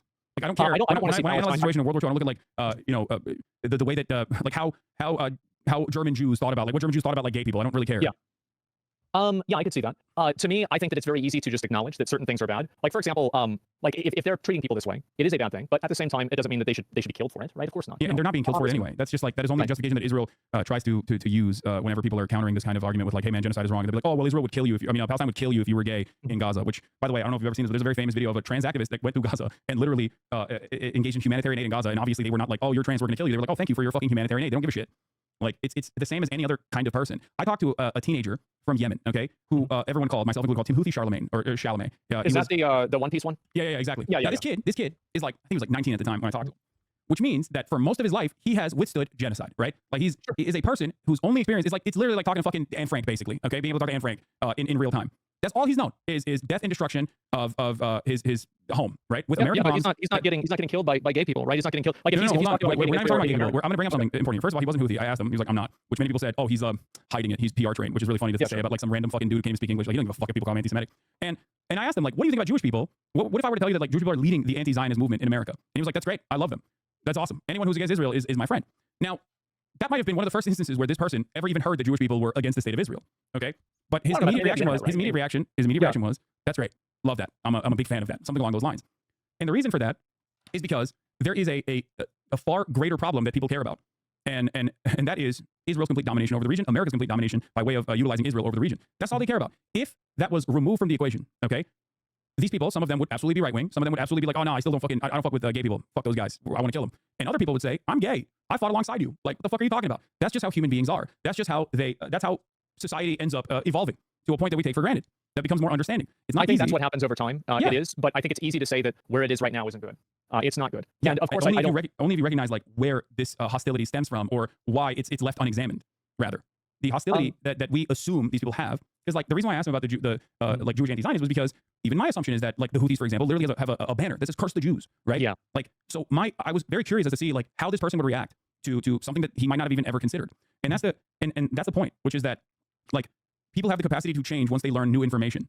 They're not ever going to be firmly planted and be of one mind. Most people have a tendency to be empathetic to other people. They want to collaborate with other people. We're a social animal. It's in our nature to be as collaborative with others as possible. And that's why I don't believe that anyone is like intrinsically homophobic or intrinsically queerphobic. Not that it matters in this circumstance because the far larger problem is still always going to be genocide. Yeah, no, I could see the genocide being worse. Yeah, sure. I could definitely see that. I don't like the idea that culture is equivalent to ours. I think it is very problematic. I think it's very bad. I don't think it should be judged the same way. It doesn't mean I'm not sympathetic to them. Of course, right? Of course it's bad this happens. But whenever there is a state that's upholding something that is killing groups of people based off of their identity, or a group of people that's doing that, whether it's a government or some sort of like regime or anything like that, I think it's very easy to say that that's bad. I don't think that saying that, like different types of persecution is for one reason or another, like okay, because they're being being occupied in some way or another, right? I don't really see how these two things are related because they're not being occupied by gay people. They're not being occupied by trans people. They're being occupied by Israelis. So yeah, exactly. Which is why they're not hating gay people and you're making that against the law. No, that's a good point, Asmund. That's a good point. That's why they're not like if you think right now or at any point Hamas is like, we really got to fucking deal with these homosexuals in our ranks. Like, you're out of your mind. That's not what's going on at all. I don't think that's the case at all. Of course not. Okay, so but then when the dust settles and then they start killing gay people, what are you going to say? Okay, but you can't hypothesize a future where they're going to do that when there's no fucking like evidence that they're going to do that in a free and a completely emancipated sovereign nation state. That's my point. The assumption that they're going to do that is the bigotry. That is where we're at odds. The assumption that they're going to do that immediately it almost feels like they want to be free just so they can kill the gay Palestinians, which is a ridiculous fucking assumption. Not. Of course, that's not the reason. Okay, but that is. They But don't you want to understand that, become like, free to kill all the gay people. Of course not. But like, I mean, it's an openly stated thing with a lot of these cases, even inside of any sort of other culture. There are many cultures that are openly stated to be against people of different gender identities. This isn't some sort of like unique, monopoly that Palestine has over this. I think it's true in many cases. But Palestine has never. But given the fact that there's never been a sovereign national Palestinian state, making this inference is ridiculous. Is my point. It's like saying that if Texas were to exist on its own, that they would start fucking executing gay people and enslave black people again. Except there has been a state, or it wasn't a sovereign state, but there has been an instance where Texas did actually fight hard to enslave black people and continue to enslave black people. That's why we have Juneteenth, which is far after the point of abolition, where they still maintain the practice of chattel slavery. So even then, there's more evidence that Texas might potentially do that, as opposed to Palestinian statehood, which has never been a form of governance that has had a moment to behave in the homophobic ways in which we assume they will. And ultimately, once again, they would still be dominating gay Palestinians. And this is a concept that a lot of Americans don't understand. They think like, a lot of people used to say about ISIS, they're like, oh, they're throwing gay people off the roofs because Muslims are so Islamophobic. I'm like, the gay people are Muslim. Like, who do you think they're throwing off the roofs? They're not throwing white American gays off the roofs. They're throwing Muslims. They're throwing other Arabs that are gay off the roofs. Which is like, something that is at odds with the way that people understand, Islam and the Muslim world and think like, no, all Muslims love this shit. It's like, well, I don't think the gay dude who's Muslim loved being thrown off the roof. I think he probably hated that in that moment. I bet he did. I think so. You're right. And I think the criticism of that isn't really Islam. I don't think it really has a lot to do with Islam, right? It has nothing to do with Islam. It has nothing to do with culture in general. It has everything to do with this like fucking insane, militant, rabid, psychopathic colonial apparatus that was trying to restore the image of the caliphate in wherever they saw fit. The way that people see gender identity and the way that they treat them is absolutely part of their culture. And it's part of our culture too. It's part of everybody's culture. It's not necessarily true. I don't think when you say it's part of their culture, you make it seem like it is an intractable quality. It's a quality that cannot change, or it's a quality that definitely exists across the board as a monolithic force. That is not the case. That's my point. Of course, nothing's monolithic, right? Nothing is ever going to be monolithic. The same within the U.S. or anything like that. But I think it's a viewpoint that a lot of people have, and it's the same as here. There's a lot of people that have viewpoints about that here. And guess what? Our laws reflect the viewpoints that a lot of people have. And so, what's going to happen in Palestine? I don't know. When they I don't think our laws reflect a lot of the people's viewpoints. Because if that was the case, you wouldn't have been so shocked about Texas BDS laws. Like, I don't think it's your viewpoint. I think if you were to sit down every person in Texas, they'd be like, what the fuck are you talking about? This is no, you're right. You're right about that. I mean, there are some of them that get through. You are right. But I do think that in general, the laws do have a rough estimation to what the people's values are. Again, we're talking about abortion bans, for example. Abortion bans. That's not the viewpoint of the overwhelming majority of people that are now subjected to abortion bans. Governments do not operate at the behest of their citizens, even in democracies, even in quote-unquote theoretical democracies like the United States of America. So no, that is not the case. And people always are fighting against their governments in order to, at the domestic level, get the equality that they fight long and hard for. The problem, however, with Palestinian society is that they've never had a fucking functioning sovereign state and a government to begin with. And even if they did, the assumption that they would be homophobic is ridiculous because, once again, there's no historical reference point for this. And beyond that, even if they did have a homophobic government, it's against the law now, right? But even if they had a homophobic government, it's against the law is meaningless in the circumstance. What is the law? There has never been a sovereign state in this situation. Palestinians, like I said, in Gaza are operating under Hamas rule, right? Palestinians in Gaza are operating under Hamas rule. Palestinian Authority legalized gay marriage decades before then. But in 2005, Hamas rule came into power after America tried to implement voting. Okay, George W. Bush on his way out was like, well, let's do voting in Palestine. Palestinian Authority said, let's not do that. We are not ready for it. We'll get fucking owned. Because at that point, Palestinian people, both in the West Bank and certainly in the Gaza Strip, were viewing the Palestinian Authority as exactly what it is, a CIA-backed institution that was working at the behest of the Israeli state as a part of a security apparatus. So they were very unpopular. So what happened? Hamas came in and we're like, we're Muslim as fuck. We love Islam. We are honest because of our Islamic background, and we are the only group that is actually violently resisting against the Israeli apartheid. We are going to run a anti-corruption campaign, which is what they did. And just like the prediction of the Fatah Party, which is a secular party, which is part of the Palestinian Authority, they were right. Hamas did win. Then America said, let's do a fucking coup d'etat. Fuck it. Take over the Strip regardless. Hamas actually won that battle, and basically the rest is history. They have been the de facto government. Don't you think the fact they won the vote matters? Like, if the people are voting for the people that want to oppress people based off of their identity, I think that to a certain extent, that does infer a degree of what people think. I have two problems here. Hamas won with 40% of the vote, not a plurality. And Hamas won when the majority of the living population now weren't even born yet. I just told you that 50% of the population of Palestine and Gaza Strip is under the age of 18. None of them fucking voted for Hamas, okay? Because they weren't alive. That's number one. Number two, you said you voted for Donald Trump in the past in 2016. Okay, why did you vote for Donald Trump? I just didn't really like Hillary Clinton. There you go. Turns out people have many different motivations for voting for one particular party over the other, and it doesn't have to be Islamist fundamentalism that they believe in. So that's my point, because they're human beings with a shit ton of different attitudes and different opinions. If they see the dominating party of Fatah as a party that is completely captured by Israeli security apparatus, that is working at the behest of the state that is destroying their lives, they're gonna be like, okay, I'm gonna go with the other guy, just like you went with Donald Trump over Hillary Clinton. So, but it doesn't even matter because most of those people that fucking voted for Hamas are dead. They don't even exist anymore, and it doesn't matter because Hamas is still the governing party because there's not a real democracy there. They are a militant force that is dominating the Gaza Strip that is simultaneously fighting against the Israeli state. So I hope that this helps clear your understanding of the way in which Palestinians live in the Gaza Strip, and how this has nothing to do with their internal affairs of their government or how they view the world or how they view gay people at all. I get it. I think that, and I do hope that they get their independence. I think that whenever they do, they're probably going to do the same thing that Hamas did to gay people before. No, they are not. I told you that. Hold on. Let's look this up real quick. Like, if that was the case, which is such a funny argument that we're having over like a group of individuals that are being genocided anyway. Like, I don't give a fuck if they literally were straight up jailing every homosexual person on the Gaza Strip. I still think that the genocide is inappropriate and completely unjustifiable. But yes. Well, two things can be bad, right? What? I mean, two things can be bad. It's not like only one thing can be bad. Like, obviously, it's bad. West Bank, it's been legal technically since the annexation, but since 1951, they adopted the Jordanian Penal Code of 1951 in the West Bank. Shortly after the Jordanian annexation of the West Bank in 1950, same-sex acts were decriminalized across the territory with the adoption of the Jordanian Penal Code. So it's been decriminalized in the West Bank. And before then, what? Oh, go ahead. And before then, it was first the Ottoman law, which was decriminalized in the 18th century, and then after that, it was British law. So on the 18th of September 1936, the Criminal Code of Mandatory Palestine, British Mandate Criminal Code, which drew from the Ottoman law or English law, was enacted, which meant that sodomy is illegal. What? I'm looking at the LGBT rights of Palestine on Wikipedia. Okay. So yeah. Since they're a taboo subject, people experience persecution and violence. I mean, I feel like of course, that's bad, right? I mean, like, yeah, for sure. No. I'm just simply saying that like it's more complicated than the way you presented it, though. Of course, everything is always more complicated. Of course, it's more complicated. And if I have a clip that is 30 seconds long, obviously that nuance is not going to be communicated. Of course not. Yeah. But all I'm saying is that ultimately they will get to a place of being more open-minded to gay people once they have the opportunity to be free, to be a sovereign nation, and then their gay neighbors, their gay peers, their queer peers are able to fight their own civil rights movement like our queer peers did back in the day in the United States of America. Just like they did in Saudi Arabia. But ultimately, homosexual activity is legal in the West Bank. That's better than not. But all I'm saying is I don't think this exists. But don't you think that like, like there are still, like, for example, here in the Wikipedia page it says, in August 2019, the Palestinian National Authority announced that LGBT groups were forbidden to meet in the West Bank on the grounds that they are harmful to the higher values of ideal Palestinian society. This was in response to a conference in Nablus by Al-Qaeda, the Palestinian LGBTQ group. Following the backlash, the ban was later withdrawn. So people in a place where they are at least able to organize against the limited government that exists in the West Bank, literally actively advocated against this, and then they took back the ban. On October 2022, Palestinian police arrested a suspect who beheaded a 25-year-old male Palestinian, Ahmad Abu Mulkia, who was seeking asylum in Israel because he was gay. At the time, it was reported that 90 Palestinians who identified with the LGBT community lived as asylum seekers in Israel. Now, notice how, once again, they are prosecuting people who are killing gay people. Well, why would they do that if they were also invested in killing gay people? It happens. There are still gay people who get assassinated, murdered in the United States of America. They are dealt with through a criminal code. They are dealt with through a civil governance, right? They're dealt with within the confines of our court structure. They're prosecuted. They're thrown in jail. Sometimes. Other times, we still have gay panic laws, despite the fact that we are supposed to be the superior culture. People do still get away with killing gay people in the United States of America, as I was showing you earlier. In at least how many states? The so-called gay panic defenses are legal strategies which, according to the I feel like obviously it can't be that good if people are leaving and they're looking for asylum in Israel either. I feel like to say that like they're not doing anything about it, people wouldn't be going and getting asylum in Israel. It says right there in the same paragraph that this time was reported 90 Palestinians who identified as LGBT lived in asylum seekers in Israel. Why would they be doing that if they're being treated equally? I hope they wouldn't need this. Why are they? I have a couple different reasons for why they're doing that. Do you feel like if you had the opportunity to not be under colonial rule, you'd rather go to Israel? Israel is not exactly a tolerant society for LGBTQ either, by the way. You can't get gay married in Israel. It's still illegal to get gay married in Israel to this day. Why were they going there? Because material conditions are obviously better there inside of Israel. If you are a part of a regular Israeli society, if you are able to seek asylum, Israel can then turn around and use that as a brownie point for themselves. Or half the time, the gay Palestinians that are executed are also collaborating with the Israeli government because they've been blackmailed prior to their collaboration.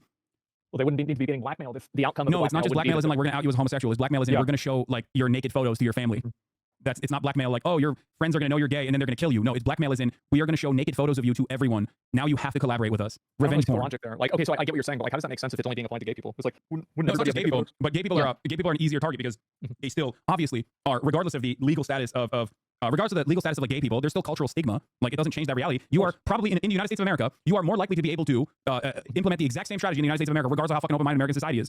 Right? Yeah. Exactly. Sure. But we definitely are better at it than they are. No, you're missing the point. Like even if homosexuality is legal in the United States of America, you are more likely to be chastised. You're more likely to be outcasted as a gay person, especially if your family members don't know you're gay. Regardless of the legal status of homosexuality, you are more likely to be stigmatized with blackmail and revenge porn in that circumstance. Are you really telling me that like you think that the stakes are the same? In terms of what? Being blackmailed literally don't matter because we're still talking about a violent military occupation in the West Bank. So Israel's bad. Like I mean, for sure, Israel's bad. Absolutely. I can't believe like I said, I can't believe we're still going back and forth on like homosexuality in occupied territories. Like again, it bears no basis on whether or not these people are worthy of being subjects of colonial occupation. They're not. You know, that's I think that really like you could sure. Like I don't really think it's that big of a deal either way, right? Like I don't really have like a super like my main problem is the fact that they do that. By the way, and I do want to say something because like Islam is like by and large, Muslim cultures are by and large more tolerant of trans people. Remember what I mentioned about Iran, for example? Like even in Iran, you can get gender affirming care. As of 2008, gender affirming care in Palestine is legal. In 2008, Palestine adopted the ICD-10 classification, which contains codes for diagnosing transsexualism in adulthood and childhood, which authorized the initiation of medical transition. As it stands, however, there is no recognition of non-binary gender in Palestine. And there is still LGBT discrimination in Palestine with not enough protections, and employment discrimination and housing discrimination, which seems like a laughable concept to even invoke, considering the material circumstances of everyday Palestinians, especially as it bears no basis in, like I said, them being subject to colonial occupation. Well, I think that it's important. Like I agree. I think it's important for them to not be subject to colonial, occupation. Of course, right? Why would I want that? Why would anybody want that? Like, and it's also like very clearly, it's not like Israel's making them any better, right? So like, if I have this viewpoint, I think this, Israel's doing this. If it's Israel's outcome, well, then the outcome isn't very good. So you might as well let them do their own thing, right? I agree with you. Sure. Yeah, if they're going to be homophobic and Israel's killing them versus they're going to be homophobic and Israel's not killing them, I prefer that they're going to be homophobic and Israel's not killing them outcome. I think we can agree on that, right? Especially if we both come to the recognition that Israel killing them is not going to combat homophobia at all. Okay. All right. We can come to that agreement. Okay, great. All right, perfect. That's it. Yeah. And beyond we that, like I can said, it's not as black and white as like Palestinian culture inherently is homophobic or anything like that. And we are all products of our own material conditions and our circumstances. I certainly hope that they're able to make things better. I do. One day. One day. Sure. One day they can also argue amongst themselves about whatever game developer is making Ubisoft, gay people with the gay black samurai. Yeah, Ubisoft Palestine. A lot of Palestinians are going to be up in arms. Right. Okay. All right. Well, thank you, Asmongold. No, for sure. And I can see your point of view. I hope that you can see my point of view to an extent. You don't have to agree with me, but I think that my perspective here is not totally crazy, and I can see where you're coming from too. And for sure. All right. I don't think that you're like okay with it, and et cetera. All right. Well, I would also, like I said, talk to you have friends out there that have similar opinions to mine. You have friends out there that are of Palestinian descent or Muslims as well that you can talk to about this kind of thing. And I hope that they can give you personal anecdotes that are a little bit better than what I can explain to you through historical relevance. Oh, I get it. Yeah. And I probably will. You know what? I probably will. I find this stuff interesting. I like talking about it. I know a lot of people like to turn things into hostility. I enjoy conversations like this. I think that you do too. That's probably why we've been doing it for I don't even fucking know how long. So I have no problem discussing it and talking about it and debating about it all day. It's no problem. Okay. All right. Well, have a good one. You too, man. I'll see you later. All right. Bye.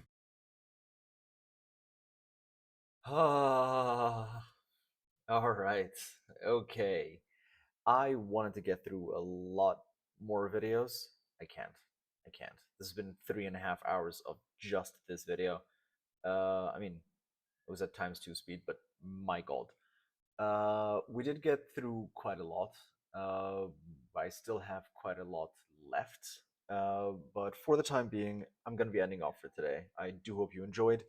Again, hope you enjoyed the mini making. I hope you enjoyed the the mini making. I hope you enjoyed the content. I hope it was educational, I suppose.